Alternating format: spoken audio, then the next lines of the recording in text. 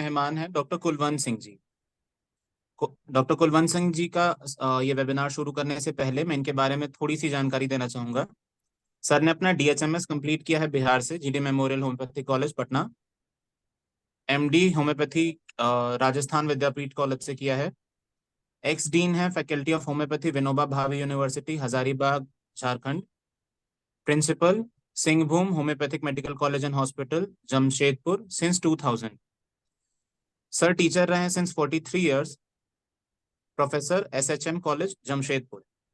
Sir ने बहुत सारे सेमिनार्स प्रेजेंट किए हैं, चाहे इंडिया में हो चाहे outside India. Sir ex chairman रहे homoeopathy literature committee CCH New Delhi. Ex member education committee CCH New Delhi. PG guide Rajasthan Vidyapeeth Udaipur and Baba Bhimrao Ambedkar Bihar university Muzaffarpur. Ex inspector CCH New Delhi and examiner and paper setter हैं बहुत सारे यूनिवर्सिटीज। सर मैं आज के हिंदी मंच पे आपका स्वागत करना चाहूंगा and over to you sir, please आज का सेशन शुरू कर। बहुत धन्यवाद। मैं स्क्रीन शेयर करूं? जी सर बिल्कुल।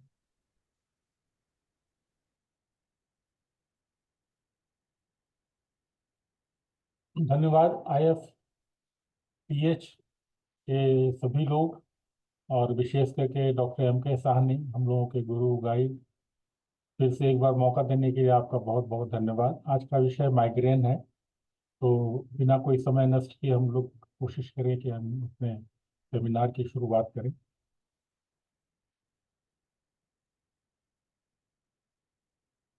विजिबल है मनीष जी? जी सर आप ऑडिबल हैं। ठीक, थैंक यू।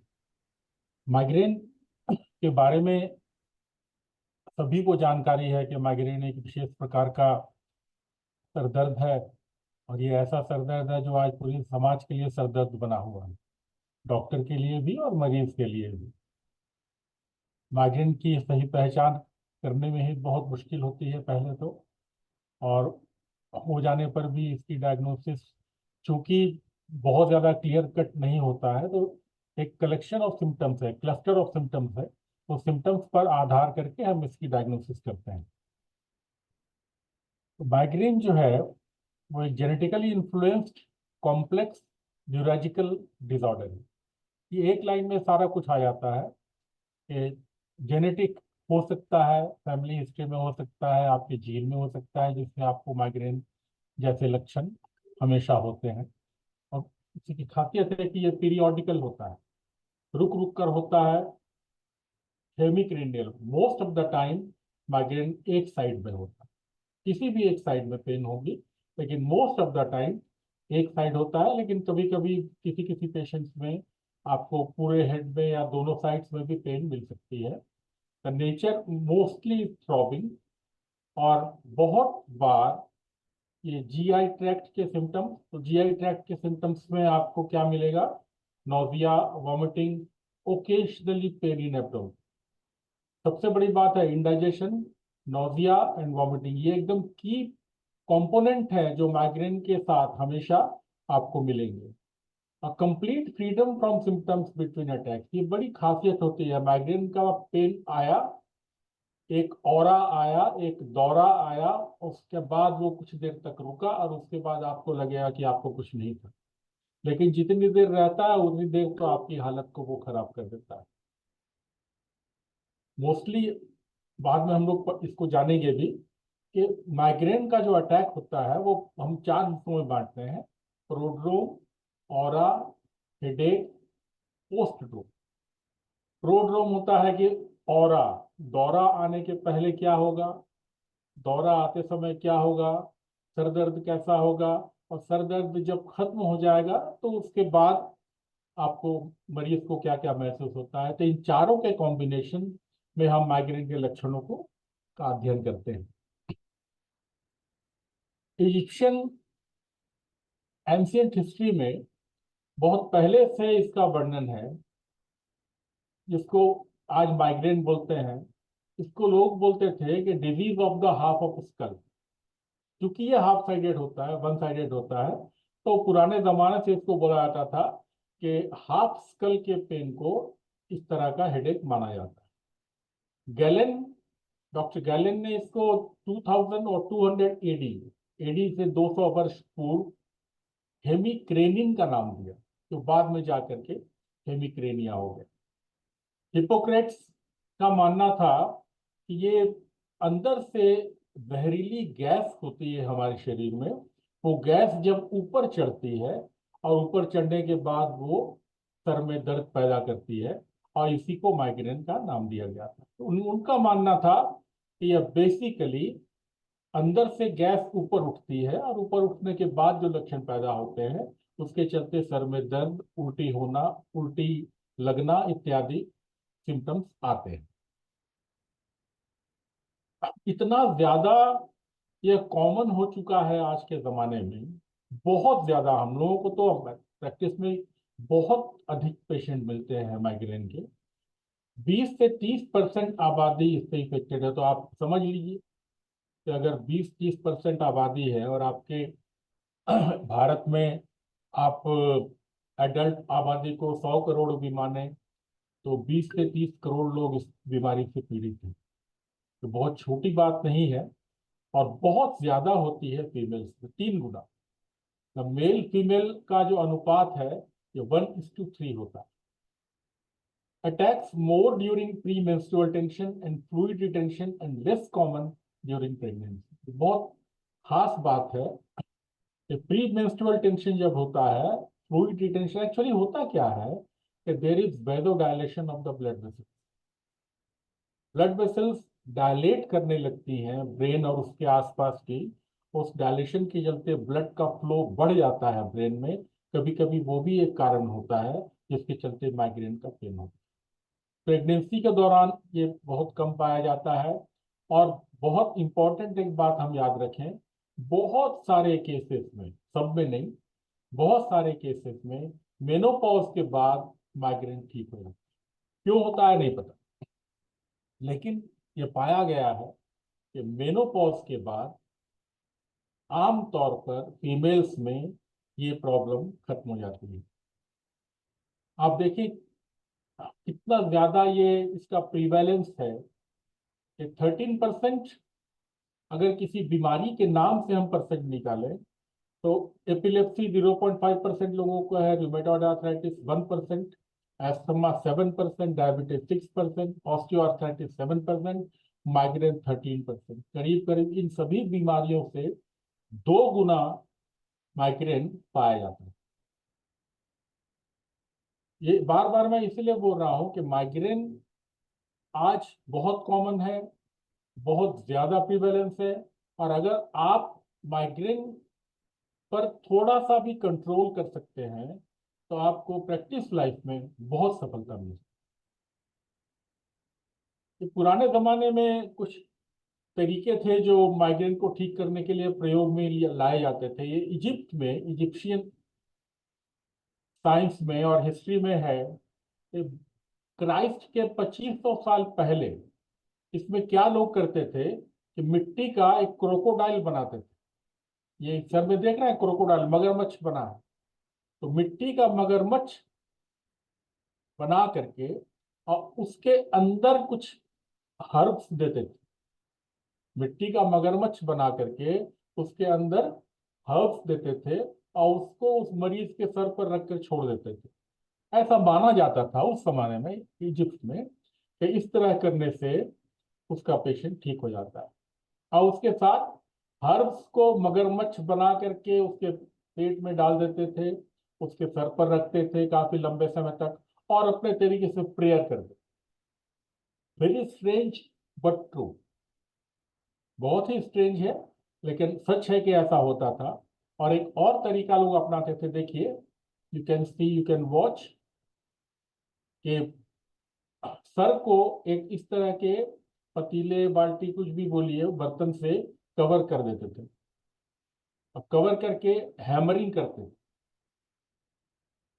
कि सर इसके अंदर है, ये कवर है बर्तन से, और इसको हैमरिंग करते थे। ये माना जाता था कि अलग अलग तरीके हैमरिंग करने से वो जो साउंड प्रोड्यूस होती है, उस साउंड से मरीज का सर का दर्द ठीक हो सकता है। ये बहुत प्रचलित था अपने जमाने में। 1895 की बात मैं बता रहा हूँ कि this was the treatment for headache. The key was to continuously hit the pot with hammer slowly.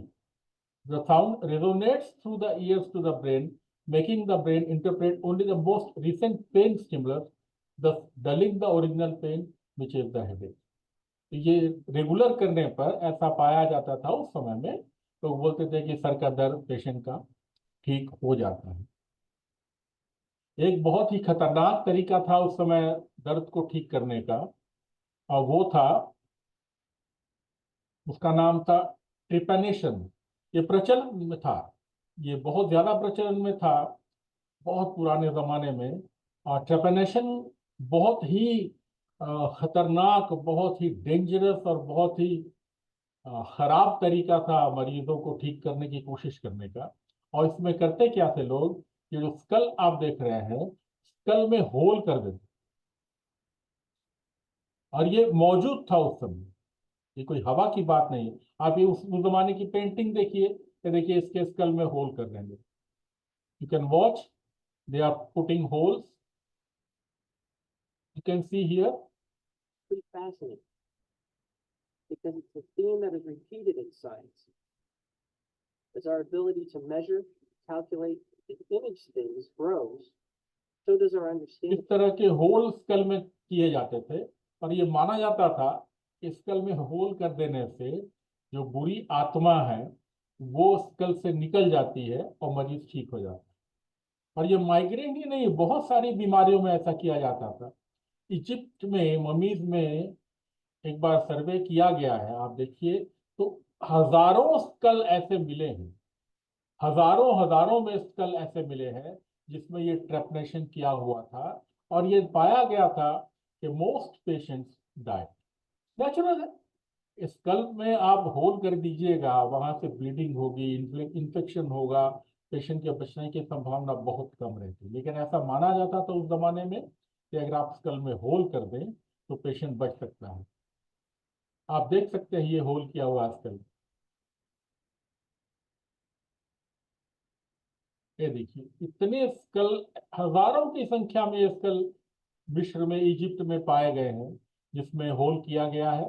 लेकिन ये पाया गया था कि होल करने के बाद शायद एक आध मरीज कोई अपने इम्यूनिटी के बल पर बच जाता था, अदरवाइज पेशेंट की डेथ हो जाती थी. लोग यही बोलते थे कि बुरी आत्मा है और बुरी आत्मा के चलते उसकी डेथ हो. इसके इलाज के लिए वर्षों से, सदियों से बहुत सारे तरीके मौजूद हैं. आप देख सकते हैं उस जमाने की ये पिक्चर्स, ओरिजिनल पिक्चर्स हैं ये, मतलब पेंटिंग्स भी हैं और पिक्चर्स भी हैं जो माइग्रेन के इलाज का दावा किया जाता है. तो आप देखिए होता क्या था. ये देखिए फार्मेसीज हैं, ये दवा की दुकानें हैं. इन दवा की दुकानों में बाहर बोर्ड लगे होते थे कि माइग्रेन की दवा यहाँ उपलब्ध है. और माइग्रेन की दवा क्या होती थी उस जमाने में, दैट वाज एर्गोट.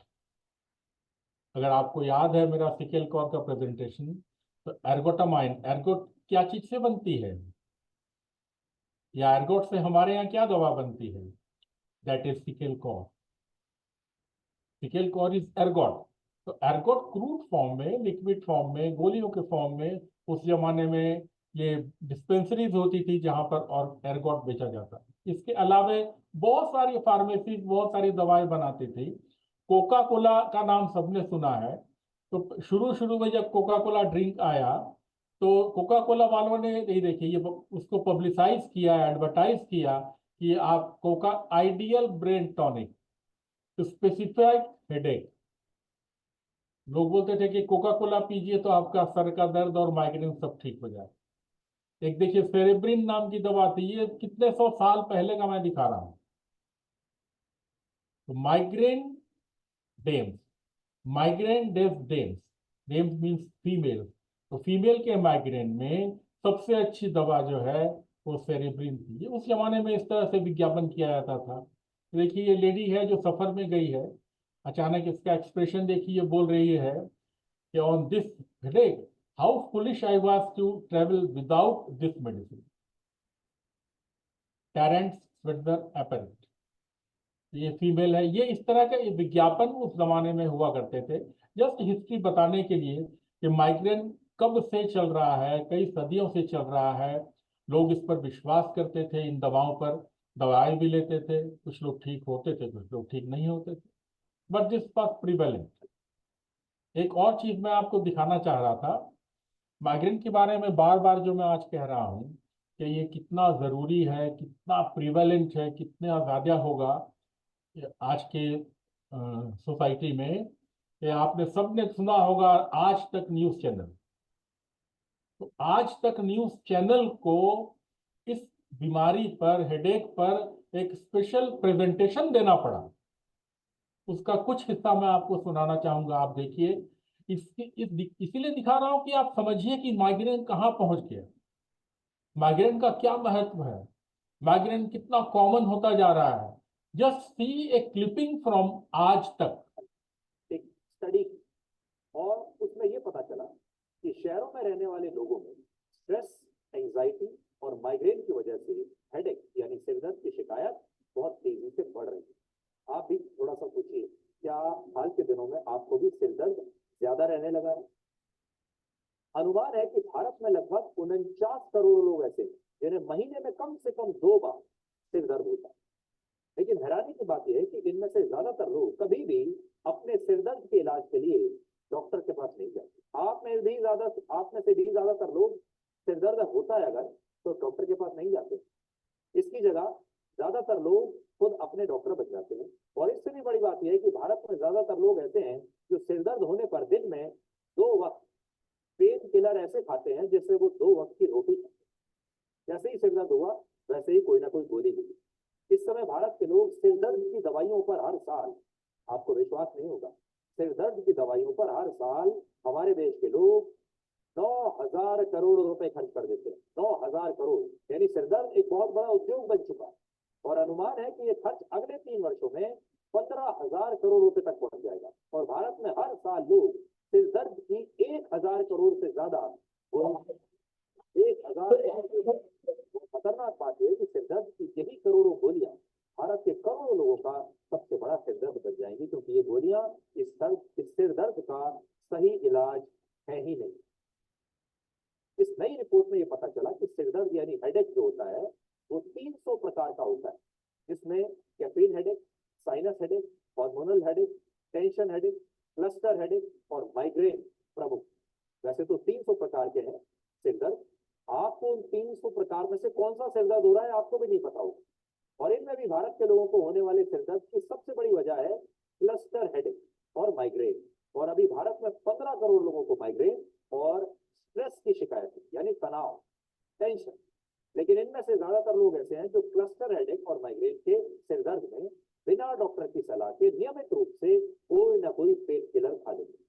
लेकिन इस नई रिपोर्ट में बताया गया है कि अगर किसी व्यक्ति को 1 महीने में 4 या उससे ज्यादा बार सिरदर्द होता है तो ये किसी गंभीर बीमारी का लक्षण हो सकता है। और ऐसी स्थिति में लोगों को बिना देर किए तुरंत डॉक्टर से मिलना चाहिए। इसके अलावा एक और रिपोर्ट में ये बताया गया है कि भारत में सिरदर्द के लिए जो दवाइयां खाई जाती हैं, उन दवाइयों को लंबे समय तक खाने से आपके शरीर में एसिड का सप्रेशन बढ़ने लगता है। और फिर लोग एसिडिटी यानी पेट और सीने में होने वाली जलन का उपचार करने के लिए एंटासिड गोलियों को खाने लगते हैं और फिर एंटासिड की आदत पड़ जाती है। यानी ये जो शुरुआत होती है सिरदर्द से, सिरदर्द की गोली खाई, ज्यादा गोली खाने से एसिडिटी हुई, उसके लिए फिर एंटासिड खाया और फिर एंटासिड के आगे नई बीमारी, और धीरे धीरे ये सारी गोलियां आपके शरीर को अलग अलग बीमारियों से छलनी करने लगती हैं और आपका शरीर पूरी तरह से दवाइयों पर निर्भर हो जाता है। लेकिन आज आप खुद सोचिए, जिस देश के बहुत सारे लोग पेट भरकर दम, ये बस एक उसके महत्व को बताने के लिए मैंने आपको दिखाया कि जब पूरा नेशनल न्यूज चैनल हेडेक को इतना इम्पोर्टेंस दे रहा है तो हम ये समझ सकते हैं कि कितनी बड़ी और कितनी भयानक ये बीमारी फैलते जा रही है हमारे समाज। तो टाइप ऑफ हेडेक पहले थोड़ा सा हम जान लें कि बेसिकली अभी तो आपको आज तक न्यूज ने दिखाया कि 300 तरह के हेडेक होते हैं, लेकिन जो मोस्ट कॉमन प्रैक्टिस लाइफ में हमें मिलते हैं वो है टेंशन हेडेक, मोस्ट कॉमन, इसमें डल और कांस्टेंट पेन होता है। क्लस्टर हेडेक, बहुत सीवियर पेन होता है।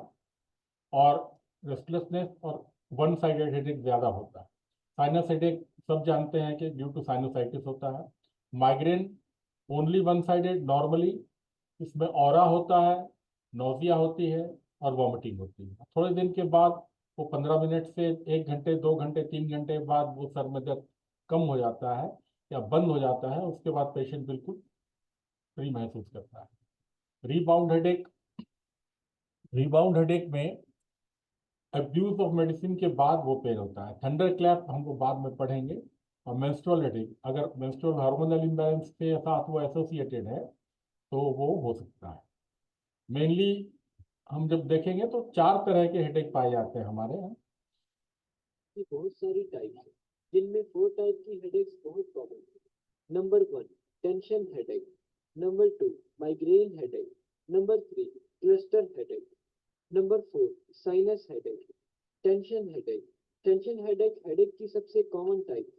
इस हेडेक के दौरान सर के फोरहेड रीजन में दर्द और प्रेशर। टेंशन हेडेक की पहचान है फोरहेड या होल हेड लेकर कई घंटों तक हो सकता है। टेंशन हेडेक ज्यादातर स्ट्रेस की वजह से होता है और ये स्ट्रेस मेंटल और फिजिकल दोनों टाइप का हो सकता है।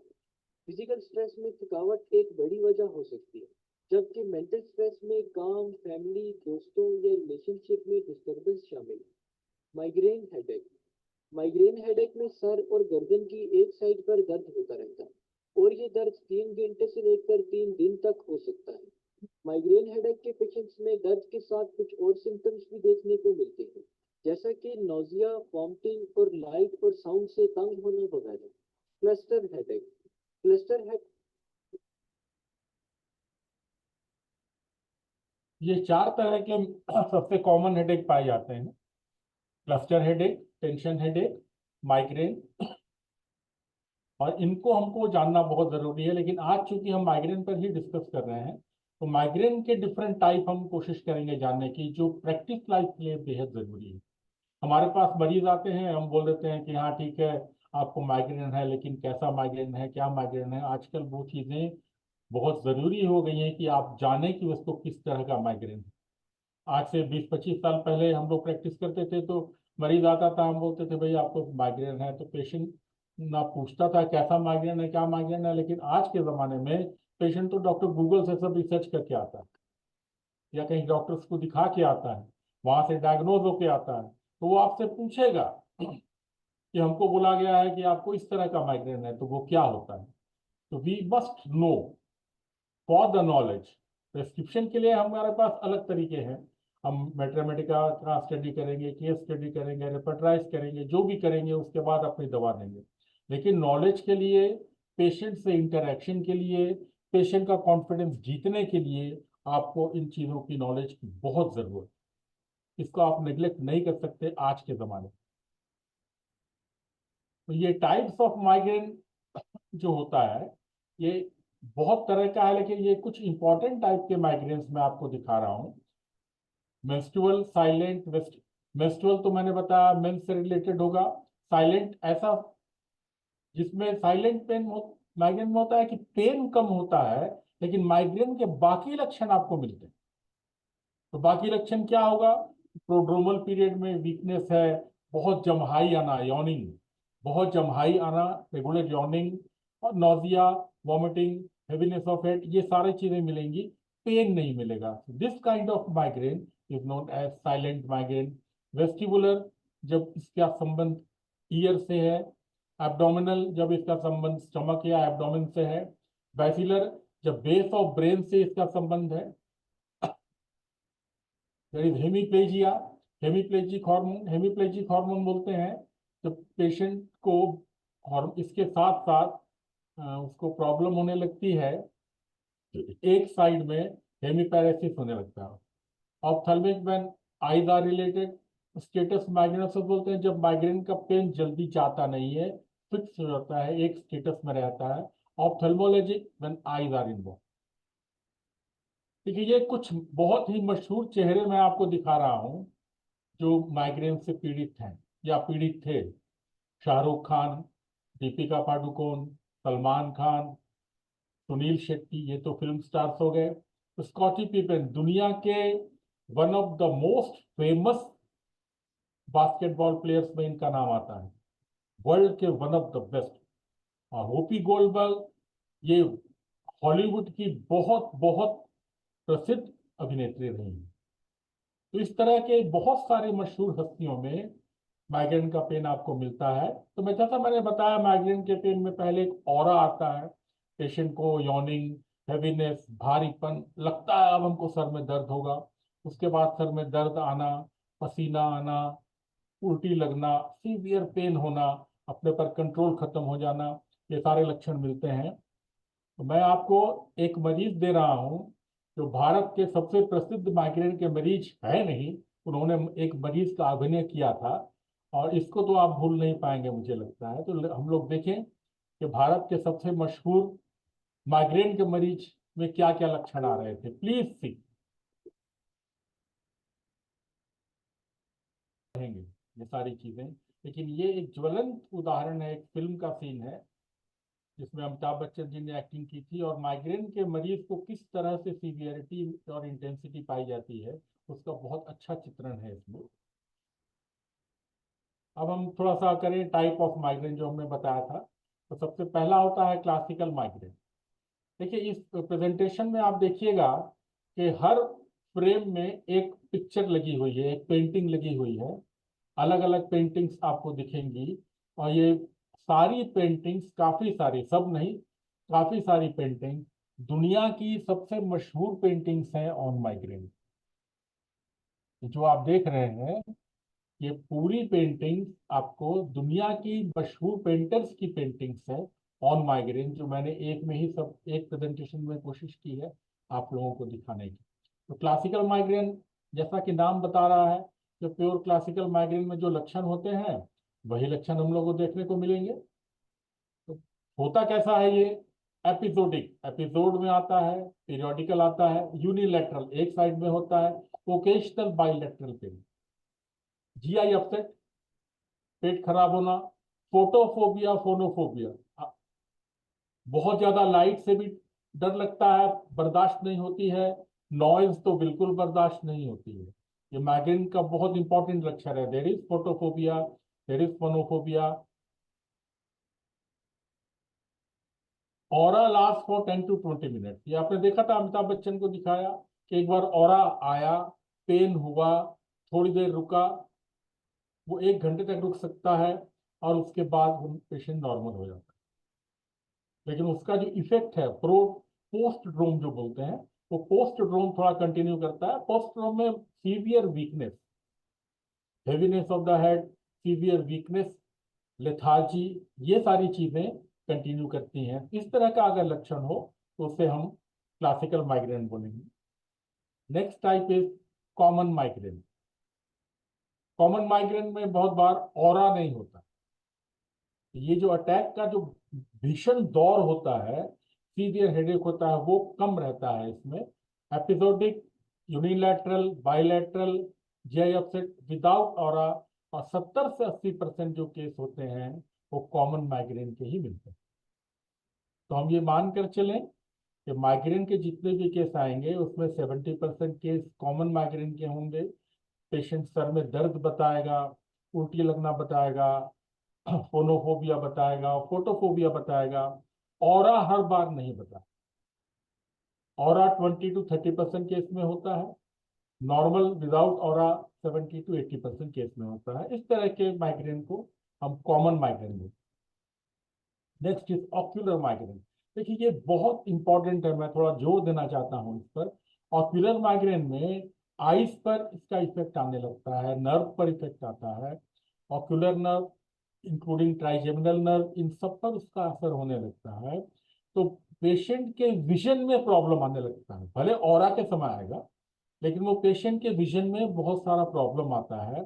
स्टार्ट होता है इस तरह, पेशेंट को देखने में बीच में आंख के सामने काला सा धब्बा नजर आने, लेकिन ये चीज यही नहीं रुकती है, इसके बाद और भी डिस्टरबेंस होने लगता है, खास करके विजन में, और आंख के सामने डिफरेंट तरीके के स्ट्रक्चर, फ्लोटर्स आने लगते हैं। ऐसा लगता है कि आंख के सामने कुछ बह रहा है, फ्लो कर रहा है, फ्लोटिंग कर रहा है, अलग तरह का, कभी कुछ और, कभी कुछ और, कभी कुछ और। और इसके साथ ज्यादा सीवियर होने पर कभी कभी ऐसा भी होता है कि पेशेंट जो देखता है वो थोड़ा सा लेट देखता है, फ्रैक्शन ऑफ ए सेकेंड। जैसे एक गाड़ी गुजर गई तो उसको गुजरने के बाद लगेगी कि हाँ एक कार गई है। ये सारा इफेक्ट जो होता है ये ऑक्यूलर माइग्रेन में आता है। सीवियर केसेस में हम कोशिश करें थोड़ा सा। और एक टॉपिक है जिसको हम बोलते हैं विजुअल स्नो। ये बहुत इंपॉर्टेंट है। आपको पेशेंट अगर आई स्पेशलिस्ट को दिखा के लाएगा तो लिखा होगा डायग्नोसिस में विजुअल स्नो। तो विजुअल स्नो है क्या? तो विजुअल स्नो होता क्या है कि आपका जो विजन है उस पेशेंट को विजन में आधे में साफ दिखता है, आधे में साफ नहीं दिखता है। सेम मैं दिखाता हूं आपको कैसे दिखता है visual snow. Ocular migraine is a rare condition, also known as retinal migraine or retinal vasospasm. An ocular migraine attack typically begins with symptoms in one eye, ये देखिए एक आंख such में as कैसा blind दिख रहा है spots, आपको? temporary vision Blind loss, spots. and/or flashes of light. Flashes of light. Symptoms usually occur for 10 to 20 minutes, but may last up to 1 hour. Vision will return to normal slowly, often pixelated as it gets better. Afterwards, some people attack के think बाद of a उसका headache vision or normal होने लगता है। ये देखिए ये हुआ विजुअल स्नो। ये एक नॉर्मल आई साइट में नॉर्मल दिख रहा है। ये सेम फ्रेम आप यहाँ देखिए तो इस तरह का उसको स्नो बर्फ जैसे बर्फबारी हो गई पूरे आंख के सामने विजन में।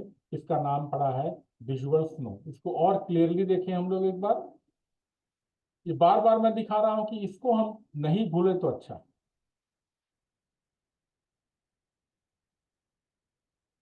This is the visual snow, half half.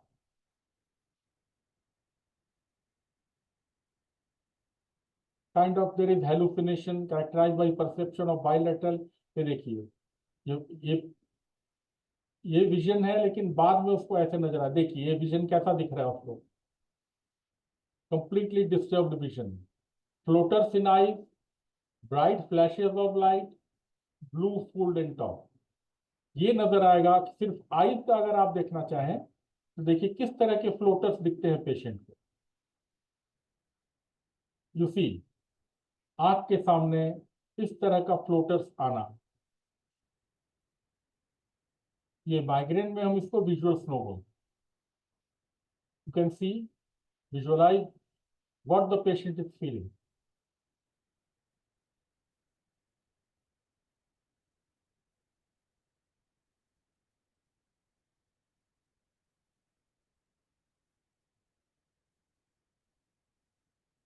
तो अगर पेशेंट आकर के बोले मुझे माइग्रेन है, मुझे सर में दर्द है और दर्द के साथ मुझे आंख के सामने इस तरह का डिफरेंट कैरेक्टर्स फ्लोट होते हुए दिखता है, तो ये जो लक्षण है ये कंफर्म करता है कि उस पेशेंट को विजुअल स्नो है या ocular migraine. Next very important is basilar migraine. Basilar migraine हम उस कंडीशन को बोलते हैं जब ब्रेन स्टेम्स में उसके इफेक्ट आने लगता है और उसमें लक्षण आप देख लीजिए एकदम क्लियर कट मेंशन है। सर में चक्कर आना, डबल विजन एक दो दिखना, हियरिंग लॉस, ब्रेन स्टेम में इफेक्ट है इसीलिए, स्लो स्पीच और slurred speech, speech becomes difficult और ये अटैक होने के बाद नॉर्मल हो जाता है। रिंगिंग इन ईयर, इम्पेयर्ड कोऑर्डिनेशन, पेशेंट का अपनी बॉडी और ब्रेन पर एक जैसा कंट्रोल नहीं रहता है। पेशेंट चाहता कुछ है, करता कुछ है।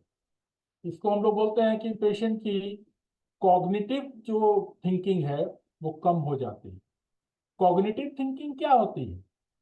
कॉग्निटिव थिंकिंग है कि आपकी capacity of learning, capacity of memory, capacity of perception and capacity of problem solving, ये चार अगर ठीक है तो आप नॉर्मल हैं।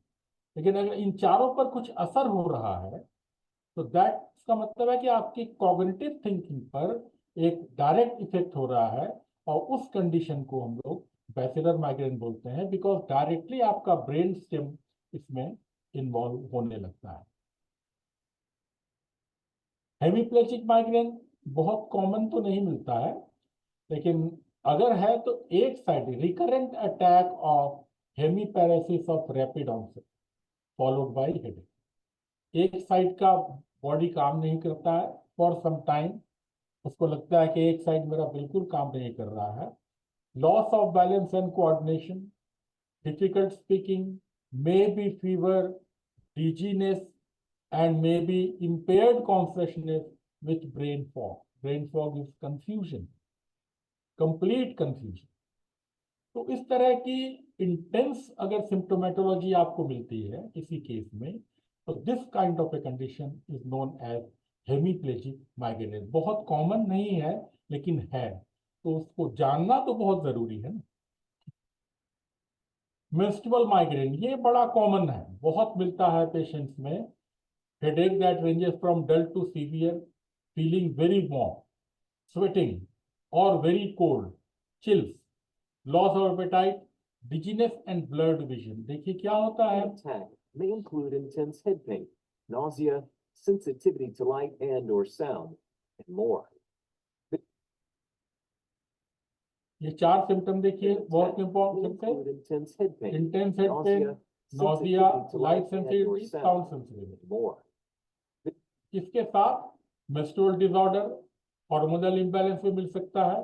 तो अगर पीरियड्स के साथ, मेंस के साथ वो रिलेटेड हो, मेंस के साथ वो संबंधित हो, तो इस तरह के केस को हम लोग मेंस्ट्रुअल माइग्रेन बोलते हैं, कि जो कॉमन है. काफी महिलाओं में आपको इस तरह का सरदर्द मिलेगा कि मरीज आके बोलेगी, आपको पेशेंट बोलेगी कि डॉक्टर साहब हम बिल्कुल नॉर्मल रहते हैं, लेकिन जिस समय पीरियड होता है, होने वाला होता है या बंद होता है, तो उस दौरान हमको अचानक इस तरह के लक्षण मिलते हैं. तो ये सिम्टम, सेट ऑफ सिम्टम्स जो है, this is known as menstrual migraine.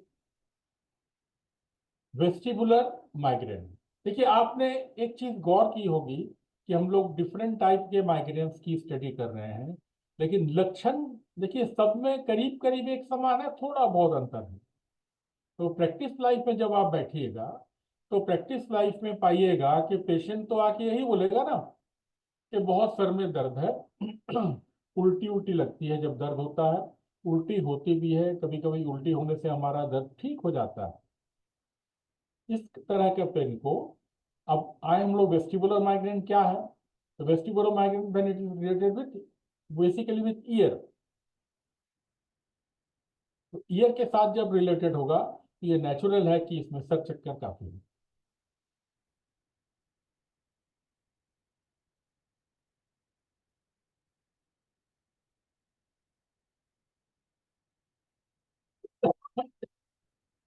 Brain के स्टेम से, क्योंकि सर में चक्कर पेशेंट को आ रहा है, वेस्टिबुलर माइग्रेन.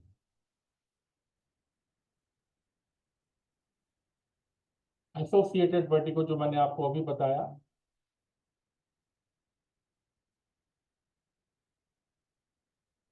ईयर के साथ ये रिलेटेड है. ईयर के साथ जाने पर पेशेंट को सर में चक्कर बहुत ज्यादा महसूस होने लगेगा. Vertigo associated with pain, confusion, vomiting, nausea. देखिए फ्लाइट में है लेडी, उल्टी कर रही है, और ब्रेन स्टेम से ईयर में डायरेक्ट कनेक्शन है. आईज के साथ है लेकिन आई के साथ ज्यादा नहीं है, ईयर के साथ ज्यादा है. और इस तरह के पेन, इस तरह का लक्षण जब होगा, it will be known as vestibular migraine. Basically इसकी पहचान है कि वेस्टिबुलर माइग्रेन जब हम पढ़ेंगे तो उसमें देखेंगे कि throbbing pulsating headache, nausea, vomiting, sensitivity to light and sound, visual disturbance like seeing flashing lights और zigzag lines ऑरा में.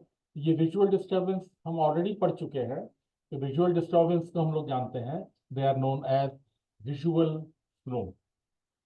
तो visual snow is a part of migraine and especially in case of vestibular migraine. तो vestibular migraine जब भी patient को diagnose करें तो उसमें दो तीन चीजें मिलेंगी.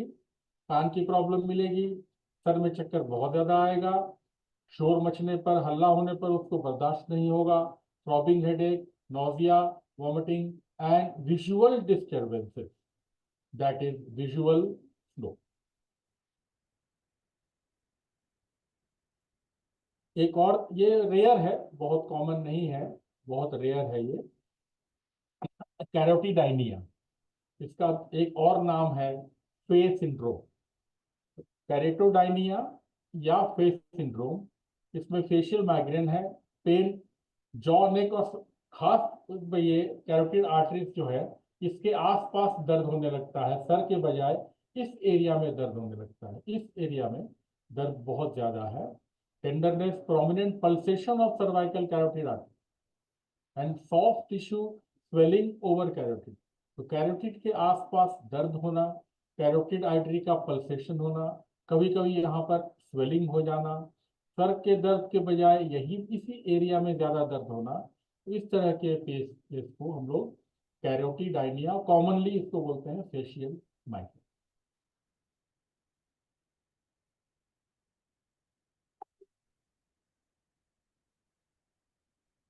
ये रेयर केस है कॉम्प्लिकेटेड माइग्रेन। तो कॉम्प्लिकेटेड माइग्रेन में मैंने अभी भी बताया था आपको कुछ देर पहले, status migrainosus if attack does not resolve spontaneously, instances of cerebral infarction during migraine. बहुत कॉम्प्लिकेटेड चीज है, बहुत लेस, कम मिलती है, बहुत ज्यादा नहीं मिलती है, लेकिन ये इतनी खतरनाक होती है कि ब्रेन में इट कैन प्रोड्यूस इंफार्क्शन। तो अगर ब्रेन में इंफार्क्शन होगा तो you can know the complication. And state migraine, मतलब सर में दर्द चालू हुआ वो जाता ही नहीं है, पेशेंट परेशान रहता है लेकिन वो दर्द ठीक नहीं होता है, सर में दर्द कंटिन्यूअसली बना रहता है। दो these cases are very rare, but you will find in few cases this kind of a pain, this kind of a case is known as complicated migraine. Next is childhood migraine. Though rare, but nowadays it is found in some cases. I have watched, especially the children, especially the young children who are using a lot of mobile phone. Mobile phone का बहुत ज्यादा प्रयोग, computers का बहुत ज्यादा प्रयोग, रात भर जागने की आदत, इस तरह की जितनी भी चीजें होती हैं इसमें कभी कभी चाइल्डहुड माइग्रेन हम मानते हैं। Migraine equivalence in children, recurrent attacks with symptoms as vomiting, abdominal pain and vertigo predominate over headache.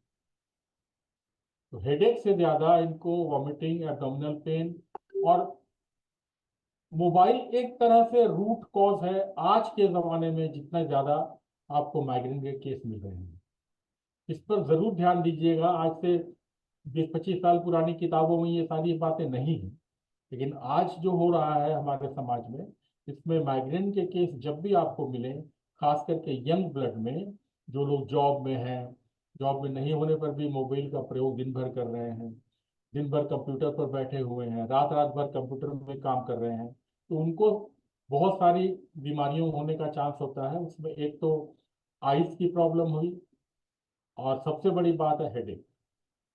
ये हेडेक, इस तरह के पेशेंट्स में टेंशन हेडेक बहुत ज्यादा मिलता है और माइग्रेन भी मिलता है। तो you will find several cases of tension headaches and migraine. मैंने आपको बताया था कि ये जो स्टेज होती है इसकी 4 स्टेज होती है। माइग्रेन का जो पेन होता है this is divided into 4 stages. The first stage is prodrome, migraine का विशुद्ध पेन होने के पहले की हालत स्थिति। ये फ्यू आवर्स टू डेज, बहुत सारे पेशेंट बोलते हैं कि 1-2 घंटे पहले हमको ये महसूस होने लगता है कि हमको अब दर्द होगा। और इसकी सबसे बड़ी पहचान होती है कि दर्द के पहले उसको रेगुलर यॉर्निंग होती, जब हाई पेशेंट को इस तरह होने लगेगा तो बहुत सारे पेशेंट समझ जाते हैं कि अब हमको दर्द होगा। रेगुलर यॉर्निंग, वीकनेस, लेथार्जी, ये प्रोड्रोम का सिम्टम। उसके बाद ऑरा है, जब दर्द के पहले के स्टेज, दर्द का दौर चालू होने वाला है। ये 5 मिनट से 60 मिनट तक हो सकता है। 60 मिनट आमतौर पर नहीं होता है, 5 से 10 मिनट में ही ये पता लग जाता है कि अब हमको दौर हो गया। उसके बाद वास्तविक हेडेक, वास्तविक हेडेक मतलब सर का दर्द होने लगता है, सर के दर्द के साथ उसके एसोसिएटेड सिम्टम्स भी आपको मिलेंगे, जो कि 4 घंटे से 72 घंटे चल सकते हैं। आप देखिएगा माइग्रेन का जो मरीज आता है आपके पास, बोलता है डॉक्टर साहब हमको ऐसी दवा दीजिए जो दर्द होने के पहले हम खा लें, हमको दर्द नहीं। एलोपैथिक डॉक्टर भी कुछ दवाएं हैं जो पेशेंट को सजेस्ट करते हैं कि जब आप प्रोड्रोम में जाइए, जब आपको लगे प्रोड्रोम चालू हो रहा है, उसी समय वो दवा खा लीजिए, तो शायद आपका अटैक कम सीवियर हो। हमारे पास तो मैं जितने भी मरीज देखता हूँ, लोग आके पहले यही बोलते हैं, अगर माइग्रेन डायग्नोस में किया कि डॉक्टर साहब ऐसा कोई दवा हमको दे दीजिए कि हमको लगे दर्द होने वाला, हम खा लें, बस हमको दर्द नहीं है। ऐसा होता नहीं है। ये तो न्यूरोजेनिक डिसऑर्डर है। न्यूरोजेनिक डिसऑर्डर एक बार जब वहां से न्यूरो रिसेप्टर्स के पास सिम्टम चला गया, नोरी रिसेप्टर्स होते हैं हमारी बॉडी में, तो nori receptors are the receptors of pain. उसके पास एक बार सिग्नल चला गया, तो आप कोई भी दवा जब दीजिएगा तो वो उसको इमीडिएट तो कंट्रोल नहीं कर पाएगी। इसलिए मरीजों को यही बोलना पड़ता है कि आप दवा खाइए, आहिस्ता आहिस्ता आपकी बीमारी जाएगी, उसकी इंटेंसिटी कम हो जाएगी, उसकी फ्रीक्वेंसी कम हो जाएगी। लेकिन इस तरह की दवा देनी बहुत मुश्किल है कि जिसमें आप उस समय खा लें और आपका दर्द खत्म हो जाए, ऐसा होता नहीं है। तो पेशेंट को किसी गलतफहमी में रखना सही नहीं है। और हाँ, अगर ऐसा होता है, आप कोई दवा मरीज को दे रहे हैं और उससे उसका दर्द खत्म हो गया, कम हो गया, नहीं हुआ, तो आप मान लीजिए कि वो माइग्रेन नहीं है। क्योंकि माइग्रेन में जो नोरी रिसेप्टर्स हैं, जो नोसी रिसेप्टर्स हैं, जो दर्द को रिसीव करते हैं, जब तक उसको आप रोकिएगा नहीं, तब तक माइग्रेन का पेन कम नहीं होगा। एलोपैथ में बहुत अच्छी अच्छी दवाएं आ गई हैं जो उस रिसेप्टर तक सिग्नल जाने नहीं देती। उस रिसेप्टर में जहां से दर्द प्रोड्यूस होता है, वहां तक उसको जाने ही नहीं देती है, उसके पहले ही उसको रोक देती हैं, तो पेशेंट को माइग्रेन में आराम मिलने लगता है। होम्योपैथी में इस तरह का चूंकि प्रूविंग या इस तरह का कोई रिसर्च नहीं हुआ है, लेकिन एलोपैथ में जो दवा दी जाती है उसमें एक दवा है एर्गोटामाइन। तो एर्गोटामाइन जो दवा है वो हमारे यहाँ सिकेल कॉर के रूप में पसंद मौजूद है। तो सिकेल कॉर मदर टिंचर आप एज ए प्रिवेंटिव यूज कर सकते हैं अगर आप चाहें तो, क्योंकि उसका एक्शन है कि वो रिसेप्टर तक सिग्नल जाने नहीं देता। आप डॉक्टर ने आपने सबने डॉक्टर रस्तोगी का नाम सुना होगा, लेख स्वर्गीय डॉक्टर रस्तोगी बहुत महान चिकित्सक थे और सेंट्रल काउंसिल ऑफ होम्योपैथी के कई वर्षों तक वो सचिव और प्रेसिडेंट रहे। तो डॉक्टर रस्तोगी ने हम लोगों को बतलाया था कि मुझे तो यही कहा था कि बेटा माइग्रेन के केस में सिकल कॉर्बस दे के देख। तो ये एक चीज है जो आप समझें कि क्या क्या उसमें होता है। देखिए, माइग्रेन को जब हम देखेंगे,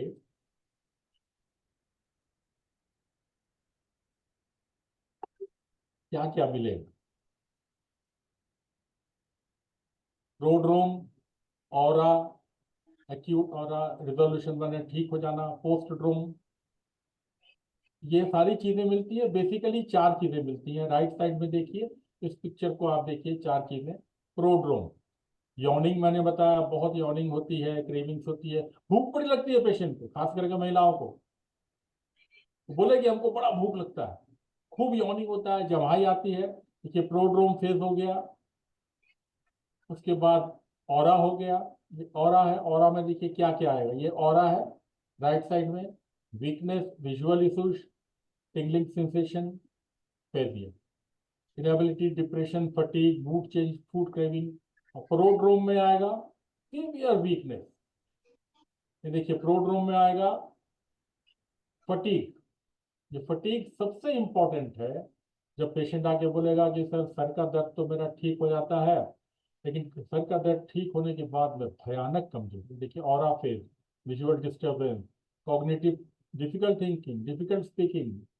ये कॉग्निटिव, आपका कॉग्निटिव थिंकिंग खराब हो रहा है, डिस्टर्ब हो रहा है ऑरा फेज में, जो मैंने ऑलरेडी आपको बता चुका हूँ। तो ऑरा में आपको टोटल डिस्टर्बेंस हो जाता है cognitive thinking, real aura.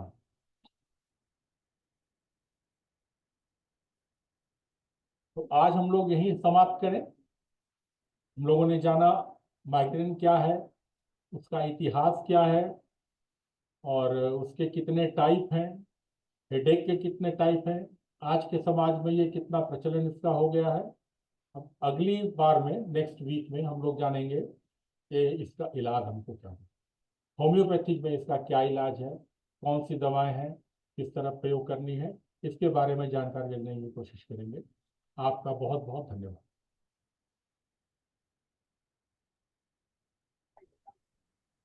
Thank you sir. और sir, am I audible? Yes. जी।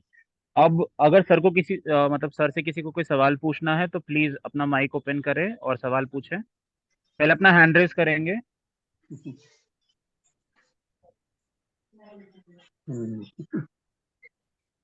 अकल में लाइट वाला है। वीडियो ऑफ कर।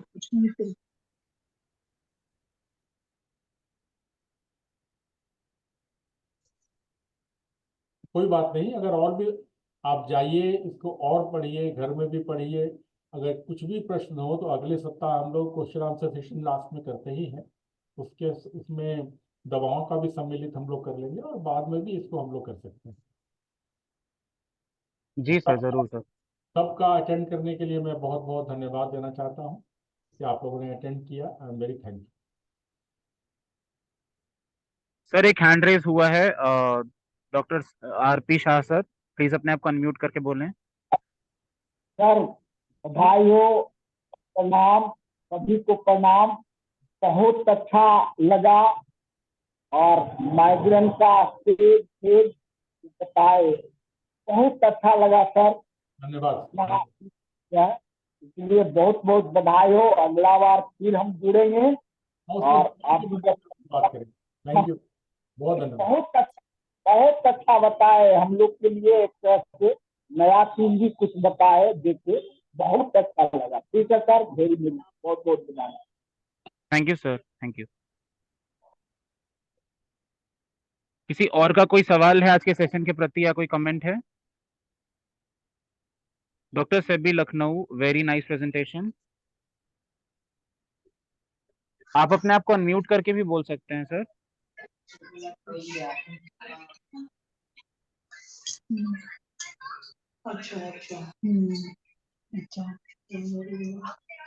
डॉक्टर कुलवंत जी, जी सर। हाँ, बहुत अच्छा आपका प्रेजेंटेशन था। और हर एक बार के जैसा हमको लगता है कि प्रैक्टिस ऑफ मेडिसिन के आपके जैसा कोई टीचर है ही नहीं।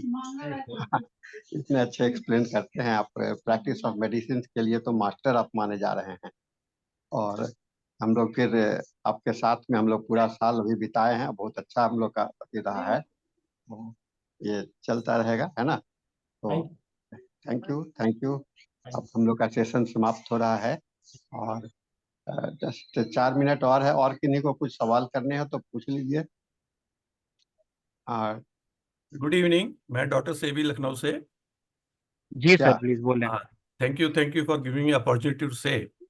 बहुत ही अच्छा और बहुत ही इंफॉर्मेटिव प्रेजेंटेशन था।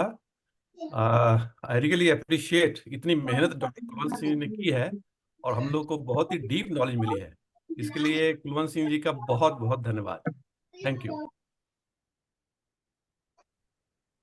Thank you doctor. आपका परिचय मुझे चाहिए। मैं डॉक्टर सतपाल सिंह सेबी हूँ, मैं लखनऊ में हूँ। I am a homeopath practitioner और मैं सिंघभूम होम्योपैथिक मेडिकल कॉलेज से ही पढ़ा हुआ हूँ और डॉक्टर कुलवंत सिंह का ही शिष्य हूँ। तो डॉक्टर कुलवंत सिंह से तो आप भली भांति परिचित होंगे। जी जी जी जी और जी। कल कुलवंत सिंह और हम लोग का साथ बहुत रहा है, हम लोग बहुत साथ साथ आगे प्रैक्टिस किए हैं। तो आप नियमित रूप से आते रहिए।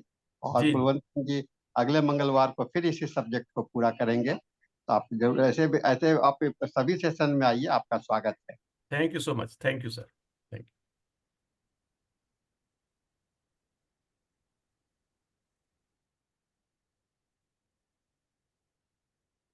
I think doctor Neha Kakkar has joined.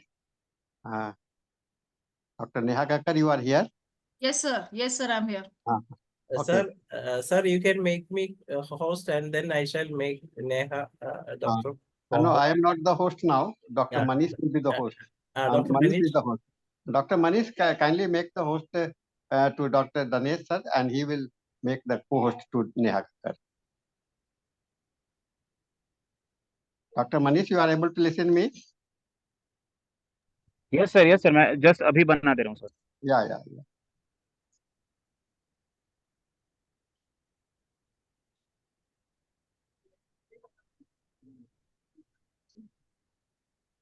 Yes, sir. I am the host now. Done sir. Yes, sir. thank you. So thank you Yes. Dr. Kulwant Singh ji आपको आने के लिए, और आप फिर आइए हम लोग मंगलवार को, लेकिन आप तो रोज आइए, मैं तो रोज आपका कहूँगा, क्योंकि आप हम लोग के इस फोरम के बहुत बड़े सपोर्टर हैं, और आपके सहयोग के बिना हम लोग का अधूरा रह जाता है। आप निश्चित रूप से आते रहिए। इसके साथ में meeting is change to the English session, and doctor Dhanesh will and Dr. Neha Kakkar will manage the host. Yeah.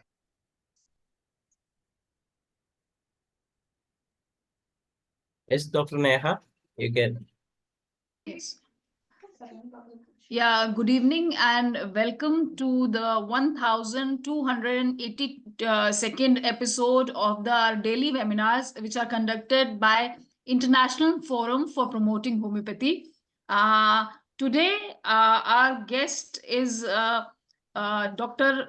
D.BALACHANDRAN. He has already graced his presence on our forum with many more previous sessions before, and today I would like to give his small intro. He's MD in pediatrics and a senior medical officer with AIMS Patna. He was also the HOD and former professor in HOD of Department of Practice of Medicine in RKDF University, Bhopal. Today's topic for his presentation is importance of biochemic medicines in homeopathic practice. Although biochemic medicines have to have a controversial place in homeopathy, but they are widely used by many homeopaths. And today, Dr. D.BALACHANDRAN will be briefing us about how these medicine work and how these medicines are used in homeopathy and what's their mode of working. So we welcome Dr. D.BALACHANDRAN sir here. Welcome, Thank sir. you, You can start the session, sir. Yes. Would there be a minute of silence before starting the session? Oh yeah, sorry. There's a minute of silence, sir. We can Yes. have a minute of silence, all of you. Yes, sir. Now you can start the session, sir, please. Okay. Thank you, Dr. Neha Kakkar, for a brief introduction about me. And good evening to all the participants of today's Ifph webinar. Today's topic is regarding the importance of biochemic medicines in practice. So although these topics seems to be familiar with a few or most of you all, I hope many of the practitioners here would be practicing on biochemic medicine, but this is just an introduction regarding what is a biochemic medicine, the way in which how we prescribe them, and is it homeopathy or is it something else? So all these questions will be answered in this session. So before we begin, I would like to share my screen. Kindly give an approval if you can able to see the screen, and if my voice is audible to all. Yeah. Yes, sir. Everything fine, sir. You can go ahead. Yes. Okay. Thank you so much. Yes. So this will be on two parts. As in last session, I could not be able to complete my presentation in one session. So I have split the session in such a way that this will be part one of Introduction to Biochemic Medicines. And the part two will be a detailed discussion about the medicines proper. Now, this would be just an introduction to the biochemic medicines. And you'll be wondering, there are certain slides which I've included in this session, which was not there in the previous session in Hindi, which I took on 2nd of March. That was regarding what is molecular motion, what are atoms, what are molecules. Although these are basics, we have studied this in physics, but I just want to brush up your mind regarding what is an atom, what is a molecule, and what is this molecular motion and how this molecular motion is getting disturbed, because that is the main pathogenesis of diseases according to the biochemical system of medicine. So before we get into that, I would like to brush up your mind regarding some basic physical facts. If you are well versed with this, you can kindly ignore it. Or if you want to brush up, you're always welcome to relearn again and again, right? So first would be what is an atom and what is a molecule. I hope many of you know the definition of what an atom is and what a molecule is. Atom is called the basic building blocks of matter, and it is the smallest constituent unit of matter that possesses the properties of the chemical element. So every element, when you break down, the most basic building blocks, what you get is an atom. So when you break any compound, when you break any substance, when you break any element, final particle after which you cannot able to progress, that is the atom. Okay, and that is the basic building blocks of matter. Okay, and this atom, if you see it, the structure of an atom, the atom consists of a nucleus in the center, and this nucleus is surrounded by many orbits, and these orbits have the arbitrary rotation or the arbitrary revolution of the electrons, protons, and neutrons. Neutrons are the one which does not carry any charge. Electrons are the one, the subatomic particles, which carries a negative charge, and protons are the one subatomic particles which carries the positive charge. So likewise, there are three charges, subatomic particles, which is revolving or rotating around the nucleus in its axis in the orbits, and these are called subatomic particles, namely electron carrying a negative charge, proton carrying a positive charge, and neutron which is not having any charge at all. And these orbit around the nucleus in their orbits. So that's about the atom. And next is, what is a molecule? Molecule is nothing but a group of atoms or a collection of two or more atoms which are bound together by covalent bonds. These are chemical bonds. Okay, that is called as a molecule. So a group of atoms which shares its valency, which shares its covalent bonds or chemical bonds together forms a molecule. So I have given here the hydrogen atoms which combines with oxygen atom to form the water molecule. So it is not called water atom because water molecule is a combination of two atoms or two or more atoms of hydrogen with oxygen. So that combines to form, sharing its valency with a covalent bond, you get a water molecule. The beauty here is that hydrogen atom is a gaseous state. Oxygen atom is again a gaseous state. But when they both mix together to form a molecule water, there is a liquid state. So that's the beauty of physics and chemistry, right? So that is about the basics of what is atom and what is molecule. I hope you are clear with that. Shall we go further? Now, you know what an atom is, you know what a molecule is. Now, what you want to learn is what is a molecular motion, right? Now, what is a molecule? Molecule is nothing but a two or more atoms which combines together, bound together by the covalent bond is called as a molecule. Now, these molecules are always in the state of constant motion, rapid motion. They are not in a static state. They are not going to be remaining in one place alone. They keep on traveling from place to places. And this molecular motion may vary depending upon the matter in which the molecule is present. So you already know that there are three states of matter, like solid, liquid, and gaseous state. In solid state, these molecules are tightly packed together so that there cannot be much motion being made by these molecules. So they are in a state of vibratory motion only. There are different types of motion, molecular motion. In solid state, only vibratory motion is possible. Okay, and second state is called the liquid state. In liquid state, as you can see, there are certain spaces which are called intermolecular spaces between them. So there can be some movement possible in the liquid state. That is why liquids can able to take up the shape of any container, because the molecules can rearrange themselves according to the container in which it is going to get filled up, and it takes on the shape of the container. And that's why, because the molecules can rearrange itself. The solid cannot rearrange itself. So solid will be solid at any states. If you're going to take a cube, you're going to place it in a glass, or you're going to place it in a beaker or in a big vessel, the cube will be cube only. It cannot change its shape. But if it is in a liquid form, depending upon the vessel in which you are going to pour it, it can take on that particular shape of the vessel. Why? Because the molecules can rearrange itself. That is why, that means that between the molecules, there are intermolecular spaces, and some movement of molecules is possible between them, right? And next, coming to the gaseous state. Like liquid, gaseous state, the intermolecular spaces is very vacant, means there are much spaces between the molecules. So molecules can bombard like anything. There will be molecular motion happening very rapidly and vigorously in a gaseous state. And so just like a liquid, the gas can also take on the shape of a container. Okay, if you are going to have a deodorant spray bottle, this gas can take the shape of the deodorant bottle.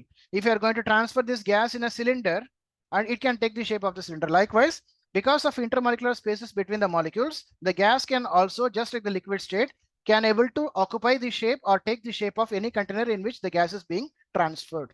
So what I want to say here is, molecular motion is extensive or vast in the gaseous state because of much intermolecular spaces, and the molecular motion is very limited or very restricted in case of a solid because of tightly packed molecules, and it is intermediate in the liquid state, means more than the solid state and less than the gaseous state. Because of less intermolecular spaces between them, there can be some movement possible, right? So that's about the molecular motion upon which we are going to differentiate the states of matter, 3 states of matter: solid, liquid, and gas. Okay, right. And what happens if there is going to be a movement happening between the molecules? If the molecules are getting a movement between them, there is a possibility of collision. Collision means 2 molecules coming in head contact with each other and bombarding each other. Just like 2 balls coming in contact with each other, and when they both come in contact with each other, what happens? It bounces back, or it changes its direction likewise. So this is called as a collision. It's called head-on collision. So when these molecules are getting bombarded, or when they are going to undergo the molecular motion, okay, what can happen is that the 2 molecules can come in contact with each other, and just like an elastic rubber ball, it can bounce back to different directions depending upon in which angle it is going to come in contact with each other. Okay, so this is called as the collision. And why these molecules are moving? Molecules are moving because these molecules are having their kinetic energy, their own kinetic energy. And this kinetic energy, because of which the molecules are moving from one part to another part. So this is called as the molecular motion. If you want to just understand this molecular motion, you can do an experiment. This you have done in physics lab itself also. In the morning, nearby your window, if there is a dark atmosphere, you turn off the lights, you take a torch, and you just turn on the torch. You can see the molecules distributed in the atmosphere or air moving along the ray of light of the torch. This is called as a Brownian movement. And this is nothing but the movement of the molecules which you can visibly see with the help of a torchlight. Okay, in the dark atmosphere. So this is called a Brownian movement. So there are movements happening around us which we are unaware of. Okay, and this is appreciated very well when you are going to turn off the lights and when you are going to turn on the torch, and you can just see that these molecules which are dispersed in the atmosphere or air around you is moving, and this is visible through the ray of light. This is called as a Brownian movement. You are clear with this? First, I taught you what is an atom, the structure of an atom. Then I taught you what is a molecule. And now I have told you what are the 3 states of matter. And there is one more state even, that's called the plasma state, which is not of interest now. Okay, let's go with the 3 states: solid, liquid, and gas. And I taught you what is molecular motion, right?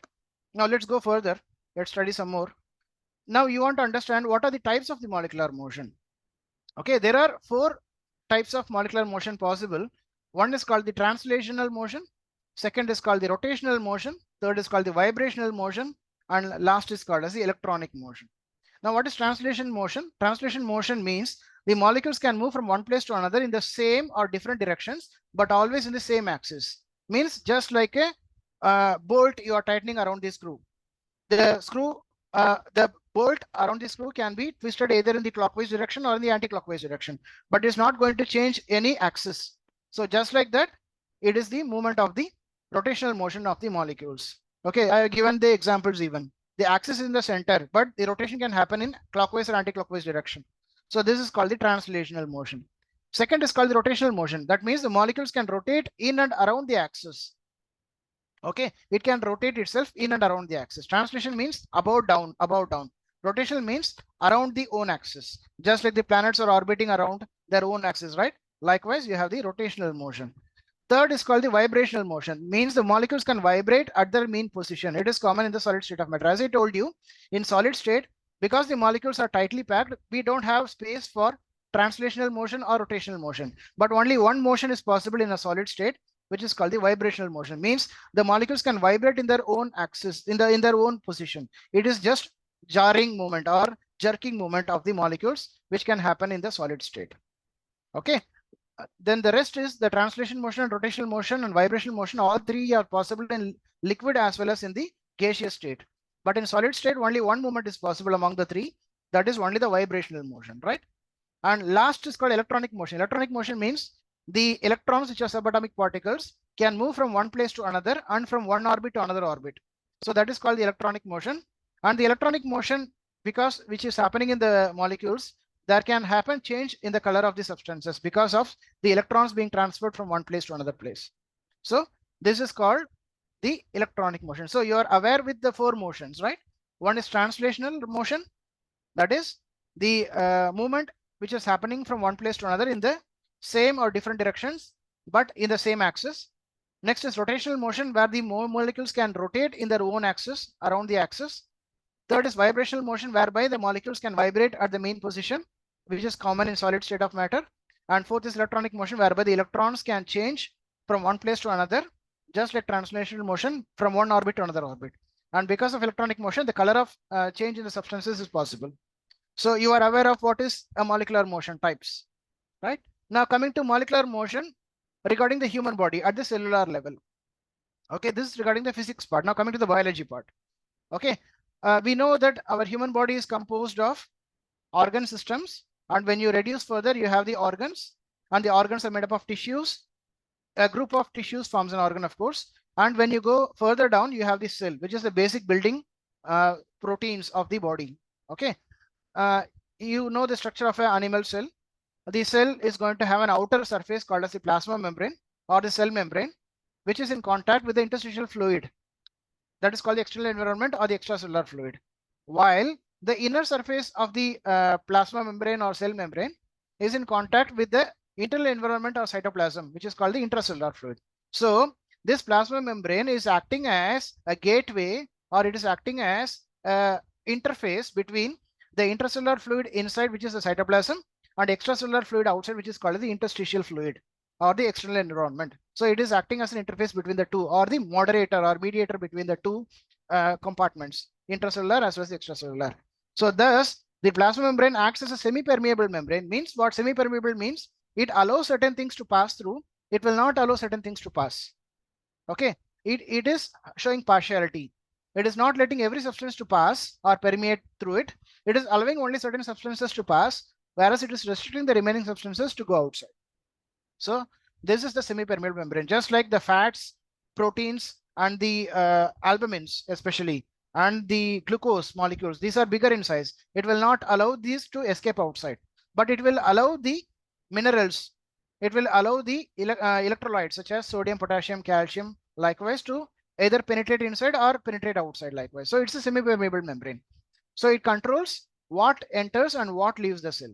So here is a figure whereby you can see there's a nucleus of a cell surrounded by cytoplasm, and there's a plasma membrane or cell membrane here, which is acting as an interface between the intercellular fluid or the cytoplasm and the extracellular fluid or the interstitial fluid. Right? So exchange of ions always happens between the cell and the external environment because of the semi-permeability of the cell membrane. So you are clear? This is where the molecular motion happens at the cellular level, right? Now, you should understand that when there is a movement of the molecules from internal environment to the external environment, or from external environment to the internal environment, there is going to be a transport of these molecules. These are called as transport of molecules. And there are two types of transport. One is called the passive transport. Second is called the active transport. Passive transport means there is no energy dependent transport of molecules. It can freely move from inside to outside without any electrical power or without any usage of ATP, adenosine triphosphate. So that is called the passive transport.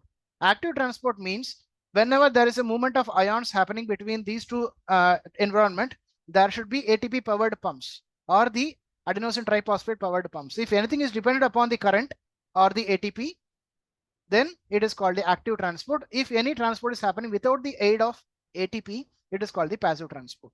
So we have two basic passive transport system in the body at cellular level. One is called the diffusion, second is called the osmosis. So this is where the exchange of ions or the exchange of molecules or the molecular motion is happening, right? So diffusion is the net movement of molecules from an area of high concentration to an area of lower concentration across the concentration gradient. So always this transport of substances occurs or molecules occurs when there is going to be a gradient difference, which is called as the concentration gradient. Okay, concentration gradient means there will be high concentration and there will be low concentration.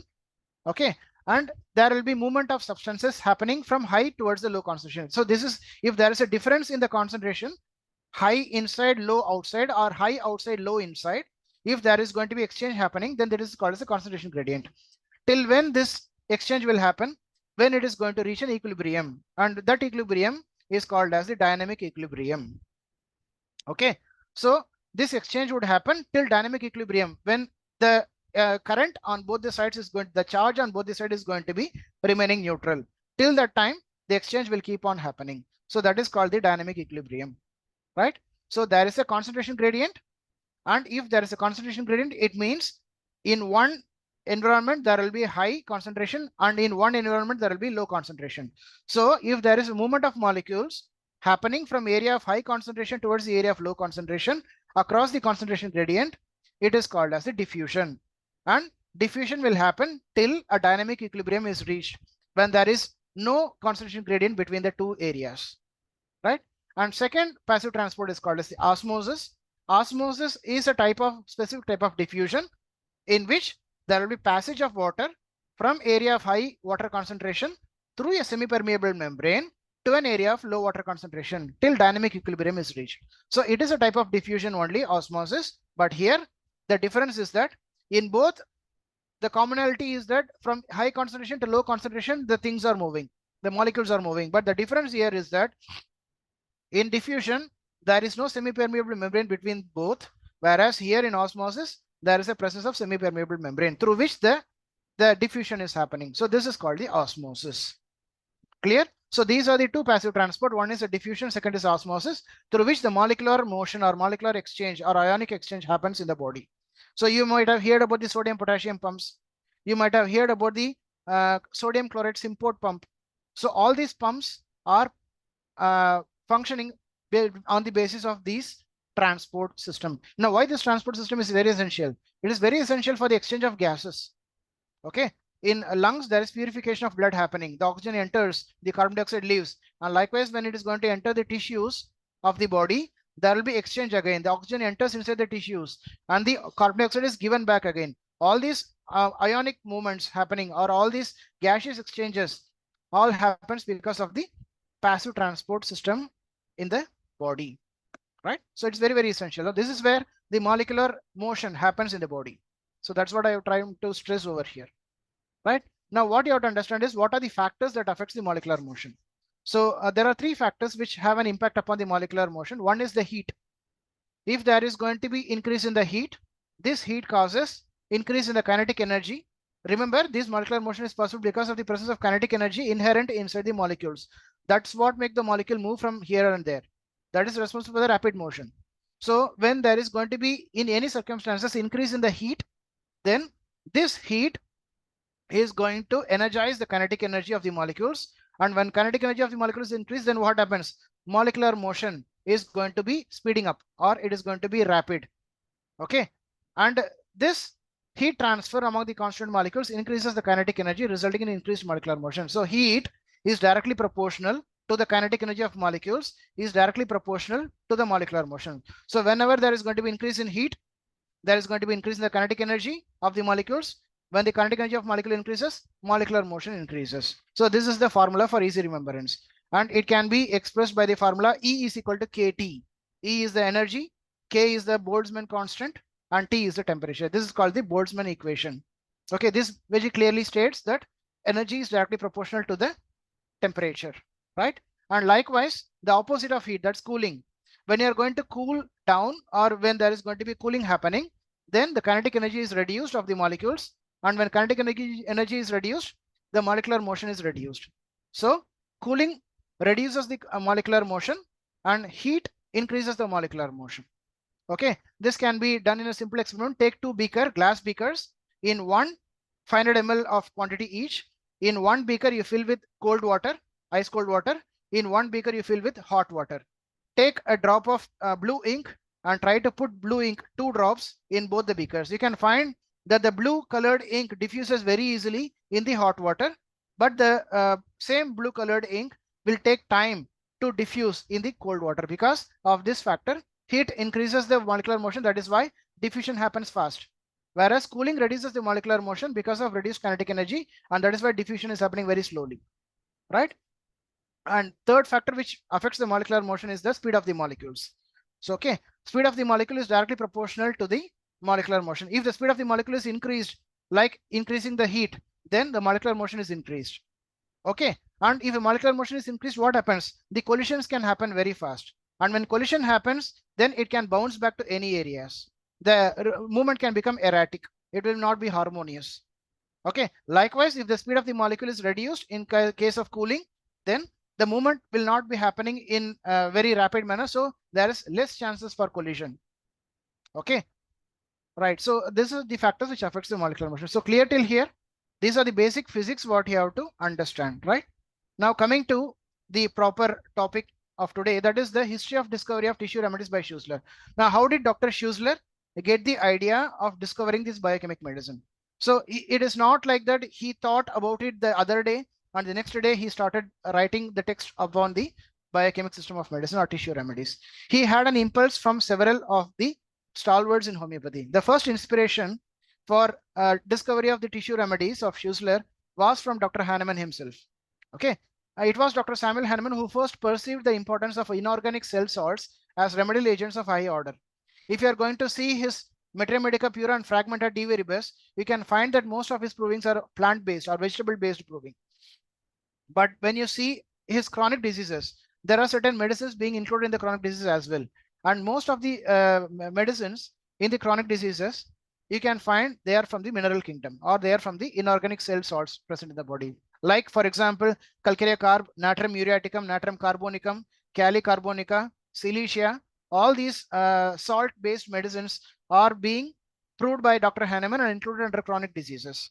Okay, so he was the one who discovered that although these inorganic salts being apparently inert in their crude state, they possessed a vast storehouse of medicinal force hidden dormant, which are being brought to the surface by a process called dynamization or potentization.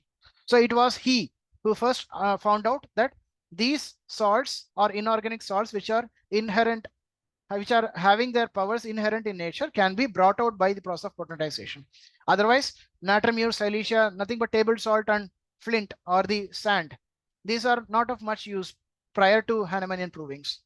Okay, this medicinal nature, the curative nature of these wonderful drugs are often being overseen.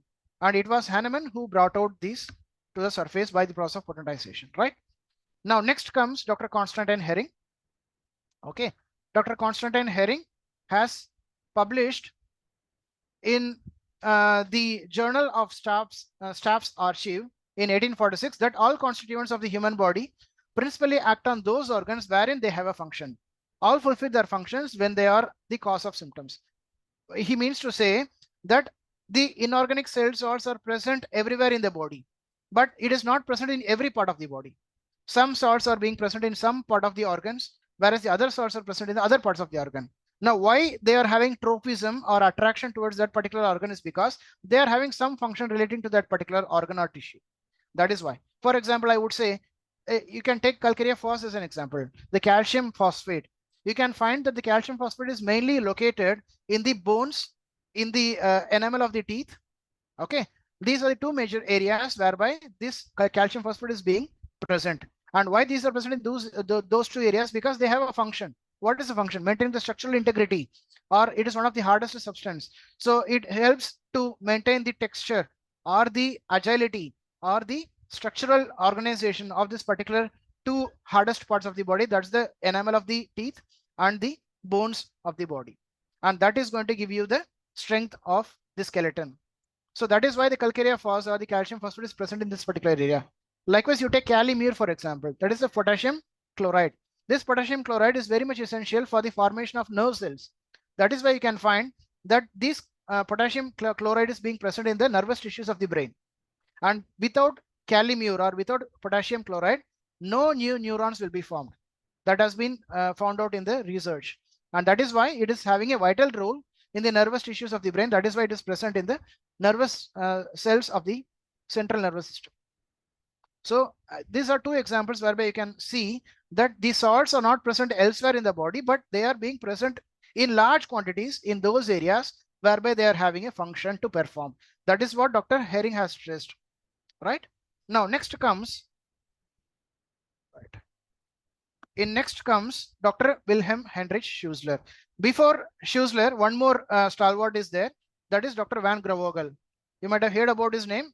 the constitutions regarding. He was the one who described the three constitutions: carbohydrogenide constitutions, whereby the individual is having an excess of carbon and hydrogen, which is equal to the spheric miasm. Second is the hydrogenide constitution, whereby the individual is having more of hydrogen, which is equivalent to the psychotic constitution or psychotic miasm. And third is the oxygenide constitution, whereby the individual have more of an oxygen in the body, thereby resulting in a syphilitic miasm equivalence. So this was the Van Grovergel's understanding, or Van Grovergel's philosophy, or his explanation regarding the constitution, three constitutions: carbonhydrogenide, hydrogenide, and oxygenide. So he was also one of the propounders who have given an extensive input regarding the importance of the inorganic salts in the body. So Dr. Schuessler has taken impulse from these three stalwarts. First, Dr. Samuel Hahnemann, second, Dr. Konstantin Hering, and third was Dr. Van Grovergel. And keeping all the three theories in his mind, he has published an article for the very first time, which is called An Abridged Homeopathic Therapeutics, which was published in the German Homeopathic Journal in the March 1873. Okay, in which he has written these comments: about an year ago, I endeavored to discover by experiments on the sick if it were not possible to heal them, provided the diseases were curable at all, with those substances that are the natural, that is the physiological function remedies. He did not use the word biochemic medicine. He did not use the word tissue remedies, but instead he used the word physiological function remedies. So what he wanted to say that in 1872, probably he has discovered that in those conditions which are incurable, but those which can be cured away by medicines, I have tried to heal them, and I have healed them completely with the help of those substances which I would like to call it as physiological function remedies. So this was the first essay of Dr. Wilhelm Heinrich Schuessler on the biochemic system or the tissue remedies. The first essay is the Abridged Homeopathic Therapeutics, which was published in the German Homeopathic Journal in March 1873. So he took the idea of Dr. Samuel Hahnemann, Dr. Konstantin Hering, Dr. Van Grovergel. Clear with this? Right. Next, after publishing in 1873, people did not notice much regarding his publication. Just like when Hahnemann has put his input on the 6th edition regarding the 50 millismol potency, not much people have paid heed to it, unless and until Dr. Pierre Schmidt has given a highlight regarding the use of the 50 millismol potency, an extensive essay regarding the 50 millismol potency. Right. Likewise, here, after publishing in the German Homeopathic Medical Journal in 1873 of his first essay on biochemic medicine, 5 months after his publication, Dr. Lorbacher was the one who identified that he has written something important, and he has given importance regarding his article that people should consider the critical considerations for using it in practice. Okay, and in reply to Dr. Lorbacher's critical considerations of using this physiological functional remedies, Dr. Wilhelm Schuessler has written an extensive essay as a reply, okay, for the questions whatever Dr. Lorbacher has asked, and he has published the same, okay, more detailed account on this abridged system of homeopathic therapeutics in communication to the German Medical Journal, which was later translated into English and first published in the Medical Investigator in May 1873. So this is the time at which the first English translation has been published in Medical Investigator in May 1873. Soon afterwards, Dr. Konstantin Hering has found out this article, and he has written a small work which entitled The 12 Tissue Remedies Recommended for Investigation. That was regarding Dr. Konstantin Hering's small work to highlight Schuessler's work on biochemic medicine, right? And thereafterwards, many edition has come, and before the death of Dr. Wilhelm Schuessler, he has published the 25th German edition, which was later translated into English, and that is what we use in present time regarding the use of the tissue remedies. This is how tissue remedies origin has come. I hope this is clear with you. Now coming to the next topic, that is the theory of Schuessler's biochemic medicine. Upon what theory is Schuessler's biochemic medicine based on? The idea upon the biochemic therapeutics is based on the physiological fact that both the structure and vitality of the organs of the body are dependent upon certain necessary quantities and proper apportionment of its inorganic constituents.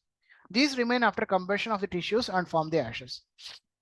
Right? So when a human being is going to die away, when you're going to burn the dead body, or when you're going to go to electric cremation, when you're going to cremate the body, what we get finally is the ashes. Okay, when you're going to burn, as the Hindu custom is generally being followed, you can get the bones, you can get teeth, and if there are any rods being placed, or if any tooth filling is being kept with a metal cap, then that could be found in the ashes along as well.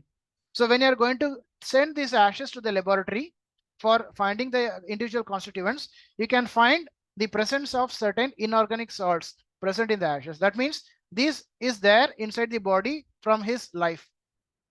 Okay, and that is being there present even after his death. So this, what is the use of this salt? What is it present for? These salts play a very vital function. They are inorganic, that is why they are not being destroyed by burning them. Whereas the organic part, that is the water, the fats, the proteins, the carbohydrates, everything gets burnt away. They turn into carbon. But what is being left behind is nothing but the inorganic salts which are not being extinguished by the fire. Okay, right. The inorganic constituents are the material basis of the organs and tissues of the body, and absolutely essential for their structural integrity and functional activity. So these inorganic constituents perform two main functions in the body. One is that they are present in certain organs and tissues of the body, and they are absolutely essential for the structural integrity, that is for maintaining the structure and for performing the functions of that particular cell. So according to Schuessler's theory, any disturbance in the molecular motion of these cell salts in living tissues caused by a deficiency in the requisite amount constitutes a disease. This is for that reason I have given you a basic idea of what the basic physics is, without which you cannot understand what is molecular motion. Okay, so since I have given a brief introduction of physics regarding molecular motion, what are the factors which affects the molecular motion, you can understand now very clearly that Schuessler's theory says that if there is going to be any disturbance in the molecular motion of these inorganic salts in living tissues caused by a deficiency in the requisite amount, means there is no absolute deficiency, there is only relative deficiency. Means the particular inorganic salt is there, but their molecular motion is not harmonious. There could be collision happening rapidly, and because of the collision it can be out of tune. Okay, that is what he tried to mean by saying that there is a disturbance in the molecular motion. Okay, and it is because of this disturbance in the molecular motion there is going to be a disease being following. Okay, and how do you correct this? You correct this by trying to reduce or trying to take away the disturbance in the molecular motion, trying to make the repair happening in the molecular motion. How do you repair it? You are going to repair it by giving those cell salts where the molecular motion is being disturbed in the dynamized form. That is what he is saying. It can be rectified and the requisite equilibrium is re-established by administering the same mineral salts in small quantities. So when the molecular motion is again becoming harmonious, what happens? The cell will try to function normally now. And when the cell tries to function normally, the disease vanishes itself. This is the basic idea behind how a biochemic medicine is acting. And what is the theory of Schuessler's regarding the starting of a disease? Okay, it is called as the biochemic method because of its virtue of operation on chemical affinity in the domain of histology. If you split the words, you get two parts. One is bio, second is chemistry or chemic. Okay, bio means living tissue, cells and tissues, histology. And chemistry is what? It is based upon the inorganic chemical salts, whereby the molecular motion is being disturbed due to some reason, one or the other. Okay. And how does this biochemical medicine operate? Okay, tissue remedies act by supplying deficiencies. Generally, this is what we usually are being trained away. Okay, if there is going to be anemia, it is because of the reduction in the iron, and you try to supplement with ferrum phos 6x or ferrum phos 12x or ferrum phos 3x. This is what has been learned by, this is what has been taught to us, but this is completely wrong. And second, if suppose there is going to be any bone disorders, there is going to be a fracture, or there is going to be any kind of osteoporosis or osteoarthritis, what do we write? Calcarea phos 6x. What for? It will try to supply the calcium and phosphate which the bone is losing away, and it will try to fill up the gaps. This is what has been taught to us, but it is wrong. Okay, your body is losing calcium in milligrams, and you are trying to supply the calcium which is losing in milligrams with nanoparticles or with micrograms even. Okay, how will that cope up? If the loss is in milligrams, you have to supply in milligrams only. Then only the loss will be compensated. But here what is happening? The loss is happening in milligrams or grams even. Okay, but what you're trying to supplement is micrograms. How can that equate? So this is what has been taught wrongly, that tissue remedies act by supplying the deficiencies. This is completely wrong. This is against the philosophy of Dr. Wilhelm Schussler. Okay, right. Now, what is the real philosophy behind Schussler's finding the biochemical medicine? That has been given here as example. If in any disturbance of molecules of natrium ure, that is common salt, there is not necessarily a deficiency in the amount of natrium ure in the body, but rather a lack in the continuity in the arrangement of the existing molecules of the body. That means, that is what means there is a disturbance in the molecular motion of natrium ure. That is why the individual develops natrium ure kind of symptoms, which can be identified by the case checking. And once you have identified that natrium ure is out of tune in the body, that is why it is exhibiting the symptoms. By collecting those symptoms, you are going to supplement it, trying to realign the molecular motion by giving the diluted part of natrium ure as the lower triturations. This is the basic of their prescription. Okay, this salt given as a remedy does not supply the lack of deficiency of salt, as the quantity given is usually too infinitesimal for the purpose. And where this is the case, it might be given in quantity with food or drink and the desired effect. Everyone is taking salt in their food. Why can't this deficiency be compensated? It cannot be compensated because there is no absolute deficiency in the salt. Rather, the salt molecules are out of tune, or their molecular motion is out of tune, the disturbance. That is why they are developing natrium ure kind of symptoms. And this would be only fulfilled when natrium ure is being given in the infinitesimal dose, not in the material doses, just like you put common salt on the food and take it away.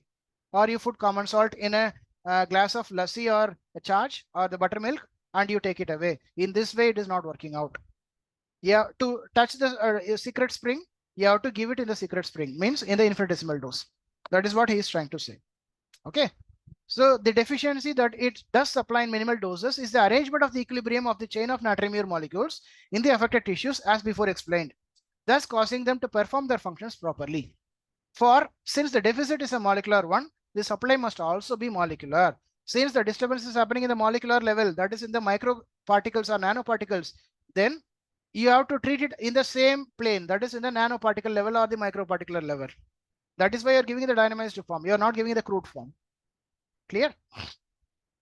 Now, there is some topic called tissue building. So for tissues to build up, there should be two necessities. One is the organic constituent and second is inorganic constituent.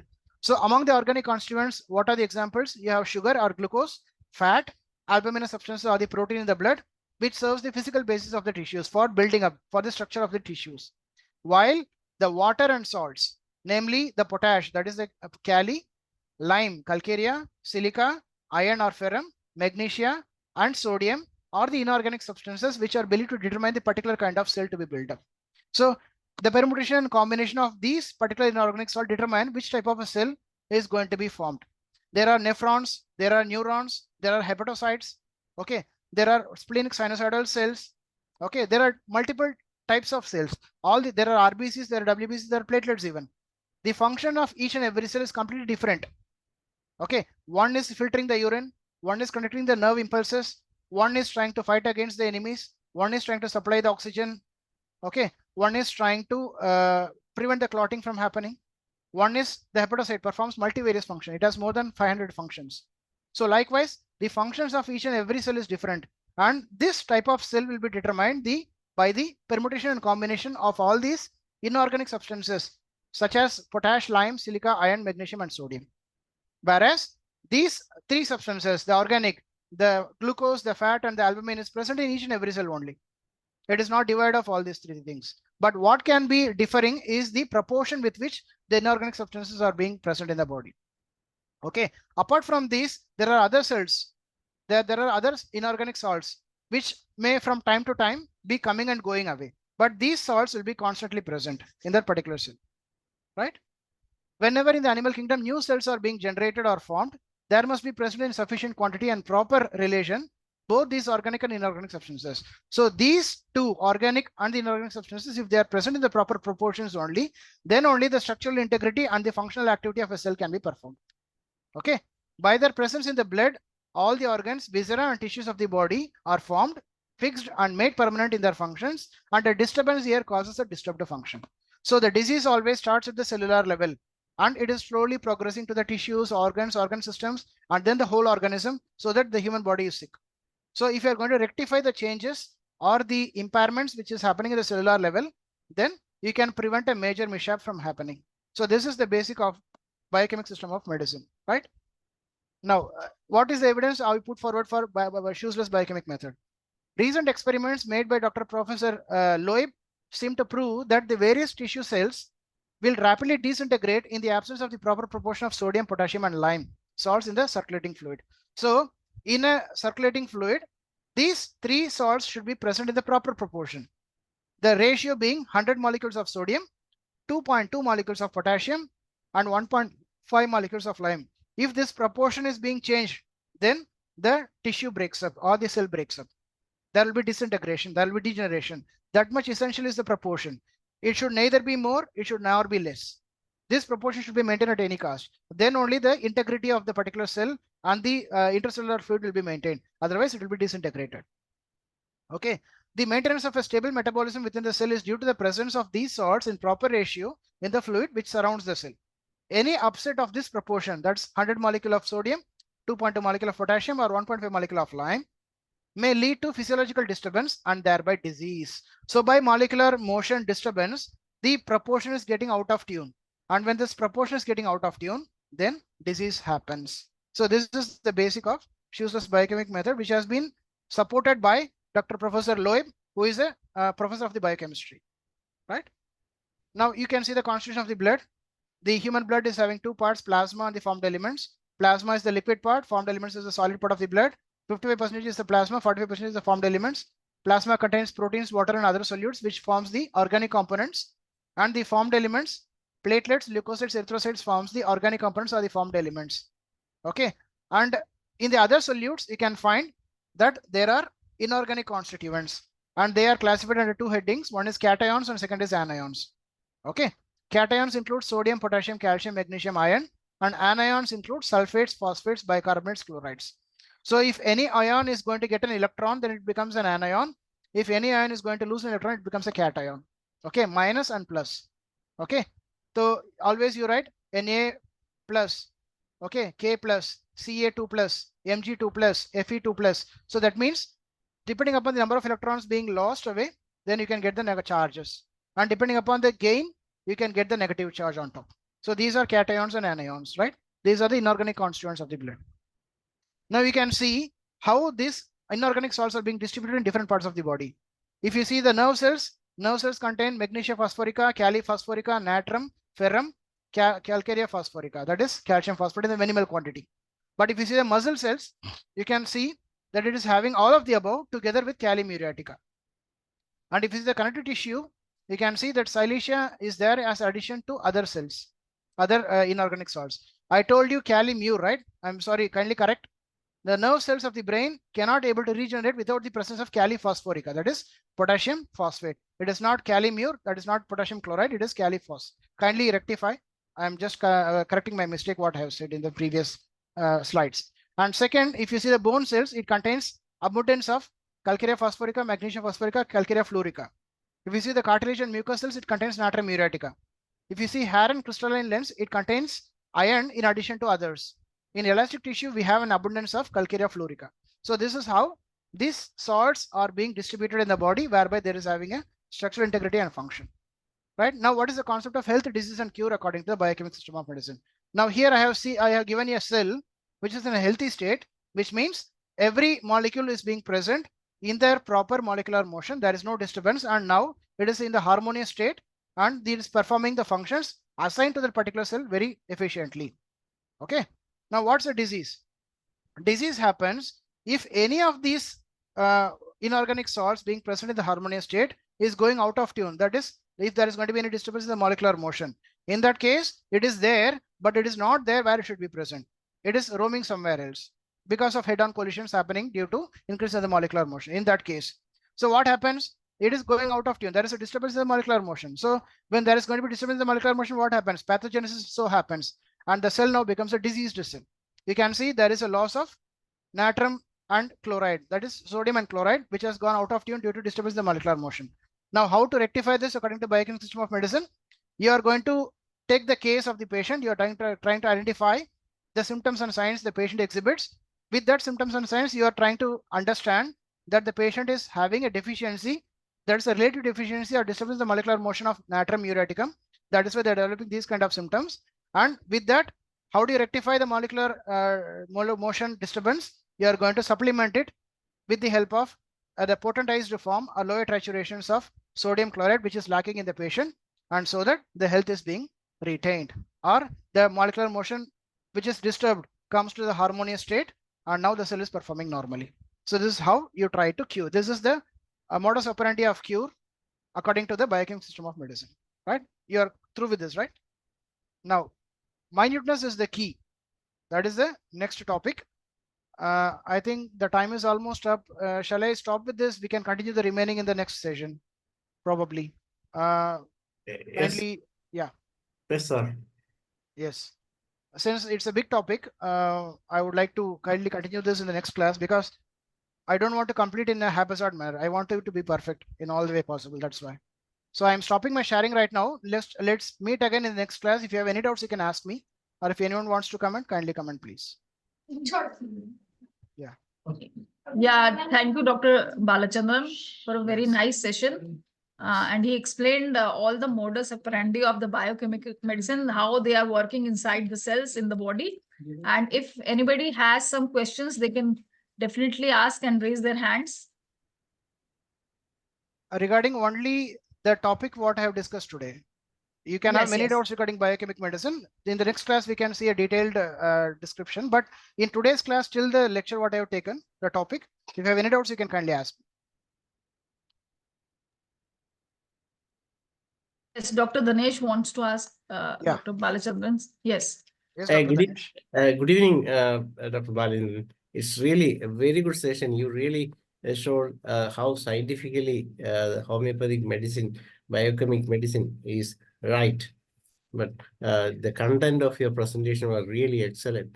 And this is how we need to show the world that homeopathy has a scientificity behind every what we do in our clinic.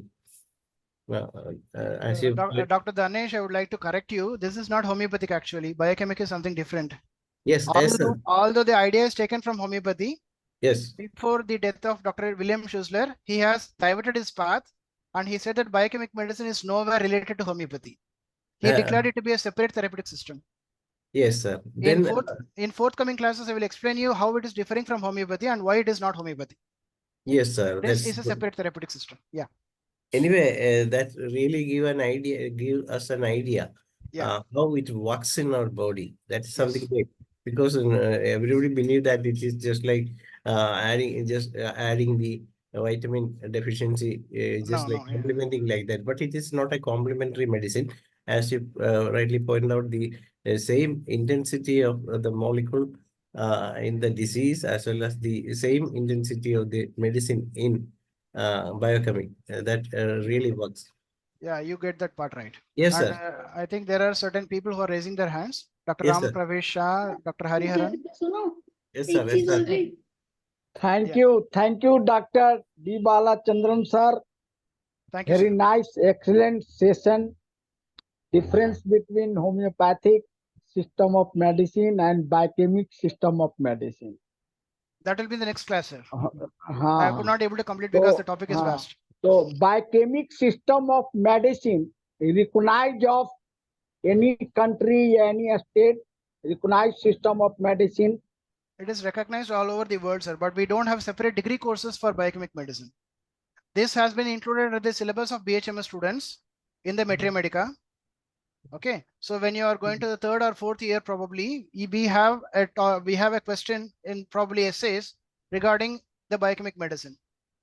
There are no degrees being provided like homeopathy, like we have a separate degree called BHMS, right? Likewise, we don't have a separate degree for biochemical system of medicine, but it is generally taken as a complementary medicine to the practitioners. Likewise, like those who practice on bachelor remedies, they can use biochemic. Those who practice on homeopathy can use biochemic medicines. There are no specific degree courses relating to the biochemic system of medicine. It is not a complete system, just like homeopathy. कभी-कभी किसी state में या किसी town में देख रहे हैं कि बायोकेमिक थेरेपी का कॉलेज खुली हुई है। नहीं होगा, पता नहीं, अपने इंडिया में तो नहीं है सर। नहीं, सुपौल में मेरा बिहार स्टेट में सुपौल में एक कॉलेज खोले हुए हैं जो बिहार कि स्टेट मेरा भी है सर। हाँ हाँ हाँ, बिहार में, बिहार तो आप एम्स में है ही, कॉलेज खोली हुई है और वो डिग्री बांटता है प्राइवेट यूनिवर्सिटी के नहीं, तहत। आप क्या कीजिए ना, उसका RTI कीजिएगा। You kindly go for RTI, right to information. Kindly find out whether this college has been recognised by the university, and if they are not having proper approval then the degree is not valid sir. It is only for the मतलब लोग को उल्लू बनाने का काम, और कुछ नहीं। कितना बार तो पेपर में भी छपा है इसका डिग्री, जो बंद कर देता फिर डिग्री बांटता है लोग को। नहीं, बहुत लोग लालच में कर लेते हैं, उसके बाद पता चलता है वो डिग्री वैलिड नहीं है। हाँ, कितना डॉक्टर खोले हुए हैं यहाँ पर, 5-6 डॉक्टर हैं इलेक्ट्रो होम्योपैथिक करके खोले हुए हैं, बायोकेमिक थेरापी करके खोले हुए हैं। इलेक्ट्रो होम्योपैथी अलग है, बायोकेमिक मेडिसिन अलग है सर, दोनों का कंफ्यूजन मत कीजिएगा, दोनों अलग अलग। दोनों का हम बता रहे हैं कि दोनों का जो, जबकि रिकॉग्नाइज्ड सिस्टम ऑफ मेडिसिन नहीं है ना, not electro homeopathic, not biochemic. आप एक बार RTI करा के देखिएगा जो कॉलेज सुपौल में खुला है, then you can get more details regarding this. Thank you sir. ठीक, thank you. Yeah, Dr. Hariharan can now unmute himself. Dr. Hariharan. Okay, sir. Your class is scientifically very good. Really, I am appreciating. But I have a doubt. In the class on beginning, you said that deficiency is not be corrected by potentized chemicals. But last time you said that can be corrected by potentized salt. No, I do not understand. I am not saying that there is absolute deficiency. There is a difference between that. Absolute deficiency means the sodium is not there in the body only. For example, I will say you, if there is going to be an osteoporosis, what happens in osteoporosis? The bones are getting rid of the calcium and phosphates, and these are being excreted in the urine, right? So what is happening there? There is going to be absolute deficiency of calcium and phosphate. If you are going to check the calcium level in the blood, you can find that the calcium level is less. Okay. So how do you try to treat it? When you're going to the allopathic doctor, what they give you Shelcal 500. Okay. Shelcal 500 is what? That's a calcium tablets which is being given in the 500 milligrams. That is in the crude part. So what this medicine does, when the individual is going to take Shelcal 500, okay, it is going to get to the gut. It is going to get absorbed.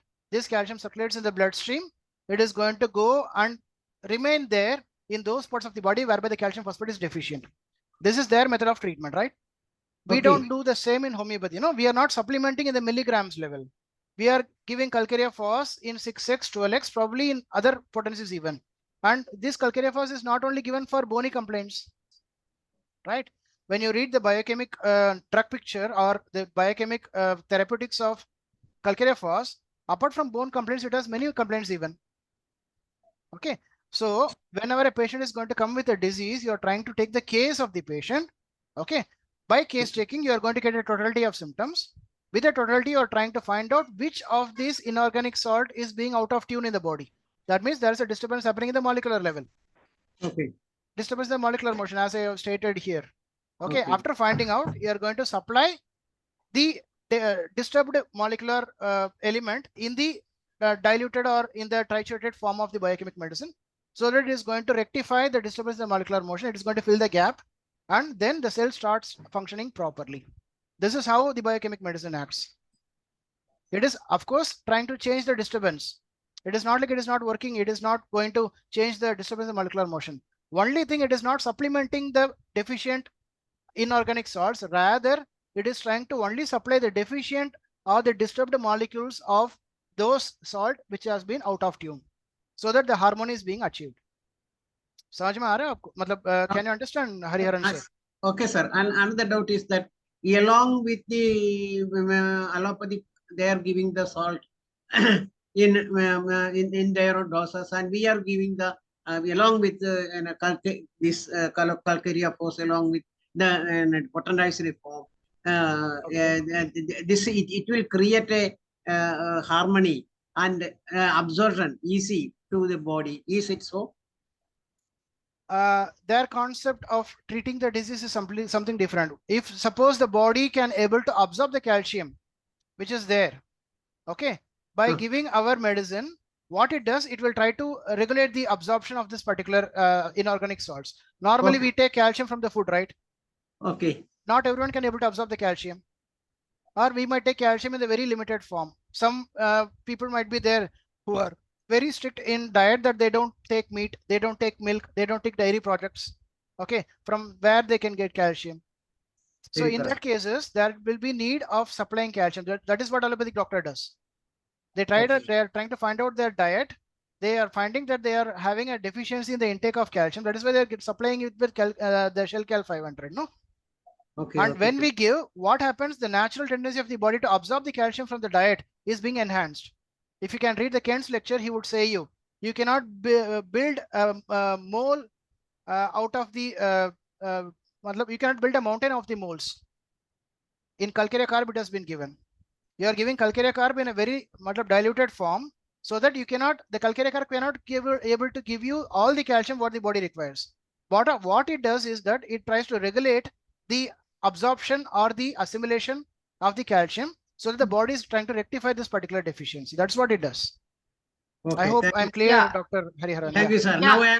Now I am here clear, but I have a lot of doubts. But the time is Dr. Hariharan, actually we are having time is over, Time- sir. time So we is can less. have more Time is doubts in the next session. And I guess Dr. Balachandran has a quite, a knowledge base about the biochemical medicine. We can also have another session from him about the detailed methodology and how the biochemic medicines are working in our body, and what is the difference between the allopathic medicines and the homeopathic medicine. I guess the basic differences of the molecular structure.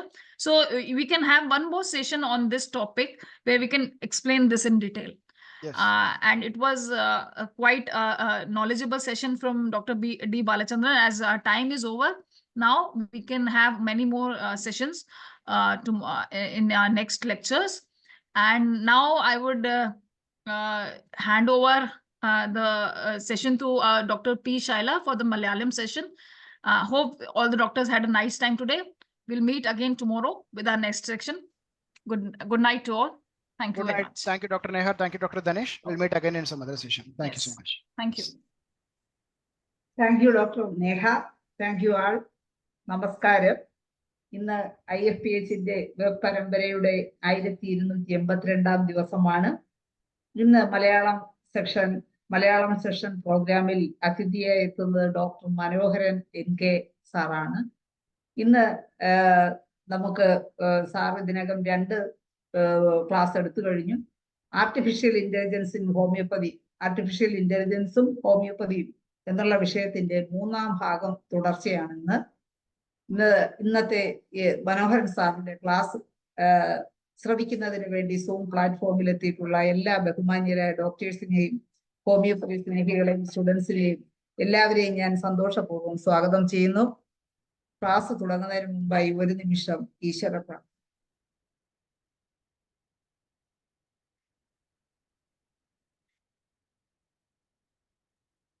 നന്ദി.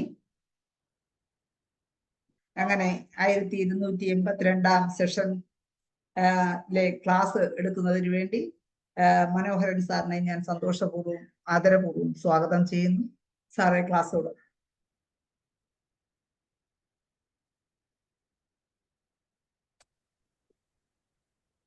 എല്ലാവർക്കും നമസ്കാരം. കേൾക്കാൻ സാധിക്കുന്നുണ്ടല്ലോ അല്ലേ? കേൾക്കുന്നുണ്ട്. Okay. കഴിഞ്ഞ ദിവസം നമ്മൾ പറഞ്ഞു നിർത്തിയത് 27ാമത്തെ സ്ലൈഡ് വരെയായിരുന്നു. അതിൽ പറഞ്ഞിരുന്നത് വെർച്വൽ അസിസ്റ്റന്റിനെ കുറിച്ചായിരുന്നു നമ്മൾ പറഞ്ഞുകൊണ്ടിരുന്നത്. അപ്പോൾ ആ സമയത്ത് നമ്മുടെ ടൈം ആയതുകൊണ്ട് നിർത്തുകയായിരുന്നു ചെയ്തത്. ഇന്നൊരു 10-20 സ്ലൈഡും കൂടെ ഉണ്ട്. കഴിഞ്ഞ പ്രാവശ്യത്തെ അത്രയും ടഫല്ല, എങ്കിലും നമ്മൾ അറിഞ്ഞിരിക്കേണ്ട കുറച്ച് സംഗതികളുണ്ട്, കുറച്ച് തെറ്റിദ്ധാരണകളൊക്കെ ഇതിനെക്കുറിച്ചുണ്ട്. എൻ്റെ ക്ലാസ്സിനെ കുറിച്ചല്ല, ആർട്ടിഫിഷ്യൽ ഇന്റലിജൻസിനെ കുറിച്ച് കുറെ തെറ്റിദ്ധാരണകളുണ്ട്. അതൊക്കെ ഒന്ന് മാറ്റിയെടുക്കുക എന്നുള്ളതാണ് ഉദ്ദേശം. അപ്പൊ നമുക്ക് വെർച്വൽ അസിസ്റ്റന്റിനെ കുറിച്ച് തന്നെ തുടങ്ങാം. AI പവർ ചെയ്യുന്ന വെർച്വൽ അസിസ്റ്റന്റ് ശരിക്കും ഹോമിയോപ്പതി ചികിത്സയെക്കുറിച്ചുള്ള വിവരങ്ങൾ നൽകുകയും ജീവിതശൈലിയിൽ വരുത്തേണ്ട ചില മാറ്റങ്ങളും അതുപോലെ തന്നെ പൊതുവായ ചില ആരോഗ്യ ഉപദേശങ്ങളും നൽകിക്കൊണ്ട് രോഗികളെ സഹായിക്കുകയാണ്. എന്നാൽ അത് കേൾക്കുമ്പോൾ നമുക്കൊരു ഫാന്റസിയാണെന്ന് തോന്നാമെങ്കിലും അങ്ങനെയല്ല. ഇത് സമീപകാലത്ത് തന്നെ സംഭവിക്കാൻ പോകുന്ന കാര്യമാണ്. അതുപോലെ തന്നെ ഈ വെർച്വൽ അസിസ്റ്റന്റുകൾക്ക് ചികിത്സയെ സഹായിക്കുക മാത്രമല്ല, അപ്പോയിന്റ്മെന്റുകൾ നിയന്ത്രിക്കാനും അതുപോലെ റെക്കോർഡുകൾ, നമ്മുടെ ക്ലിനിക്ക് സംബന്ധമായിട്ട് കുറെ റെക്കോർഡുകളൊക്കെ ഉണ്ടാവും, കേസ് റെക്കോർഡ് ഉണ്ടാവും, പേഷ്യന്റെ പ്രൊഫൈൽസ് ഒക്കെ, അങ്ങനെയുള്ള എല്ലാ കാര്യങ്ങളും ഈവൻ ഫൈനാൻഷ്യൽ മാനേജ്മെന്റ് വരെ ചെയ്യാൻ ഉള്ള ഒരു കഴിവുള്ള സംഭവമാണ് AI എന്ന് പറയുന്നത്. അതുപോലെ തന്നെ രോഗിയുടെ കാര്യത്തിലാണെങ്കിലും ചികിത്സയുടെ കാര്യത്തിലാണെങ്കിലും ഇൻഡിവിജ്വലൈസേഷന്റെ കാര്യത്തിലാണെങ്കിലും എല്ലാം AI നമ്മളെ നല്ല രീതിയിൽ സഹായിക്കുന്ന ഒരു കാര്യമാണ്. അത് സഹായിക്കുന്നത് അതിന് വിപുലമായ ഒരു അൽഗോരിതം ഉണ്ട്. അതിന്റെ സഹായത്തോടെയാണ് ഈ വ്യക്തിഗത രോഗനിർണയവും വ്യക്തിഗത രോഗികൾക്ക് അനുയോജ്യമായ ചികിത്സാ പദ്ധതിയും ഒക്കെ നൽകാൻ കഴിയും. രോഗികളുടെ വലിയ അളവിലുള്ള ഡാറ്റ വേഗത്തിലും കൃത്യമായും വിശകലനം ചെയ്യാനുള്ള കഴിവാണ് ആരോഗ്യ സംരക്ഷണത്തിൽ AI-യുടെ പ്രധാന നേട്ടങ്ങളിൽ. ഈ ഡാറ്റ വിശകലനം ചെയ്യുന്നതിലൂടെ മനുഷ്യ ഡോക്ടർമാർക്ക് ദൃശ്യമാകാത്ത പല പാറ്റേണുകളും ട്രെൻഡുകളും തിരിച്ചറിയാൻ AI-ക്ക് കഴിയും. അത് വലിയൊരു കാര്യമല്ല. നമ്മളിപ്പോൾ എത്ര ശ്രദ്ധിച്ചെടുത്ത് കേസ് എടുത്താലും ചിലപ്പം ചില ചെറിയ മൈന്യൂട്ട് കാര്യങ്ങളൊക്കെ വിട്ടുപോകും. ആ മൈന്യൂട്ട് കാര്യങ്ങൾ ഹോമിയോപ്പതിയെ സംബന്ധിച്ച് വലിയ കാര്യങ്ങൾ ചിലപ്പോൾ അതിലായിരിക്കും നമുക്ക് കിട്ടുന്നത്. ഈവൻ ഒരു ഇൻകം ബേസോ അല്ലെങ്കിൽ ന്യാസം ബേസോ ഒക്കെ തിരിച്ചറിയാൻ ചിലപ്പോൾ ഒരു പോയിന്റ് ആയിരിക്കും. ആ പോയിന്റ് നമുക്ക് ചിലപ്പോൾ നഷ്ടപ്പെട്ടു പോകാം. അതുകൊണ്ട് തന്നെ ട്രീറ്റ്മെന്റ് നമ്മൾ ഉദ്ദേശിക്കുന്ന ഫലം ആ ട്രീറ്റ്മെന്റിൽ കിട്ടിയെന്നും വരത്തില്ല. രോഗിയുടെ തനതായ ആവശ്യങ്ങളെ അടിസ്ഥാനമാക്കി കൂടുതൽ ശരിയായ തീരുമാനങ്ങൾ എടുക്കുന്നതിന് വ്യക്തിഗത ചികിത്സാ പദ്ധതികൾ സൃഷ്ടിക്കാൻ AI-ക്ക് സാധിക്കും. ഞാൻ പറയുന്നതെല്ലാം AI-യുടെ ഗുണങ്ങളാണ്. ദോഷങ്ങളായിട്ട് അധികം ഒന്നുമില്ല, ഒരു വേണ്ട കാര്യങ്ങളേ ഉള്ളൂ. ഇത് നമ്മൾ വരുന്നുണ്ട്. രോഗിയുടെ തനതായ ആവശ്യങ്ങൾ എന്ന് പറയുമ്പോൾ ചിലപ്പോൾ ഡിസയർ ആകാം, അവേർഷൻ ആകാം, അല്ലെങ്കിൽ അഗ്രവേഷൻ ആകാം, അമ്യൂസേഷൻ ആകാം, അങ്ങനെ എന്തും ആകാം. അത്തരം കാര്യങ്ങളെയൊക്കെ ശരിയായി മനസ്സിലാക്കി അതിനെയൊക്കെ നമുക്ക് വ്യക്തമാക്കി തരുന്ന രീതിയിലാണ് AI-യുടെ പ്രവർത്തനം. ക്ലിനിക്കൽ ഡാറ്റയുമായി ജനിതക വിവരങ്ങൾ സംയോജിപ്പിക്കുന്നതിലൂടെ ഒരു രോഗിയുടെ അവസ്ഥയ്ക്ക് കാരണമാകുന്ന നിർദ്ദിഷ്ട ബയോമാർക്കറുകൾ അല്ലെങ്കിൽ ജനിതക മ്യൂട്ടേഷനുകൾ AI-ക്ക് തിരിച്ചറിയാൻ കഴിയും. ഒരുപക്ഷെ ഇതൊരു ഹ്യൂമൻ ഡോക്ടർക്ക് അത്ര പെട്ടെന്ന് പിടികിട്ടിയെന്ന് വരത്തില്ല. ചിലരുണ്ടാകും, അപൂർവം ചിലർ അങ്ങനെ ചെയ്യുന്നവരും ഉണ്ടാകാം. ക്ലിനിക്കൽ ഡാറ്റയുമായി ജനിതക വിവരങ്ങൾ സംയോജിപ്പിക്കുന്നതിലൂടെ ഒരു രോഗിയുടെ അവസ്ഥയ്ക്ക് കാരണമായേക്കാവുന്ന നിർദ്ദിഷ്ട ബയോമാർക്കറുകൾ അല്ലെങ്കിൽ ജനിതക മ്യൂട്ടേഷനുകൾ തിരിച്ചറിയാൻ AI-ക്ക് കഴിയും. കൂടുതൽ ഉൾക്കാഴ്ചകളും ശുപാർശകളും ഒക്കെ നൽകിക്കൊണ്ട് കൃത്യമായ രോഗനിർണയം നടത്താൻ AI അടിസ്ഥാനമാക്കിയുള്ള ഡയഗ്നോസ്റ്റിക് സിസ്റ്റങ്ങൾക്ക് കഴിയും. ഇത് കൂടുതൽ ഫലപ്രദവും അതുപോലെ തന്നെ വളരെ മൈന്യൂട്ടായിട്ടുള്ള റിയാക്ഷൻസ്, എന്താ പറയാ, പ്രതിപ്രവർത്തനം, അങ്ങനെ ഉള്ള ഇതെല്ലാം ചെയ്തുകൊണ്ട് ഇത് കൂടുതൽ ഫലപ്രദവും പാർശ്വഫലങ്ങൾ വളരെ കുറച്ചുള്ളതുമായി ആയിട്ട് നമ്മളൊരു പ്രത്യേക ചികിത്സയ്ക്കായി നമ്മളെ അല്ലെങ്കിൽ ഡോക്ടറെ സഹായിക്കുന്ന ഒരു സിസ്റ്റമാണ് AI. ഇവിടെ വേറൊരു കാര്യം പറയാനുണ്ട്. ഇത് തന്നെയല്ലേ നമ്മുടെ റെപ്പർട്ടറികളും ഈ സോഫ്റ്റ്വെയറുകൾ കോമ്പാത്ത് പോലുള്ള സോഫ്റ്റ്വെയറുകളും ചെയ്യുന്നതെന്ന് പലർക്കും ഒരു സംശയമാണ്. കഴിഞ്ഞ ദിവസം ഞാനൊന്ന് സൂചിപ്പിച്ചിരുന്നു. നമ്മുടെ കോമ്പാത്തോ അല്ലെങ്കിൽ റഡാറോ അതുപോലുള്ള സോഫ്റ്റ്വെയറുകൾ ചെയ്യുന്നത് റെപ്പർട്ടറൈസേഷനാണ്. അവിടെ ഉപയോഗിക്കുന്ന വേർഡുകൾ നമുക്കറിയാം റൂബ്രിക്സ് ആണ്. റൂബ്രിക്സ് എന്ന് പറഞ്ഞാൽ നമ്മുടെ ശരീരത്തിലെ ഒരു പാർട്ടിനെ അല്ലെങ്കിൽ ഒരു ഭാഗത്തെ കുറിച്ച് ഉള്ള വിവരങ്ങൾ വളരെ സംഗ്രഹിച്ചിട്ട് ഒരു വേർഡായിട്ട് തന്നിരിക്കുന്ന കാര്യമാണ് റൂബ്രിക്സ്. ഇത് AI ഒക്കെ വരുന്നതിന് വളരെ മുമ്പ് തന്നെയുണ്ട്. എന്ന് വെച്ചിട്ട് ഇത് AI അല്ല. അതേസമയം AI ചെയ്യുന്ന പറയാം, ഇത് പലപ്പോഴും നമുക്ക് ഈ റൂബ്രിക്സ് കണ്ടെത്താൻ പറ്റാതെ പല ഡോക്ടർമാരും വിഷമിക്കുന്നുണ്ട്. റഡാറൊക്കെ മേടിച്ചിട്ട് പൊടിയും പിടിച്ചിരിക്കുന്ന അവസ്ഥയുണ്ട്. റൂബ്രിക്സ് കണ്ടെത്തുക എന്നുള്ള, പ്രത്യേകിച്ച് ഇപ്പോഴുള്ള യൂണിവേഴ്സിറ്റിനെ കുറിച്ച് എനിക്കറിയില്ല, പഴയ കാലത്തൊക്കെയുള്ള ഞങ്ങൾക്കൊക്കെ ആണെങ്കിൽ 1-2 ക്ലാസ് റെപ്പർട്ടൈസേഷനെ കുറിച്ച് എടുത്തിട്ട് പോലും. റെപ്പർട്ടറിയുടെ പുസ്തകം കാണുന്നതിന് ഞാൻ പഠിത്തം കഴിഞ്ഞ് പുറത്തിറങ്ങിയില്ല. അപ്പൊ അതിന്റെ ക്ലാസ് അത്ര അതേയുള്ളൂ. ആ കാലത്തെ അധ്യാപകരെയൊന്നും കുറ്റം പറഞ്ഞിട്ട് കാര്യമില്ല, വളരെ അപൂർവമായ ഒരു അറിവ് മാത്രമായിരുന്നു. പക്ഷെ പിന്നീട് ഇപ്പോ നമുക്ക് ഈ റഡാറും അങ്ങനെയുള്ള സോഫ്റ്റ്വെയർ ഒക്കെ വന്നു കഴിഞ്ഞപ്പോൾ ഇത് തീർച്ചയായിട്ടും നമുക്ക് ഉപകാരമുള്ളതാണെന്ന് മനസ്സിലാക്കി കൂടുതൽ ആൾക്കാർ ഇത് മേടിക്കുകയും ചെയ്തു. മേടിച്ചാൽ തന്നെ ഒരു 30% ഇത് ഉപയോഗിക്കുന്നില്ല എന്ന്. ഉപയോഗിച്ചാൽ തന്നെ എങ്ങനെയാണ്, അവരൊരു പേഷ്യന്റ് വരുമ്പോൾ കേസ് എടുക്കുന്നു, അവർക്ക് തോന്നുന്ന ഒരു മെഡിസിൻ ഈ റഡാർ ഓൺ ചെയ്തിട്ട് അതിലേക്ക് നോക്കുന്നു. ഇവര് മനസ്സിൽ ഉദ്ദേശിക്കുന്ന മെഡിസിൻ ഉണ്ടെങ്കിൽ അത് അതിന്റെ സ്ഥാനമോ ഇന്റൻസിറ്റിയോ ഒന്നും നോക്കുന്നില്ല, അതങ്ങ് കൊടുക്കുകയാണ് ചെയ്യുന്നത്.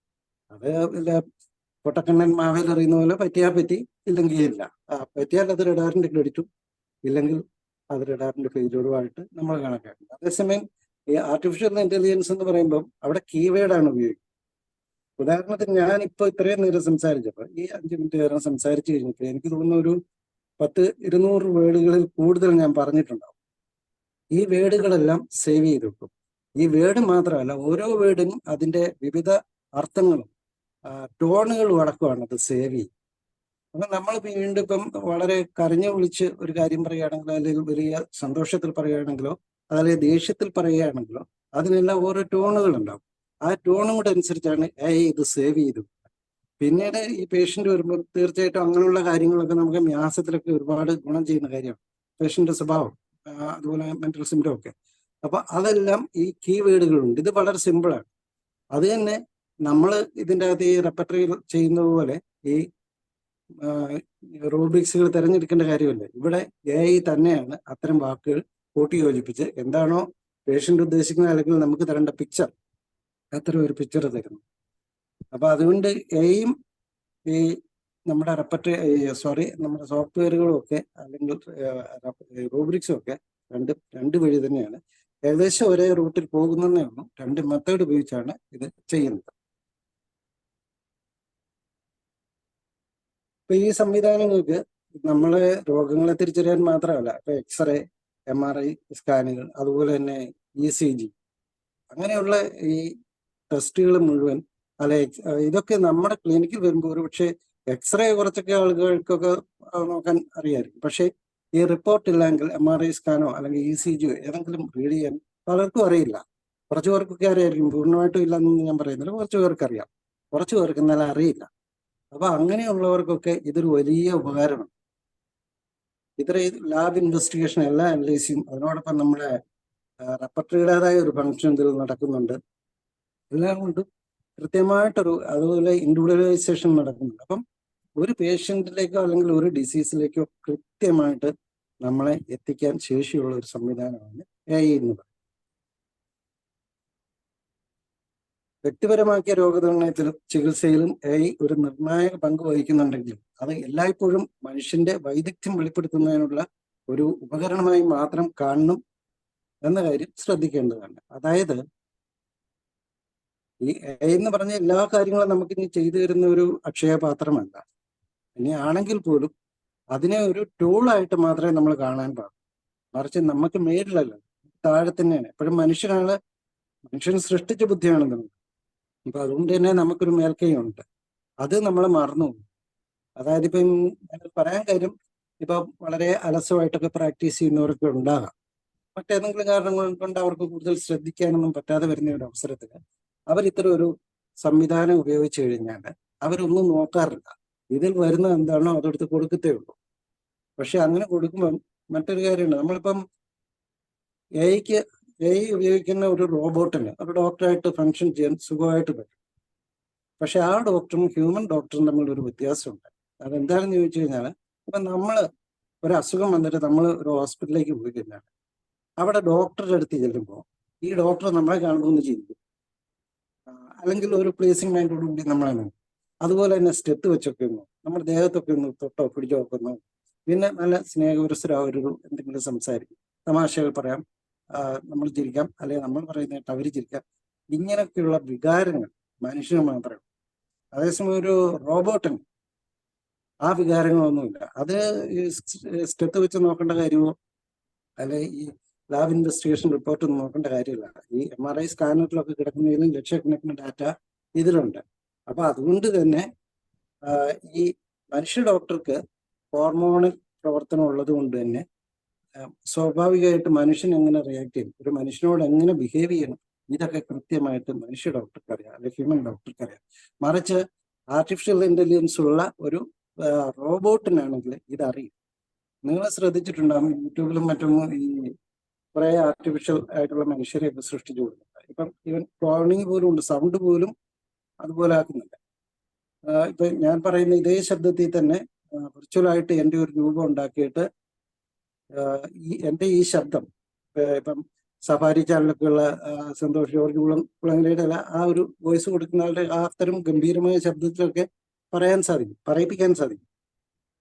പക്ഷേങ്കിൽ ഈ രോഗിയെ സംബന്ധിച്ച് അവിടെ ഒരു സാറ്റിസ്ഫാക്ഷൻ ഉണ്ടാകും. ഇപ്പൊ ഇവൻ ജപ്പാനിലും അതുപോലെ ചൈനയിലും ഒക്കെ നമ്മുടെ മുഖത്തുണ്ടാകുന്ന എക്സ്പ്രഷൻസിനെയൊക്കെ അനുകരിക്കാൻ ശേഷിയുള്ള റോബോട്ടുകളെ അവർ നിർമ്മിക്കുന്നുണ്ടെങ്കിലും അതിനൊന്നും 100% പെർഫെക്ഷൻ ഇല്ല. അപ്പൊ അതുകൊണ്ട് തന്നെ ഇത്തരം ഈ ആർട്ടിഫിഷ്യൽ ഇന്റലിജൻസ് ഉപയോഗിക്കുമ്പോൾ നമ്മൾ അതിന്റെ ഒരു പടി മുകളിലാണ് നമ്മൾ നിൽക്കുന്നതെന്നും അത് ഒരു ടൂളാണെന്നുള്ള ചിന്ത നമ്മുടെ മനസ്സിൽ ഉണ്ടാകുന്നത് നന്നായി. ഇതുകൊണ്ടുള്ള മറ്റൊരു ഗുണമെന്ന് പറഞ്ഞ് രോഗിക്ക് സാധ്യമായ എല്ലാ മികച്ച ചികിത്സകളും നൽകാൻ ഈ സംവിധാനത്തിന് കഴിയും. ഈ സംവിധാനം മാത്രമല്ല, അതിൻ്റെ കൂട്ടത്തിൽ ഡോക്ടറെ കൈയും അല്ലെങ്കിൽ ഡോക്ടറെ ഒരു സഹകരണം തീർച്ചയായിട്ടും വേണം. അതുവഴി ഡോക്ടറെ ജോലിഭാരവും സമയവും ഒക്കെ കുറയ്ക്കാം. എനിക്കറിയാവുന്ന ഒരു ഡോക്ടറെ കോട്ടയത്ത് തന്നെ ഉണ്ട്. രാത്രി 11 മണിയായാലും 12 മണിയായാലും അദ്ദേഹത്തിന് പേഷ്യൻ്റ് തീരുന്നു. രാവിലെ തുടങ്ങുന്ന പരിപാടിയാണ്. ഇടയ്ക്ക് ഭക്ഷണം കഴിക്കാൻ വീട്ടിൽ ചെല്ലുമ്പോൾ ആ സമയത്ത് അവിടെയും കാണും. വൈകിട്ട് ചെല്ലുമ്പോൾ അവിടെയുണ്ട് പേഷ്യൻ്റ്. 10, 11, 12 ഒക്കെ ആദ്യം വിളി കിടക്കാറില്ല. പ്രശസ്തനായ ഒരു ഡോക്ടറാണ്. അപ്പൊ അങ്ങനെയൊക്കെ ഉള്ളവർക്ക് ശരിക്കും ഇതൊരു വലിയ അനുഗ്രഹമായിരിക്കും. നമുക്ക് ഇപ്പൊ എത്ര ഞാൻ ഇപ്പൊ തന്നെ മടുത്തിട്ടുണ്ട്. കാര്യം ഇത്രയും വർഷമായുള്ളൂ, എന്നാലും മടുത്തു. ഇപ്പൊ സർക്കാർ സർവീസിലായിരുന്നു നമുക്ക് റിട്ടയർഡ് ചെയ്യേണ്ട എല്ലാവരെയും അല്ല കേട്ടോ, ഏജിലുള്ളവർക്ക് റിട്ടയർഡ് ചെയ്യേണ്ട പ്രായമായിട്ടുണ്ട്. ഇന്നലെ കഴിഞ്ഞു. അതുപോലെ ചികിത്സാ ഫലങ്ങൾ മെച്ചപ്പെടുത്തുന്നതിലൂടെയും ട്രയൽ ആൻഡ് എറർ സമീപനങ്ങൾ കുറയ്ക്കുന്നതിലൂടെയും ആരോഗ്യ സംരക്ഷണത്തിൽ വിപ്ലവം സൃഷ്ടിക്കാൻ ഈ സാങ്കേതിക വിദ്യക്ക് കഴിവുണ്ടെന്ന് പറഞ്ഞു.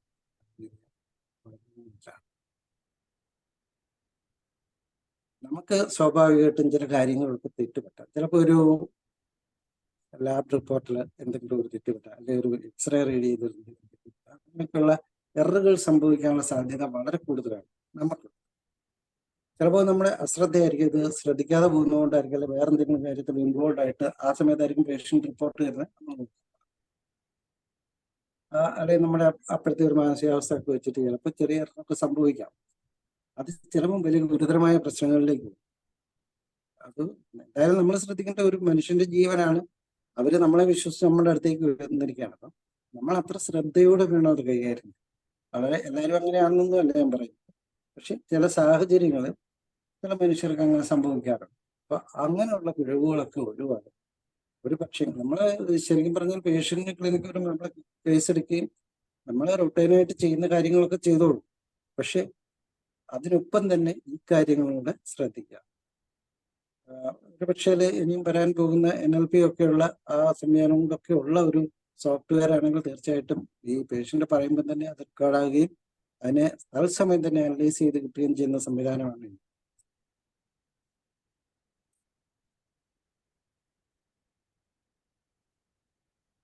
അതുപോലെ എല്ലാ മരുന്നുകൾക്കും ജനറിക് മാർഗനിർദ്ദേശങ്ങൾ പകരം ഒരു വ്യക്തിയുടെ അവസ്ഥ പ്രത്യേകമായി തിരിച്ചറിയാനും അതിന് ശരിയായ മരുന്നുകൾ നിർദ്ദേശിക്കാനും അതിനു വേണ്ട മാർഗനിർദ്ദേശങ്ങൾ നൽകാനും AI-ക്ക് ഡോക്ടറെ സഹായിക്കാം. നമ്മളിപ്പം ഒരു ഉദാഹരണം പറഞ്ഞു കഴിഞ്ഞാൽ പണ്ടൊക്കെ ആണെങ്കിൽ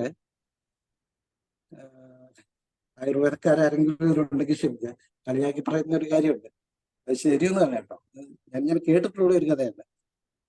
ഈ പ്രായമായവരൊക്കെ വരുമ്പോഴത്തേക്കും ഇവരുടെ അസുഖം ചിലപ്പോൾ ആസ്മയായിരിക്കും, അങ്ങനെയൊക്കെയുള്ള ഈ വിട്ടുമാറാത്ത രോഗങ്ങളായിട്ടായിരിക്കും ഒരു നാട് മുഴുവൻ പോയിട്ടായിരിക്കും ഇവിടെ വരുന്നത്. അലോപ്പതി എല്ലാം കഴിഞ്ഞിട്ട് വരുമ്പോൾ ആയുർവേദ ഡോക്ടർക്ക് ഇത് മനസ്സിലാവും.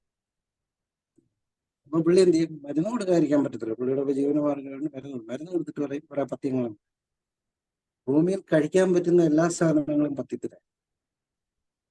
അങ്ങനെ മരുന്നൊക്കെ മേടിച്ച് ഹാപ്പി ആയിട്ട് ഈ വല്യപ്പനാവ് പോകുന്നു. കുറച്ചു ദിവസം കഴിയുമ്പോൾ ഇദ്ദേഹം മോളെ കെട്ടിച്ച് വീട്ടിലൊന്നും ഒരു മോളേ ഉള്ളൂ. ഈ മോളെ കല്യാണം കഴിച്ച് വീട്ടിലേക്ക് ജോലിയാണ്. അപ്പൊ ഈ വലിയതിന് ഏറ്റവും ഇഷ്ടമുള്ള കാച്ചിൽ പുഴുങ്ങണം.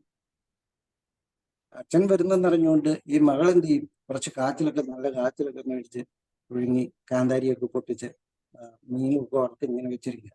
അച്ഛൻ വിശന്ന് ചെല്ലുന്ന പാടെ ഇതെടുത്ത് കഴിക്കുകയും ചെയ്യുമല്ലോ. പക്ഷെ അസുഖം കുറയുന്നില്ല.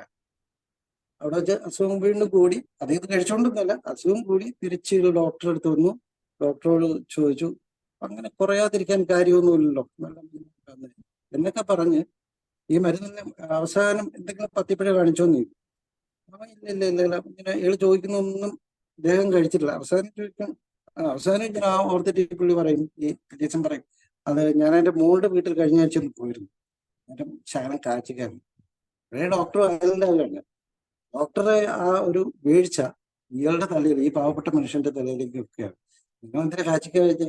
കഷായം കുടിച്ച് ശരീരം ഉള്ളതായിരിക്കുമ്പോൾ ആരെങ്കിലും കാച്ചിക്ക കഴിക്കും? അനുഭവിച്ചു. ഇതിന് എന്നെ പറഞ്ഞിട്ട് അങ്ങനെ പറഞ്ഞ ആ സ്റ്റൈലിൽ ഈ ഡോക്ടറിന് ചൂടായി. അതുപോലെ നമ്മുടെ ആൾക്കാർ പണ്ടൊക്കെ പറയുന്ന ഒരു കാര്യം, കാപ്പി കുടിക്കുക. ഹോമിയോ മരുന്ന് കഴിക്കുകയാണെങ്കിൽ നിങ്ങൾ കാപ്പി കുടിക്കും. എല്ലാ മരുന്നും കാപ്പി ആന്റിഡോട്ടാണോ? എനിക്ക് തോന്നുന്നില്ല. ചില മരുന്നുകൾക്ക് ഉണ്ടായിരിക്കാം, ഇതൊന്നുമല്ല. അതുപോലെ ചില അസുഖങ്ങൾക്ക് ഉണ്ടായിരിക്കാം. ഇപ്പൊ ചായ, വാദമൊക്കെ ഉള്ളവർക്ക് ചായ പറ്റത്തില്ല, അങ്ങനെ കുറെ ഇതുണ്ട്. അപ്പൊ നമ്മൾ അങ്ങനെയുള്ള ചില പൊതുവായിട്ടുള്ള കാര്യം ഇത് പബ്ലിക്ക് മനസ്സിലാക്കി വെച്ചിരിക്കുകയാണ്. ഹോമിയോ മരുന്ന് കഴിച്ചാൽ കാപ്പി കുടിക്കരുതെന്ന് അവർ തന്നെ തീരുമാനിക്കും, നമ്മളല്ല തീരുമാനിക്കും, പബ്ലിക്കാണ് തീരുമാനിക്കും.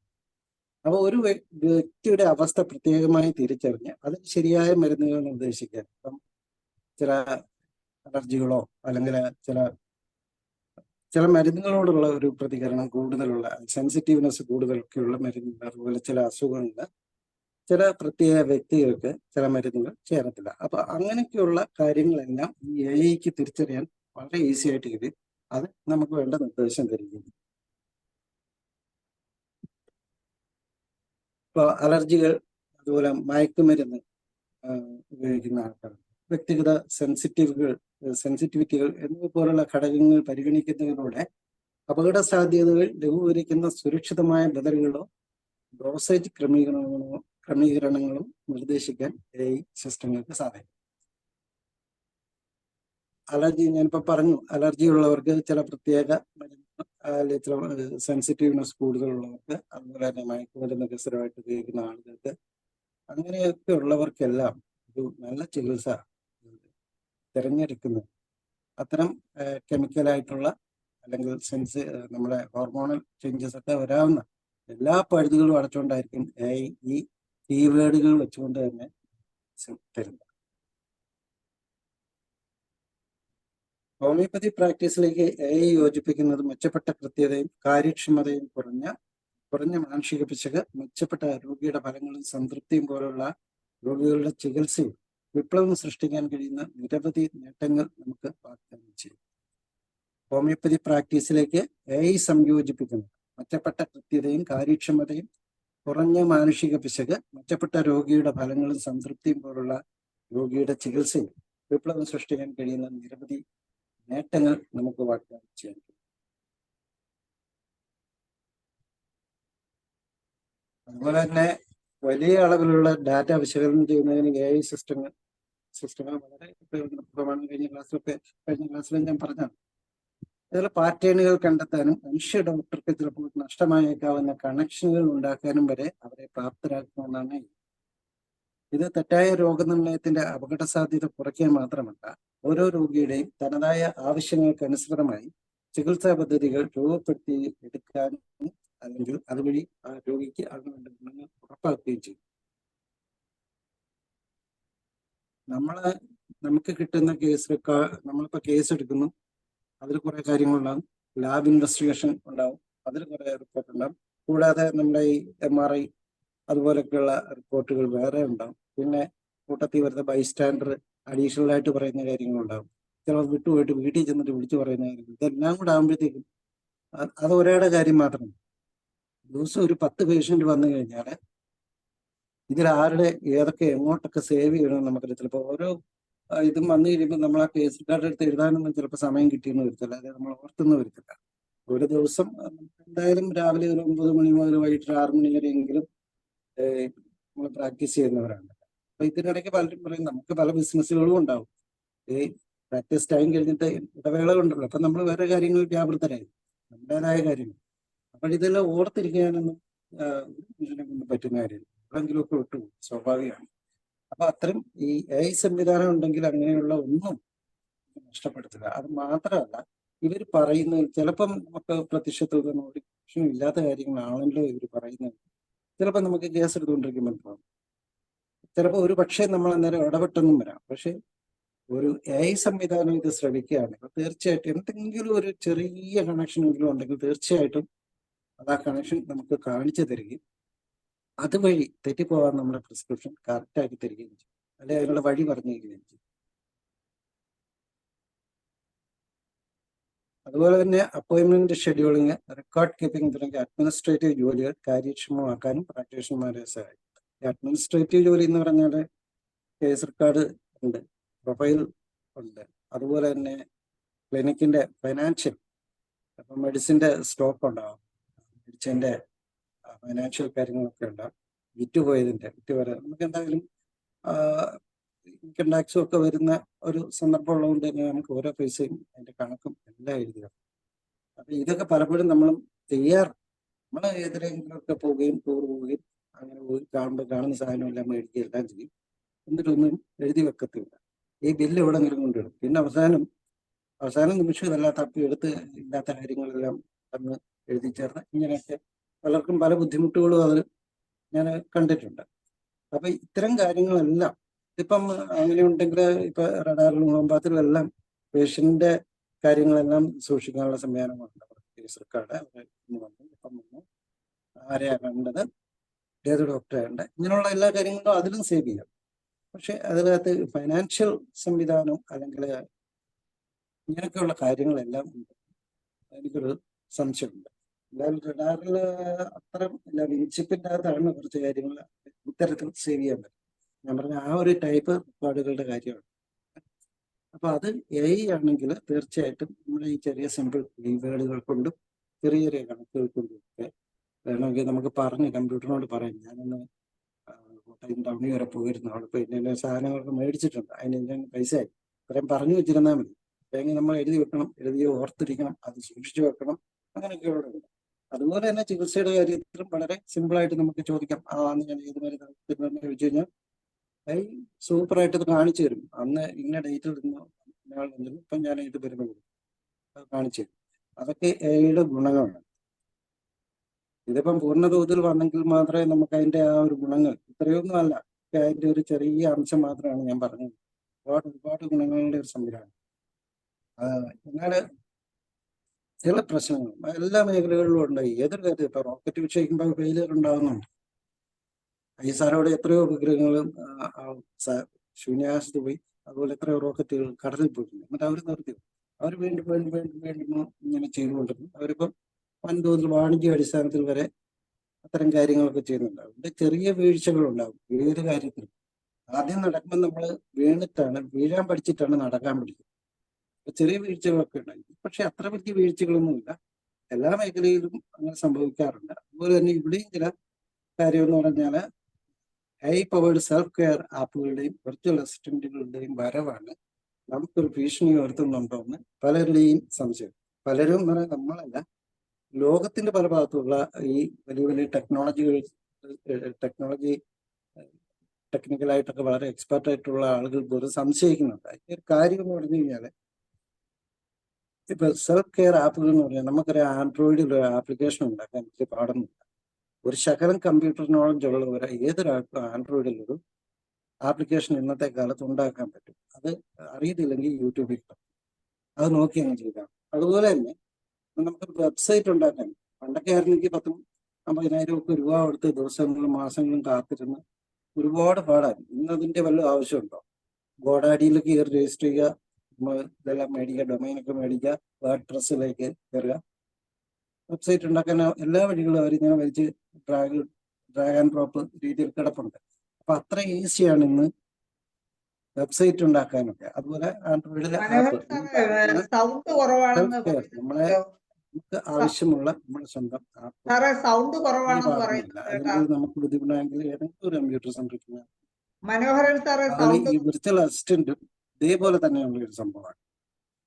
ഇവിടെ ഈ വിർച്വൽ അസിസ്റ്റന്റുകളുടെ വരവോടെ വ്യക്തികൾക്ക് ഇപ്പോൾ അവരുടെ സ്വന്തം ആരോഗ്യവും ക്ഷേമവും സ്വന്തം വീട്ടിലിരുന്നു കൊണ്ട് നേടിയെടുക്കാൻ കഴിയും. അത് വിർച്വൽ ആപ്പ് ഉണ്ടെങ്കിൽ ഒരു രോഗിക്ക് വീട്ടിലിരുന്നുകൊണ്ട് അവരിന് ബാത്റൂമിലാണെങ്കിൽ പോലും ലോകത്തിലെ ഏതൊരു ഭാഗത്ത് ഇരുന്നുകൊണ്ടാണെങ്കിൽ അവർക്ക് ഇപ്പോൾ ഒരു ഹോമിയോ ചികിത്സയാണ് ആവശ്യമെങ്കിൽ തീർച്ചയായിട്ടും അവർക്കൊരു ഹോമിയോ ഡോക്ടറോട് തന്നെ സംസാരിക്കാൻ പറ്റും. അതെല്ലാം ലൈവായിട്ടൊരു ഹോമിയോ ഡോക്ടർ ആയിരിക്കത്തില്ല ചിലപ്പോൾ സംസാരിക്കുന്നത്, ചിലപ്പോൾ അത് ഈ AI സംവിധാനത്തിലായിരിക്കും മറുപടി കൊടുത്തുകൊണ്ടിരിക്കും. അപ്പൊ അങ്ങനെ മറുപടി കൊടുക്കും, അസുഖം സിംറ്റം പറയുന്നു, അവരുടെ രോഗം പിന്നെ ഒന്ന് ഡയഗ്നോസ് ചെയ്യുന്നു, അതിന് ഹോമിയോ മരുന്ന് വേണമെന്ന് ഹോമിയോ മരുന്ന്, പിന്നെ മരുന്ന് ഏത് ഡോസ് എപ്പോൾ കഴിക്കണം, എന്തൊക്കെ കഴിക്കാം, എന്തൊക്കെ കഴിക്കരുത്, ഇങ്ങനെയുള്ള സകല കാര്യങ്ങൾ ഈ വിർച്വൽ ആപ്പ് വഴി ഈ രോഗിക്ക് അല്ലെങ്കിൽ ഇത് ആവശ്യപ്പെടുന്നവർക്ക് കിട്ടും. അങ്ങനെ വന്ന് ഡോക്ടർമാരുടെ പണി പോകില്ലേ എന്ന് പലർക്കും സംശയമുണ്ട്. ഒരിക്കലുമില്ല. ഈ വിർച്വൽ ആപ്പ് നമ്മളും അഡ്വാൻസ്ഡ് ആയിട്ട് മുന്നോട്ട് പോകണമെന്നേ ഉള്ളൂ. ഈ വിർച്വൽ ആപ്പ് വരുമ്പോൾ നമുക്ക് എല്ലാവർക്കും ക്ലിനിക്കുള്ളവരാണ്. നമ്മുടെ ക്ലിനിക്കിന്റെ പേരിൽ തന്നെ ഒരു വിർച്വൽ ആപ്പ് നമ്മളുണ്ടാകും. അത് ഇന്റർനെറ്റിലേക്ക് പോസ്റ്റ് ചെയ്തിട്ടിരിക്കുക. നമ്മളിപ്പോൾ വെബ്സൈറ്റ് ഒക്കെ ഇടുന്നുണ്ട് എന്ന് പറഞ്ഞ പോലെ തന്നെ അത് ഇട്ടിരിക്കുക. അപ്പൊ നമ്മുടെ പേഷ്യന്റിന് തീർച്ചയായിട്ടും അതിലേക്ക് എത്താനുള്ള ഒരു ലിങ്ക് കൊടുക്കണം. പിന്നെ കുറെ ആൾക്കാർ ലോകത്തിന്റെ ഇപ്പോൾ ഗാണ്ടായിരിക്കുന്ന ഒരാൾ കയറി നോക്കി കുറിച്ചുകൊണ്ട് അത് നമ്മുടെ സേവനമായിട്ടും കൂട്ടിയാൽ മതി. അവരെന്തായാലും അവിടെ നിന്ന് ഹോമിയോ മരുന്ന് മേടിച്ചാൽ നമുക്ക് ഇവിടെ പൈസ ഒന്നും കിട്ടത്തില്ല. നമുക്ക് അവിടെ ക്ലിനിക്കോ അല്ലെങ്കിൽ മറ്റെന്തെങ്കിലും സംവിധാനമോ കിട്ടത്തില്ല. പിന്നെ വേണ്ട അഡ്വൈസ് ഒക്കെ നമുക്ക് കൊടുക്കാൻ കഴിയും. സമയം ആയിട്ടുണ്ടോ?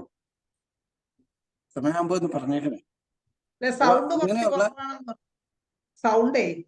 ഒരു ദോഷമുണ്ട്. അത് പക്ഷേ നമുക്ക് പരിഹരിക്കാവുന്നേ ഉള്ളൂ. നമ്മുടെ ക്ലിനിക്കിന്റെ പേരിലുള്ള സെൽഫ് കെയർ ആപ്പും അതുപോലെ തന്നെ വിർച്വൽ അസിസ്റ്റന്റും ഒക്കെ നമുക്ക് സൃഷ്ടിച്ചു വിടാൻ കഴിയും. അപ്പൊ അതിന് നമ്മൾ ലിങ്ക് നമ്മുടെ പേഷ്യന്റ് കൊടുത്തു കഴിഞ്ഞാൽ തീർച്ചയായിട്ടും നമുക്ക് വിഷയം നഷ്ടം പറ്റില്ല. പിന്നെ ചില ആളുകൾ അവർക്കിപ്പം കപ്പലിൽ ജോലിക്ക് പോകുന്ന ഒരാളാണെങ്കിൽ തീർച്ചയായിട്ടും അവർക്കിപ്പോൾ ഇവിടെ കോട്ടയത്തോ കൊടുകുളഞ്ഞിലോ എന്നൊരു ഡോക്ടറെ കാണാനൊന്നും പറ്റില്ല. അവർ 6 മാസം കഴിഞ്ഞായിരിക്കും കറക്കുന്നത്. അങ്ങനെയുള്ളവർക്ക് വളരെ പ്രയോജനപ്രദമാണ്. അപ്പൊ അവർ നമ്മുടെ ആപ്പിൽ കയറി കഴിഞ്ഞാൽ അതിന് രജിസ്ട്രേഷൻ ഫീ ഒക്കെ ഉണ്ടാവും, കൺസൾട്ടിങ് ഫീ ഉണ്ടാവും. മെഡിസിൻ അവരെവിടെ നിന്നെങ്കിലും മരുന്ന് കൊറിയർ ചെയ്ത് മേടിക്കുകയോ ചെയ്തു. അത് നമ്മുടെ ഇതല്ലെങ്കിൽ പോലും വേണമെങ്കിൽ നമുക്ക് അതും ചെയ്ത് കൊടുക്കാവുന്ന. അപ്പൊ അതിന്റെ ഇവിടെ ചാർജ് അങ്ങനെ. ഇത് ഇങ്ങനെ ചെയ്യുന്നതുകൊണ്ട് ശരിക്കും പറഞ്ഞ ഹോമിയോപ്പതി ഡോക്ടർമാരുടെ സമയം ലാഭിക്കുകയാണ് ചെയ്യുന്നത്.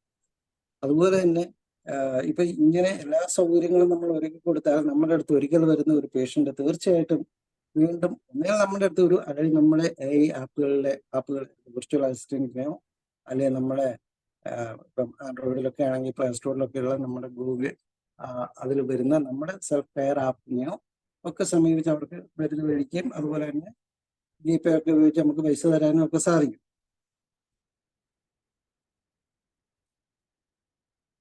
എന്നിരുന്നാലും ഹോമിയോപ്പതിക് മാർഗനിർദ്ദേശത്തിനോ അപ്പോയിന്റ്മെന്റുകൾക്കോ രോഗികൾ കാത്തിരിക്കുകയോ ദീർഘദൂരം സഞ്ചരിക്കുകയോ ചെയ്യേണ്ടത്. ഇപ്പൊ ഞാൻ പറഞ്ഞ കാര്യം തന്നെ. ഇപ്പൊ ഒരു കപ്പലെ ജോലിയുള്ള ആളാണ്, അന്റാർട്ടിക്കയിൽ പോയി റിസർച്ച് നടത്താൻ പോയിരിക്കുന്ന ആളാണ്.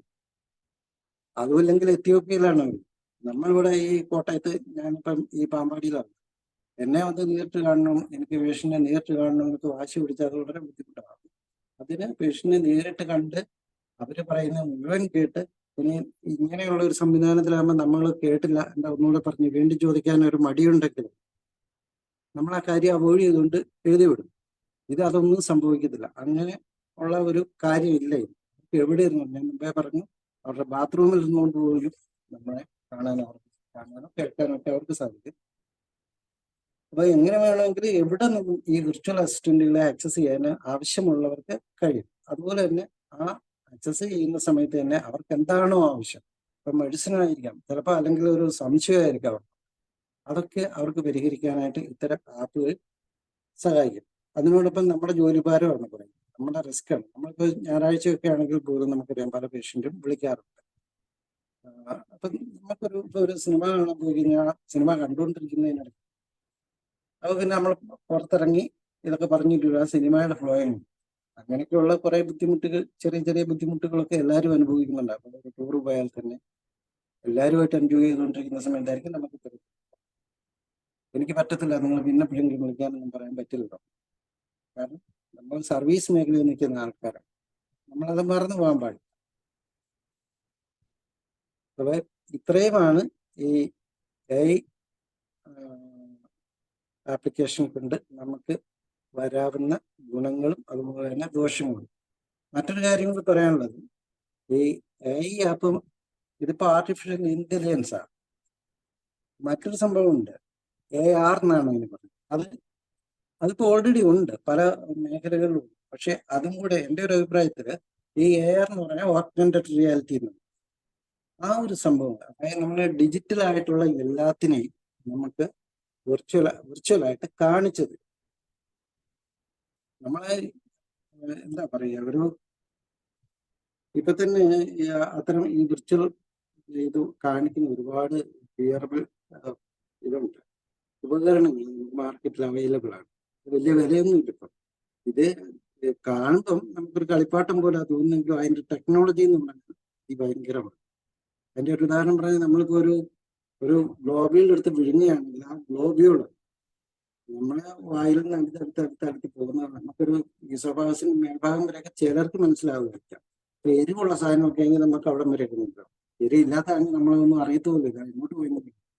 പക്ഷെ അങ്ങനെയുള്ള ഒരു സാഹചര്യത്തിൽ നമുക്കതൊന്ന് പഠിക്കണമെന്ന് വെച്ചാൽ ഇത്തരം ഒരു ഓഗ്മെന്റഡ് റിയാലിറ്റി, അതായത് ഡിജിറ്റലായിട്ട് നമ്മൾ കാര്യങ്ങൾ കൊടുക്കുന്നു, അതിന് ഒരു പിക്ചറൈസ് ചെയ്ത് നമ്മളെ കാണിച്ചു തരും. അപ്പോൾ ഈ NLP പോലെ തന്നെ ഓഗ്മെന്റഡ് റിയാലിറ്റിയും കൂടെ ഈ ഹോമിയോപ്പതിയിലേക്ക് അഡാപ്റ്റ് ചെയ്ത് കഴിഞ്ഞാൽ നമ്മൾ നാളെ വേറൊരു ലെവലായിരിക്കും എന്നുള്ള കാര്യത്തിൽ ഒരു സംശയമുണ്ട്. പക്ഷെ അത് ഇപ്പം അത്ര പ്രചാരത്തിലൊന്നും ആയിട്ടില്ല. ഓഗ്മെന്റഡ് റിയാലിറ്റി ആയിട്ടുണ്ട്, ആർട്ടിഫിഷ്യൽ ഇന്റലിജൻസും ആയിട്ടുണ്ട്. നമ്മുടെ സിസ്റ്റത്തിൽ അത് എന്നാണോ വരാൻ പോകുന്നത് അന്ന് വലിയൊരു വിപ്ലവം തന്നെ ഈ ലോകത്തിൽ നടക്കും എന്നുള്ള കാര്യം സംശയമില്ലാത്തതാണ്. അതുപോലെ തന്നെ പിന്നീട് നമ്മളോട് ആരും ഇതിന്റെ സയന്റിഫിക് എവിഡൻസ് ഒന്നും ചോദിക്കത്തില്ലായിരുന്നു. കൃത്യമായി റെക്കോർഡിക്കലായിട്ട് ഉള്ള കാര്യങ്ങളായിരിക്കും ആർട്ടിഫിഷ്യൽ ഇന്റലിജൻസ് വഴി നമ്മൾ കേസ് എടുത്ത് പേഷ്യന്റ് മരുന്ന് കൊടുക്കും, ആ പേഷ്യന്റ് റിക്കവർ ആകുന്ന എല്ലാ കാര്യങ്ങളും എന്തുകൊണ്ട്, എങ്ങനെ, എപ്പോൾ എന്നുള്ള എല്ലാ ചോദ്യത്തിനും ഈ ആർട്ടിഫിഷ്യൽ ഇന്റലിജൻസും ARും കൂടെ കൂട്ടുന്നുണ്ടെങ്കിൽ, NLPയും കൂടെ കൂട്ടുക, ഈ 3 കാര്യങ്ങളും കൂടെ ഒരുമിച്ച് നിന്ന് കൂട്ടത്തിൽ പ്രത്യേകിച്ച് പറയേണ്ടല്ലോ, നമ്മളും വേണം. ഇതിന്റെ എല്ലാം ടോപ്പിൽ നിൽക്കേണ്ടത് നമ്മളാണ്. നമ്മളുടെ ഒരു നിർദ്ദേശപ്രകാരം ഇത്തരം കാര്യങ്ങളിലൂടെ നമ്മളെ ജോലിക്കകത്ത് ഉപകരണങ്ങളായിട്ട് ഉൾപ്പെടുത്തുകയാണെങ്കിൽ നാളെ എന്തായാലും ഹോമിയോപ്പതിയുടെ ചരിത്രം തന്നെ മറ്റൊന്നായിരിക്കും പറഞ്ഞുകൊണ്ട് ഇന്നത്തെ എൻ്റെ ഈ ചർച്ച ഞാനിവിടെ അവസാനിപ്പിക്കുകയാണ്. അപ്പൊ എന്നെ ശ്രമിച്ച എല്ലാവർക്കും, അതുപോലെ തന്നെ ഇന്നായിട്ട് വിളിച്ച നമ്മുടെ ധനവാൻ ഡോക്ടറോടും ധനേഷ് ഡോക്ടറോട് എല്ലാവരുടെ പ്രത്യേകം നന്ദി പറഞ്ഞുകൊണ്ട് നിർത്തുന്നു. ആർക്കെങ്കിലും എന്തെങ്കിലും സംശയം ഉണ്ടെങ്കിൽ ചോദിക്കാം. Thank you.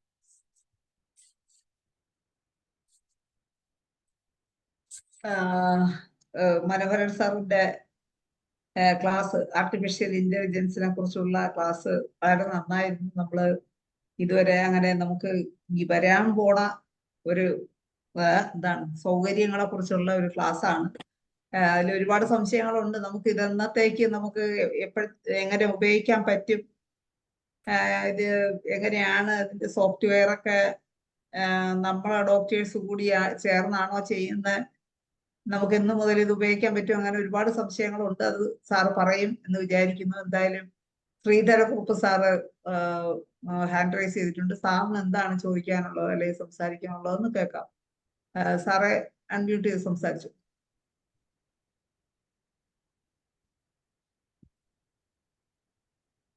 ശ്രീധരക്കുറുപ്പ് സാറിന് അൺമ്യൂട്ട് ചെയ്യാൻ പറ്റുന്നില്ലേ? ശ്രീധരക്കുറുപ്പ് സാറെ അൺമ്യൂട്ട് ചെയ്ത് നോക്കേ.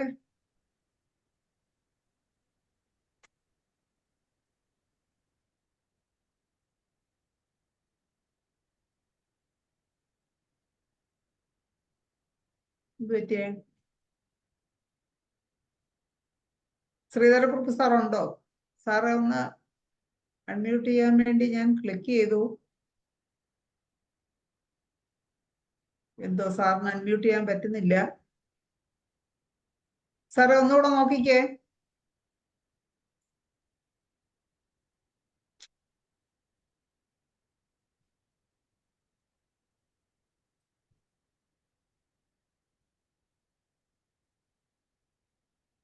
സാറിന് അൺമ്യൂട്ട് ചെയ്യാൻ പറ്റുന്നില്ല, എന്താണെന്ന് അറിയില്ല. സാറേ ഇത് നമുക്ക് മനോഹരൻ സാറേ, ഇത് നമുക്ക് ഈ ആർട്ടിഫിഷ്യൽ ഇന്റലിജൻസ് ഒക്കെ എപ്പോഴേക്കും നമുക്ക് ഇതൊക്കെ ഉപയോഗത്തിൽ കൊണ്ടുവരാൻ പറ്റും? ഇത് ശരിക്കും പറഞ്ഞാൽ നമുക്ക് വ്യക്തിപരമായിട്ട് ചെയ്യാൻ പറ്റുന്ന കാര്യമല്ല. ഇത് പറയുമ്പോൾ നിസ്സാരമാണെങ്കിലും കോടികൾ മുടക്കിയെങ്കിലേ ഇത്തരം ഒരു സംവിധാനം നമുക്ക് റിയലായിട്ട് ഉണ്ടാക്കാൻ കഴിയും. കാര്യം ഇതിന് ആയിരക്കണക്കിന് ആളുകളുടെ അധ്വാനമാണ്, അതുപോലെ തന്നെ അത്രയും ഡേറ്റ വേണം. ഇതിനെ സോർട്ട് ചെയ്തതിന് കീവേഡുകൾ സൃഷ്ടിച്ചിട്ടാണല്ലോ നമ്മളിത് ഉണ്ടാക്കുമെന്ന് പറഞ്ഞത്. അപ്പൊ അത്തരത്തിലൊക്കെയുള്ള കാര്യങ്ങൾ ഇപ്പം നിസാരം നമ്മളെ റഡാറോ അല്ലെ ഹോംബാത്തോ ഉണ്ടാക്കുന്നതിന് പോലും കോടികൾ മുടക്കുണ്ടായിരുന്നു. പിന്നെ ഇതെല്ലാവരിലേക്കും എത്തിക്കണമെങ്കിൽ സോഫ്റ്റ്വെയറിന്റെ രൂപത്തിലേ എത്തിക്കാൻ കഴിയത്തുള്ളൂ. ഇപ്പൊ നമ്മൾ റഡാറും ഈ ഹോംബാത്ത് അതുപോലെ വേറെ ഒത്തിരി സോഫ്റ്റ്വെയറുകളുണ്ട്, എനിക്ക് എല്ലാത്തിൻ്റെ ഒന്നും അറിയത്തില്ല, എണ്ണത്തിന്റെ പേര് അറിയാം. അപ്പൊ അത്തരം സോഫ്റ്റ്വെയറുകൾ പോലെ തന്നെ ഇതും വിപണിയിലേക്ക് വരും. അപ്പൊ അതിൻ്റെ അകത്ത് ഇതിന്റെ ഈ ഡാറ്റ തിരിക്കുന്നൊക്കെ എല്ലാം ഈ ഇതിൽ ബിരുദമുള്ള ആൾക്കാരായിരിക്കണം അത് ചെയ്യുന്നത്. അപ്പൊ അവർക്കുള്ള ചെലവെന്ന് പറഞ്ഞാൽ അവരുടെ സാലറി, അക്കോമഡേഷൻ, അങ്ങനെയുള്ള ഒത്തിരി കാര്യങ്ങളുണ്ട്. പിന്നെ സിസ്റ്റം അതുപോലെ വേണം, സെർവറുകൾ വേണം. അത് നമുക്ക് വ്യക്തിപരമായിട്ടോ അല്ലെങ്കിൽ നമ്മുടെ ഒരു സംഘടനയ്ക്ക് ഒന്നും ചെയ്യാൻ പറ്റുന്നതാണ്. ഇത്തരം വമ്പൻ കമ്പനികളുണ്ട്, ഇതുകൊണ്ട് കോടികൾ ഉണ്ടാക്കിയ കമ്പനികളുണ്ട്. കാര്യം അവർ ഇത്തരം കാര്യങ്ങൾ ചെയ്തെങ്കിൽ മാത്രമേ ഭാവിയിൽ അവർക്ക് ഇപ്പോൾ റഡാറാണെങ്കിലും ഒക്കെ അവർക്ക് നിലനിൽക്കാൻ കഴിയത്തുള്ളൂ. ഇല്ലെങ്കിൽ അവർ പിന്നിലേക്ക് പോകും, അവർ ഔട്ട് ഓഫ് ഏരിയ ആയിപ്പോകും. അപ്പൊ അതുകൊണ്ട് തന്നെ അവർ സ്വാഭാവികമായിട്ടും ഇതിന് വേണ്ടിയിട്ട് ഇറങ്ങിയിട്ടുണ്ട്. റഡാർ അങ്ങനെ സ്റ്റാർട്ട് ചെയ്തിട്ടുണ്ടെന്നല്ല, റിസർച്ചുകൾ അവർ ആരംഭിച്ചിട്ടുണ്ട്. റിസർച്ച് അല്ല, കുറച്ച് മുമ്പോട്ട് പോയിട്ടുണ്ട്. ഹോംബാത്തിന്റെ കാര്യം എനിക്കറിയത്തില്ല. എന്തായാലും മേക്ക് ഇൻ ഇന്ത്യ പദ്ധതിയിലൊക്കെ ഉൾപ്പെടുത്തി അവർക്കൊക്കെ ഒത്തിരി സബ്സിഡി ഒക്കെ കിട്ടുമല്ലോ. അപ്പൊ അവർ സ്വാഭാവികമായിട്ടും അവരും പുറകോട്ട് പോകാൻ ആഗ്രഹിക്കത്തില്ല. ബിസിനസ് അതൊരു ബിസിനസ്സാണ്. അപ്പൊ അവരത് കൊണ്ടുവരും പ്രതീക്ഷയാണ്. എന്തായാലും അടുത്ത ഒരു 5 വർഷത്തിനുള്ളിൽ ഈ സാധനം നമ്മുടെ കൈകളിൽ എത്തുന്ന കാര്യമാണ്. ഓക്കെ, അപ്പൊ ഇനി ഇത് കുറെ പേര് അധ്വാനിച്ച് ഇത് ഈ സോഫ്റ്റ്വെയർ ഉണ്ടാക്കി എടുക്കണം. ചില മേഖലകളിലൊക്കെ ഇത് ഓൾറെഡി അവർ ഇംപ്ലിമെന്റ് ചെയ്തിട്ടുണ്ട്, നമ്മൾ അറിയുന്നില്ല തന്നെ. അവരുടെ എളുപ്പത്തിന് വേണ്ടിയിട്ട് സോർട്ട് ചെയ്യുന്ന കാര്യങ്ങളും അങ്ങനെയൊക്കെ ഇതിന്റെ ഈ സോഫ്റ്റ്വെയറിന്റെ അടുത്തുള്ള കാര്യങ്ങൾ അവർ ചെയ്തുകൊണ്ടായിരിക്കും. ശ്രീധരക്കുറുപ്പ് സാറെ ഒന്നുകൂടെ ഒന്ന് അൺമ്യൂട്ട് ചെയ്ത് നോക്കേ. ശ്രീധരക്കുറുപ്പ് സാറിന് എന്തോ ഇടയ്ക്ക് ഒരു പ്രാവശ്യം സാറേ ഒന്നുകൂടെ ഒന്ന് അൺമ്യൂട്ട് ചെയ്യോ ശ്രീധരക്കുറുപ്പ് സാറേ? ഹരിഹരൻ സാറിന് സംസാരിക്കാൻ പറ്റുന്ന അവസ്ഥയിലാണ്. സാറിന് എന്തെങ്കിലും ചോദിക്കാനുണ്ടോ? ഞാന് കേട്ടോണ്ടിരിക്കുകയായിരുന്നു. ഡോക്ടറുടെ കഴിഞ്ഞ ക്ലാസ്സും കേട്ടു, പ്രാവശ്യത്തെ ക്ലാസ്സും കേട്ടു. ഒരു മുൻപേ പറക്കുന്ന പക്ഷികൾ എന്നുള്ള നിലയിൽ ഡോക്ടർ വളരെ നന്നായിട്ട് തന്നെ ഇത് പ്രസന്റ് ചെയ്തു. ഞാൻ കൂടുതലായിട്ട് ഇതിനെക്കുറിച്ച് പഠിച്ചിട്ടില്ല. ഡോക്ടർ പറഞ്ഞതെല്ലാം വളരെ ശ്രദ്ധിച്ച് കേട്ടു. നമുക്ക് ഇതിന്റെ പോസിബിലിറ്റീസ് ധാരാളമുണ്ട്, പക്ഷേ ഇതിന്റെ നെഗറ്റീവ്സും ഉണ്ട് ഇതിനകത്ത്. അപ്പോൾ നെഗറ്റീവ്സ് എന്ന് പറയുന്നത് മറ്റ് സിസ്റ്റം പോലല്ല ഹോമിയോപ്പതി സിസ്റ്റം. അതുകൊണ്ടൊക്കെ ചില ഡ്രോബാക്സ് ഒക്കെ ഉണ്ടാവാൻ സാധ്യതയുണ്ട്. എന്നാലും ഇപ്പം AI പോലുള്ള സംവിധാനം ഉണ്ടെങ്കിൽ നമുക്ക് ഈ രോഗികളുടെ ജെസ്റ്റേഴ്സ്, രൂപങ്ങള്, പിന്നെ ഫിസിയോഗണമി, പിന്നെ സ്ട്രക്ചറ്, ഇങ്ങനെയുള്ള കാര്യങ്ങളിലൊക്കെ വണ്ടേഴ്സ് കാണിക്കാൻ പറ്റും. എന്തായാലും ഡോക്ടർ, ഇത് എനിക്ക് ചോദിക്കാനുള്ളത്, ഏതെങ്കിലും രാജ്യത്ത് ആരെങ്കിലും ഇത് ചെയ്തിട്ടുണ്ടോ, ചെയ്തു തുടങ്ങിയിട്ടുണ്ടോ, അറിയാമോ ഡോക്ടർ? നമ്മളെ അറിവ് എനിക്ക് കൃത്യമായി അറിയില്ല, പക്ഷെ എങ്കിലും ഇത് റഡാർ അതിന്റെ പ്രാരംഭമായ നടപടികളൊക്കെ ആരംഭിച്ചിട്ടുണ്ടെന്നാണ് വിശ്വസിക്കാവുന്ന ഒരു കേന്ദ്രത്തിൽ നിന്ന് തന്നെയാണ്. എവിടെ, ഏത് രാജ്യത്താണ്? ഒരു കമ്പനി അതെന്തെങ്കിലും പുറത്തേക്ക് വിടത്തില്ല. ഒരു ഭയങ്കര കോമ്പറ്റീഷൻ നടക്കുന്ന ഒരു ഏരിയയാണ്. ഇതിന്റെ അകത്ത് ഡോക്ടർ പറഞ്ഞ എല്ലാ കാര്യങ്ങളും, ഇപ്പൊ ഒരു പേഷ്യന്റ് ഡ്രഗ് പിക്ചർ എന്ന് പറഞ്ഞാൽ നമ്മുടെ മനസ്സിൽ മെഡിക്കലിൽ ഒരു മെഡിസിൻ എടുത്തിട്ട് അതിന്റെ ഡ്രഗ് പിക്ചർ എന്ന് പറഞ്ഞാല് നമ്മുടെ മനസ്സിൽ മാത്രമായി. ഇപ്പം വേണേലും നമ്മൾ ഇതേ സിംറ്റങ്ങള്, ഇപ്പം എന്താ പറയാ, ഡാൽ എന്നൊക്കെ പറയുന്ന അങ്ങനെയൊക്കെയുള്ള കുറെ സോഫ്റ്റ്വെയർ ഉണ്ട്. അതിലേക്ക് നമ്മൾ ഇതൊരു സ്ക്രിപ്റ്റ് ആക്കി കൊടുത്തു കഴിഞ്ഞാൽ കൃത്യമായിട്ട് ആ രൂപത്തിലുള്ള ഒരു മനുഷ്യരൂപം നമുക്ക് ഉണ്ടാക്കി തരും. അപ്പൊ അതിന്റെ ഒരു ഉദാഹരണം, കഴിഞ്ഞിടയ്ക്ക് യൂട്യൂബിലൊക്കെ മമ്മൂട്ടിയുടെ മോഹൻലാലിന്റെ ഒക്കെ പടം ഇംഗ്ലീഷ് സിനിമയിൽ, പ്രശസ്തമായ ഇംഗ്ലീഷ് സിനിമയിൽ അഭിനയിക്കുന്നതായിട്ട് സങ്കല്പിച്ചുകൊണ്ട് അതുപോലെ ചില മലയാളി സ്ത്രീരൂപങ്ങളൊക്കെ ഉണ്ടാക്കിയിട്ട് അവതാരകരായിട്ട് വെച്ചിട്ടുണ്ട് പല ചാനലിൽ. ഇത് എന്നായാലും സാറേ വോയിസ് ഇത്തിരി കൂടെ വേണമെന്നാണ് ഇവര് പറയുന്നത്. ഓക്കെ ഓക്കെ, എനിക്ക് ഇച്ചിരി അകന്നു പോയി. കേൾക്കാമോ? അപ്പൊ അത് ഇത്തരം രൂപങ്ങളൊക്കെ ഉണ്ടാക്കാൻ ഇപ്പോഴും സാധിക്കുന്നുണ്ട്. പക്ഷെ ഇത് നമ്മുടെ ഈ സിസ്റ്റത്തിലേക്ക് കൊണ്ടുവരണമെങ്കിൽ അതിന് നമ്മുടെ സോഫ്റ്റ്വെയർ കമ്പനികൾ തന്നെ എടുക്കണം എന്നാണ് തോന്നുന്നത്. കാര്യം നമ്മളെ ഈ എല്ലാ സംഘടനകളും കൂടെ ചേർന്നാലും അതിനുള്ള സാമ്പത്തികം നമുക്ക് കണ്ടെത്താൻ കഴിയത്തില്ല. അതുപോലെ ചെലവുള്ള ഒരു സംഗതിയും കൂടെ. അതുപോലെ മനുഷ്യ പ്രയത്നവും ഒത്തിരി ആവശ്യമുണ്ട്. പിന്നെ ഇതിൽ ഏത് കാര്യമാകുമ്പോഴും ശൈശവാവസ്ഥയിൽ അതിന് ചില വീഴ്ചകളൊക്കെ ഉണ്ടാവും, നമുക്ക് ചില കുറവുകളൊക്കെ ഉണ്ടാവും. പക്ഷെ ഭാവിയിൽ അത് പരിഹരിച്ച് റെക്ടിഫൈ ചെയ്ത് വരുമ്പോൾ ഇത് വലിയൊരു നേട്ടം തന്നെയാണ് തോന്നുന്നത്. എന്തായാലും കേൾക്കുമ്പോ വളരെ കൗതുകം തോന്നുന്നു. എന്തായാലും അത് വന്നാൽ വളരെ നന്നായിരിക്കും, നമുക്ക് ഒരുപാട് ഉപകാരപ്പെടും. ഭാവിയിൽ ഉടനെ ഒക്കെ തന്നെ ഇത് വരും നമുക്ക് പ്രതീക്ഷിക്കാം. ഏതെങ്കിലും കമ്പനികളൊക്കെ ഈ ഒരു ടാസ്ക് ഏറ്റെടുക്കട്ടെ. Doctor PK Suresh hand raise ചെയ്തിട്ടുണ്ട്. ഡോക്ടറെ സംസാരിച്ചു. ഹലോ, കേൾക്കാമോ? കേൾക്കാം. വേദിയിലുള്ള എല്ലാവർക്കും നമസ്കാരം. മനോഹരൻ ഡോക്ടറെ, ഞാൻ ഒരു ഡൗട്ടാണ് ചോദിക്കുന്നത്. എൻ്റെ ഒരു അറിവ് വെച്ചിട്ടൊന്ന് പറയാ.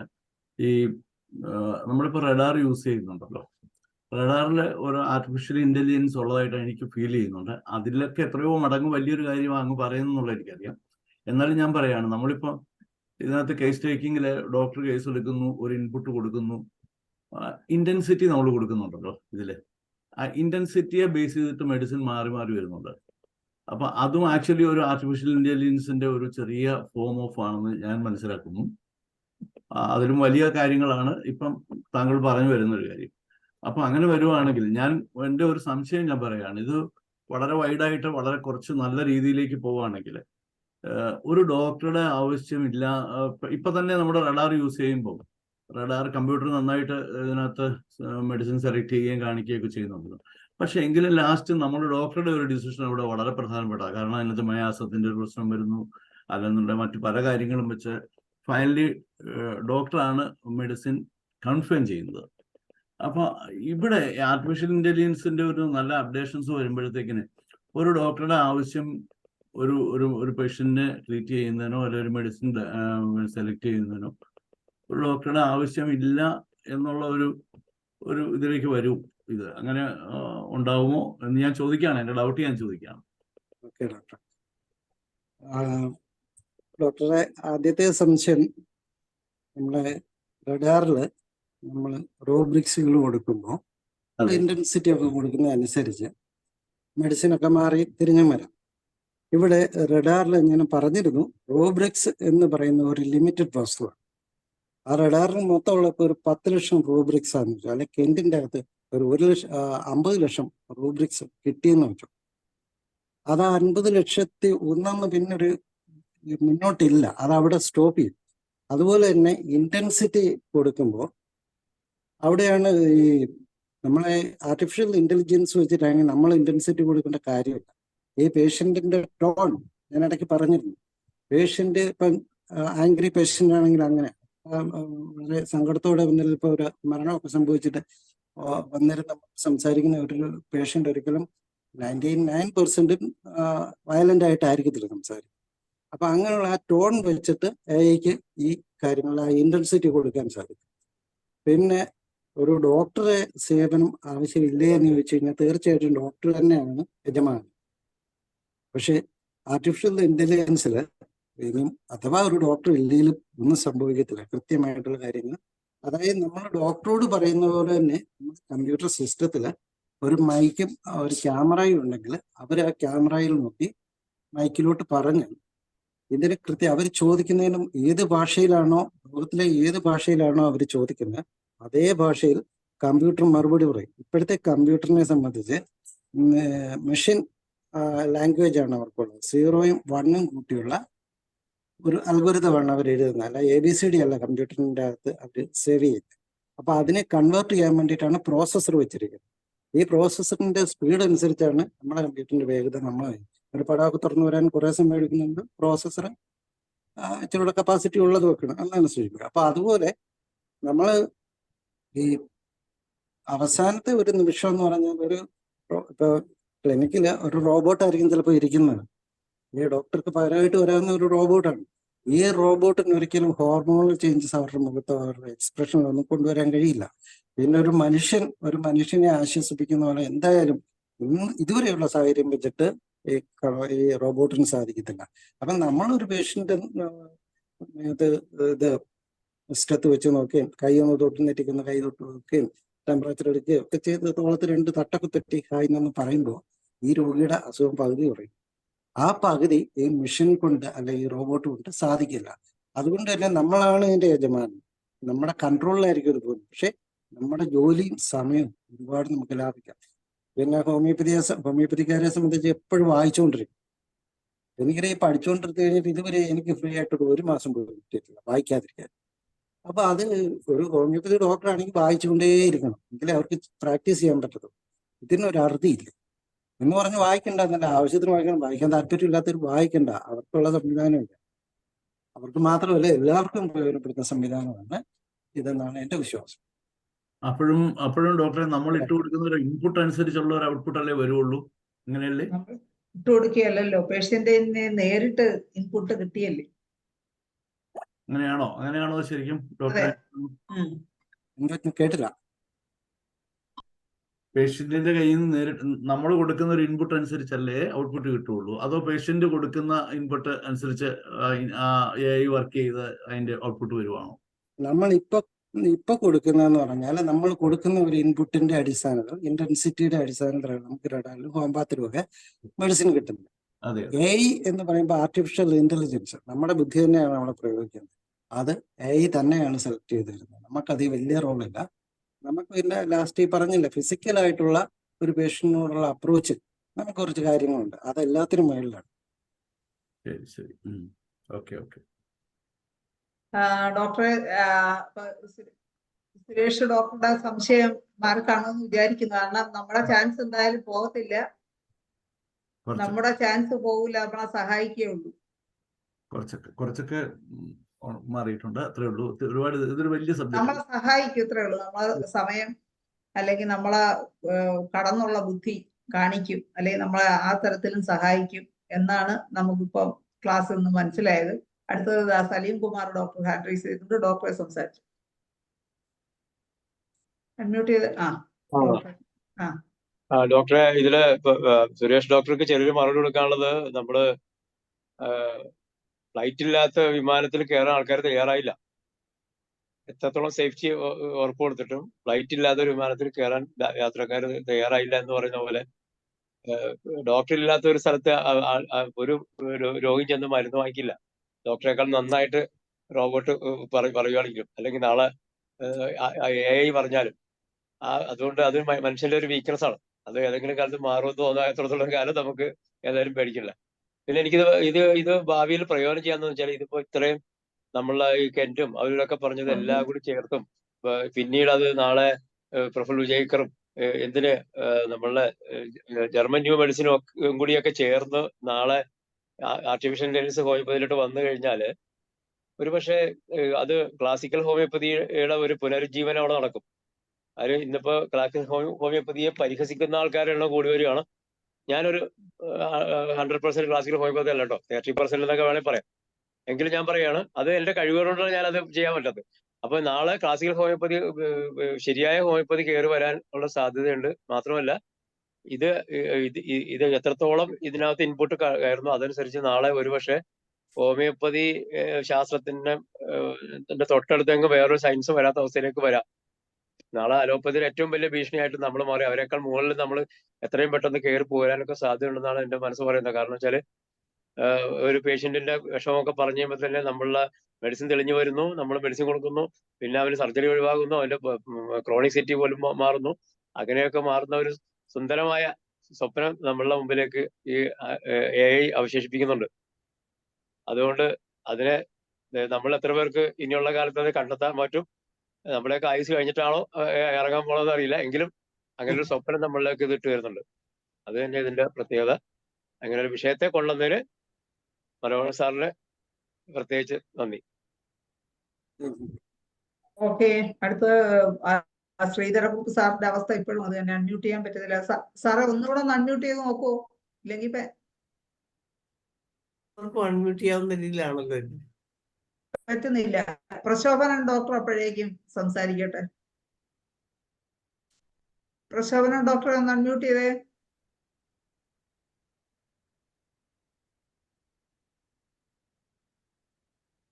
ഒന്നും പറ്റുന്നില്ലേ? ഇവരെല്ലാം എല്ലാവർക്കും അൺമ്യൂട്ട് ചെയ്യാവുന്ന രീതിയിലാണ് സംസാരിച്ചല്ലോ.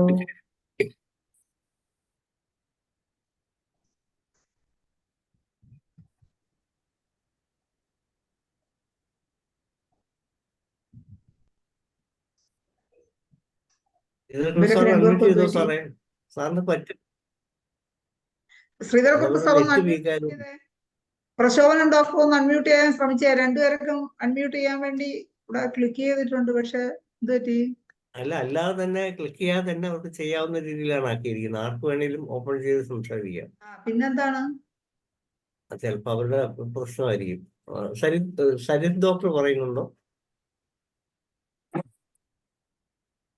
നമ്മുടെ വരാൻ പോകുന്ന ഒരു വലിയ ഒരു വിപ്ലവത്തിന്റെ ആ സാമീപ്യം നമുക്ക് ഇപ്പം തന്നെ അനുഭവിച്ചു തന്ന നമ്മുടെ ഡോക്ടർ സാറിന് വലിയ നന്ദിയുണ്ട്. അത് ഇതൊരു ഭാവിയിൽ നമ്മുടെ ഹോമിയോപ്പതിക്ക് ഒരു വലിയ മാറ്റം ഉണ്ടാക്കാൻ കഴിയുന്ന കാര്യങ്ങൾ അത് വളരെ വർഷങ്ങൾക്ക് മുമ്പ് തന്നെ നമ്മുടെ മുമ്പിൽ അവതരിപ്പിച്ച മനോഹരൻ ഡോക്ടർക്ക് ഒരു വലിയ നന്ദി അറിയിക്കുകയാണ്. മനോഹരൻ ഡോക്ടറിന്റെ ഒരു പ്രത്യേകതയാണ്, സത്യത്തിൽ ഒരു ഹോമിയോ ഡോക്ടർ ആയിട്ടല്ല ജനിച്ചിരുന്നെങ്കിൽ ഒരു വലിയ ടെക്നിക്കൽ വിദഗ്ധനായിട്ട് അദ്ദേഹം മാറുമായിരുന്നു. കമ്പ്യൂട്ടർ രംഗത്തൊരു വലിയ വാഗ്ദാനമായിട്ടൊരു പക്ഷേ മാറേണ്ടിയിരുന്ന മനോഹരൻ ഡോക്ടറാണ് ഇപ്പം ഹോമിയോപ്പതി രംഗത്ത് നിൽക്കുന്നത്. അത് നമുക്കും പല പ്രയോജനമുണ്ട്.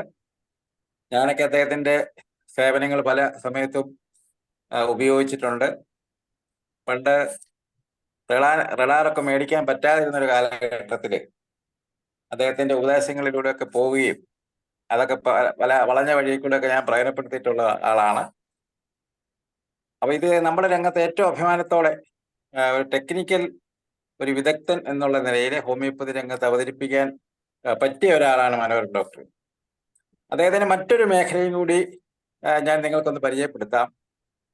മറ്റൊരു വളരെ പ്രധാനപ്പെട്ട ഒരു മേഖല നമ്മളെ ക്ലിനിക്കുകളൊക്കെ സംവിധാനം ചെയ്യുന്ന കാര്യത്തിൽ മനോഹരൻ ഡോക്ടർ അതിവിദഗ്ധനാണ്.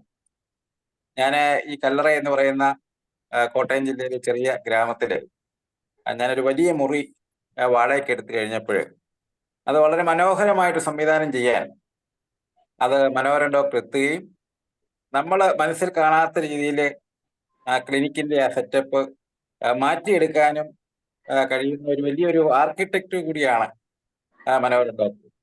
അദ്ദേഹത്തിന് ഇപ്പോൾ അതിന് സമയമുണ്ടെന്ന് തോന്നുന്നില്ല. ഞാനന്ന് ബലമായിട്ട് പിടിച്ചോണ്ട് വന്ന് നമ്മുടെ ബന്ധങ്ങളൊക്കെ വെച്ച് അദ്ദേഹത്തെ പിടിച്ചോണ്ട് വരികയും അദ്ദേഹം ആ മുറി ഏറ്റവും നല്ല രീതിയിൽ ക്രമീകരിക്കുകയും ഒക്കെ ചെയ്തു. കേരളത്തിൽ ഒട്ടേറെ ഡോക്ടർമാർക്ക് അദ്ദേഹത്തിന്റെ സേവനം കിട്ടിയിട്ടുണ്ട്. ഇപ്പൊ അദ്ദേഹത്തിന് തിരക്കുകൊണ്ട് കഴിവതും അങ്ങനെ പോകുന്നില്ല എന്നാണ് ഞാൻ അറിഞ്ഞത്. അപ്പം മനോഹരൻ ഡോക്ടർക്ക് എൻ്റെ എല്ലാ സന്തോഷവും അറിയിക്കുന്നു. നമ്മുടെ ഡോക്ടർമാർക്ക് ഇത്തരം കാര്യങ്ങൾ അഡ്വാൻസ് ആയിട്ട് അറിയാൻ കഴിഞ്ഞ ഒരു വലിയ കാര്യമാണ്. ഒരുപക്ഷെ നമ്മൾ മറ്റ് ഹോമിയോപ്പതി ഗ്രൂപ്പുകളിൽ ഈ ഒരു ഭാഗ്യം ഡോക്ടർമാർക്ക് കിട്ടിയിട്ടുണ്ടാകും എന്ന് ഞാൻ പ്രതീക്ഷിക്കുന്നില്ല. നമുക്കത് അഡ്വാൻസ്ഡ് ആയിട്ട് പറഞ്ഞു തന്ന മനോഹരൻ ഡോക്ടർക്ക് എല്ലാ നന്ദിയും അറിയിക്കുന്നു. ഓക്കെ ഓക്കെ, ഔദ്യോഗികമായിട്ടുള്ള നന്ദിയും രണ്ടു വാക്ക് പറയുന്നതിന് ഷോർട്ടായിട്ട് പറയുന്നതിന് നമ്മളെ സമയം കഴിഞ്ഞു വരുന്നു. Hubert doctor ക്ഷണിക്കുക.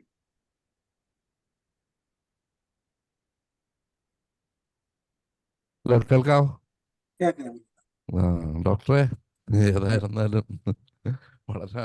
ഏതായിരുന്നാലും എല്ലാവരെ കൊണ്ടും നല്ല രീതിയിലൊന്ന് ചിന്തിപ്പിക്കാനും അനധിവിദൂര സാധ്യതയിൽ ഇപ്പോൾ എനിക്ക് സലീം കുമാർ ഡോക്ടർ പറഞ്ഞത് അതിനോട് ആഡ് ചെയ്യാനായിട്ട് പറ്റുന്നു. കാരണം ഒരു വലിയ സയൻസായിട്ട് ഹോമിയോപ്പതി ഇത്രയേറെ വളർന്നൊരു സയൻസായിട്ട് നമുക്ക് ലോകത്തിന് കാണിക്കാൻ പറ്റുന്ന രീതിയിൽ വളരാൻ പറ്റുന്ന ഒരു വലിയൊരു വിശാലമായ ഒരു ലോകമാണ് ഈ AI കാണാൻ പറ്റുന്നത്. നേരത്തെ തന്നെ ഡോക്ടർ പറഞ്ഞതുപോലെ മനുഷ്യന്റെ കണ്ണോട് നോക്കി തീർന്നാൽ അത് ഒരിക്കലും കമ്പ്യൂട്ടറിന് ഇനി ഏത് AI വന്നു തീർന്നാലും മനുഷ്യന്റെ വികാരങ്ങൾ മറ്റൊരാളിനും പെട്ടെന്ന് മനസ്സിലാക്കാനും അയാൾ എന്താണ് ഉദ്ദേശിക്കുന്നതെന്ന് ചിന്തിക്കാനുള്ള കഴിവൊന്നും ഒരു കാലത്തും ഇതിനുണ്ടാകാൻ പറ്റത്തില്ല. സ്നേഹവും ഉണ്ടാകത്തില്ല. അപ്പൊ ഇതൊക്കെ നമുക്കുള്ള ഒരു അഡ്വാൻറ്റേജ് ആണ്, മനുഷ്യനെ സംബന്ധിച്ചിടത്തോളം ഉള്ള ഒരു അഡ്വാൻറ്റേജ് ആണ്, മനുഷ്യർക്ക് മാത്രമുള്ള കാര്യങ്ങളാണ് ഭാഷ അവൻ്റെ ഉള്ളിൽ. അപ്പോൾ അത് എല്ലാം ഡോക്ടർ അതിൻ്റെ ഒഴിച്ചുള്ള മറ്റു കാര്യങ്ങളെല്ലാം നമുക്ക് എന്തുമാത്രം നമ്മൾ ഇവിടെ ഉള്ള ഡോക്ടർ പറഞ്ഞത് വെച്ച് നോക്കി തരുമ്പോൾ മനുഷ്യന് ഏതൊക്കെ രീതിയിൽ നമുക്ക് വളരാമെന്നുള്ളൊരു വലിയൊരു വഴിയാണ് ഈ ഇന്നത്തെ ഈ ക്ലാസ്സുകളിലൂടെ കിട്ടിയിട്ടുള്ളത്. ഒരു ഹോമിയോ ഡോക്ടർ നമ്മളൊക്കെ ഈ സത്യം പറഞ്ഞിരുന്നാൽ ഈ വേദിയിൽ വരുന്നതിന് മുമ്പ്, ഈ വേദി തുടങ്ങുന്നതിന് മുമ്പ് യാതൊന്നും ചിന്തിച്ചിട്ടില്ല. നമ്മുടെ ഓരോ ദിവസവും ഇത് വളർന്നുകൊണ്ടിരിക്കുകയാണ്. ഓരോ ഡോക്ടേഴ്സ് ഇന്നത്തെ ഇംഗ്ലീഷിലൊക്കെ തന്നെ ക്ലാസ്സൊക്കെ എന്തോ ഗംഭീരമായിരുന്നു. അപ്പോൾ ഓരോ ദിവസവും നമ്മൾ വളരെയേറെ വളരുകയാണ്, എല്ലാവർക്കും കിട്ടിക്കൊണ്ടിരിക്കുകയാണ് ഞാൻ. അപ്പോൾ ഏതായിരുന്നാലും ഡോക്ടറിന് ഭയങ്കര നന്ദി പറയുന്നു. കാരണം ഞാനിപ്പോൾ AI കുറിച്ച് ചിന്തിച്ചിട്ട് മോബ് ഒക്കെ എടുത്ത് ഡോക്ടർ പറഞ്ഞുകൊണ്ടിരിക്കുന്ന സമയത്ത് തന്നെ ഞാൻ വെബ്സൈറ്റൊക്കെ എങ്ങനെ ഈസി ആയിട്ട് ഉണ്ടാക്കാമെന്നുള്ളതിനെ കുറിച്ച് ഞാനിങ്ങനെ കാശ് കൊടുക്കാതെ വല്ല നടക്കുമെന്നുള്ളത് നോക്കുകയായിരുന്നു. ഇത് സാറിന്റെ ക്ലാസ് നടന്നുകൊണ്ടിരിക്കുമ്പോൾ ഞാൻ മോബ് എടുത്ത് അതിനകത്തുള്ള കാര്യങ്ങളൊക്കെ നോക്കുകയായിരുന്നു. ഏതായിരുന്നാലും നമുക്ക് ഇത് അപ്പോഴും തന്നെ ഈ പഠനത്തിനുള്ള ഒരുപാട് സാധ്യതകൾ തുറന്നു കിട്ടി. എന്നാണ് ഡോക്ടറിനും വളരെ നന്ദി. ഡോക്ടറിന് ഇനിയും നമുക്ക് കാര്യങ്ങൾ ധാരാളം ഷെയർ ചെയ്യാനുണ്ട്. ഡോക്ടറുടെ സാന്നിധ്യം ഇനിയും പ്രതീക്ഷിക്കുന്നുണ്ട്. നന്ദി, വളരെയേറെ നന്ദി. നാളെ നമ്മോടൊപ്പം എത്തുന്നത് ഡോക്ടർ ജെയ്സ് മണിത്തോട്ടമാണ്. ഇപ്പൊ പരീക്ഷയുടെ സമയമാണ്. അപ്പൊ പരീക്ഷാ പേടി അതെങ്ങനെ ചികിത്സിക്കാം, അതിന് ഹോമിയോപ്പതിയുടെ സാധ്യത എന്തൊക്കെ എന്ന് വിശദീകരിക്കുന്ന ഒരു സെഷനാണ്. ഓക്കെ, അപ്പൊ സരിത്ത് ഡോക്ടർ പറഞ്ഞതിലെ ഒരു തമാശയാണ് ഞാൻ ഓർക്കുന്നത്. സരിത്ത് ഡോക്ടറുടെ ഡിസ്പെൻസറി മനോഹരമാക്കാൻ മനോഹരൻ ഡോക്ടർക്ക് കഴിഞ്ഞു എന്ന് പറഞ്ഞാലേ ഈ സോഫ്റ്റ്വെയറും വളരെ മനോഹരമാക്കാൻ കഴിയട്ടെ, അല്ലെങ്കിൽ അത് അതിവിദൂരത്തിലല്ലാതെ സാധ്യമാകട്ടെ എന്ന് ആശിച്ചുകൊണ്ട് ഇന്നത്തെ ഈ സെഷൻ ഇവിടെ വൈൻഡപ്പ് ചെയ്യാൻ സമയമായി. ഇന്ന് ഈ പ്ലാറ്റ്ഫോമിൽ ഉണ്ടായിരുന്ന എല്ലാവർക്കും ഒരിക്കൽ കൂടി നന്ദിയും ശുഭരാത്രിയും നേർന്നുകൊണ്ട് ഇന്നത്തെ പ്രോഗ്രാം വൈൻഡപ്പ് ചെയ്യുന്നു. നന്ദി, നമസ്കാരം.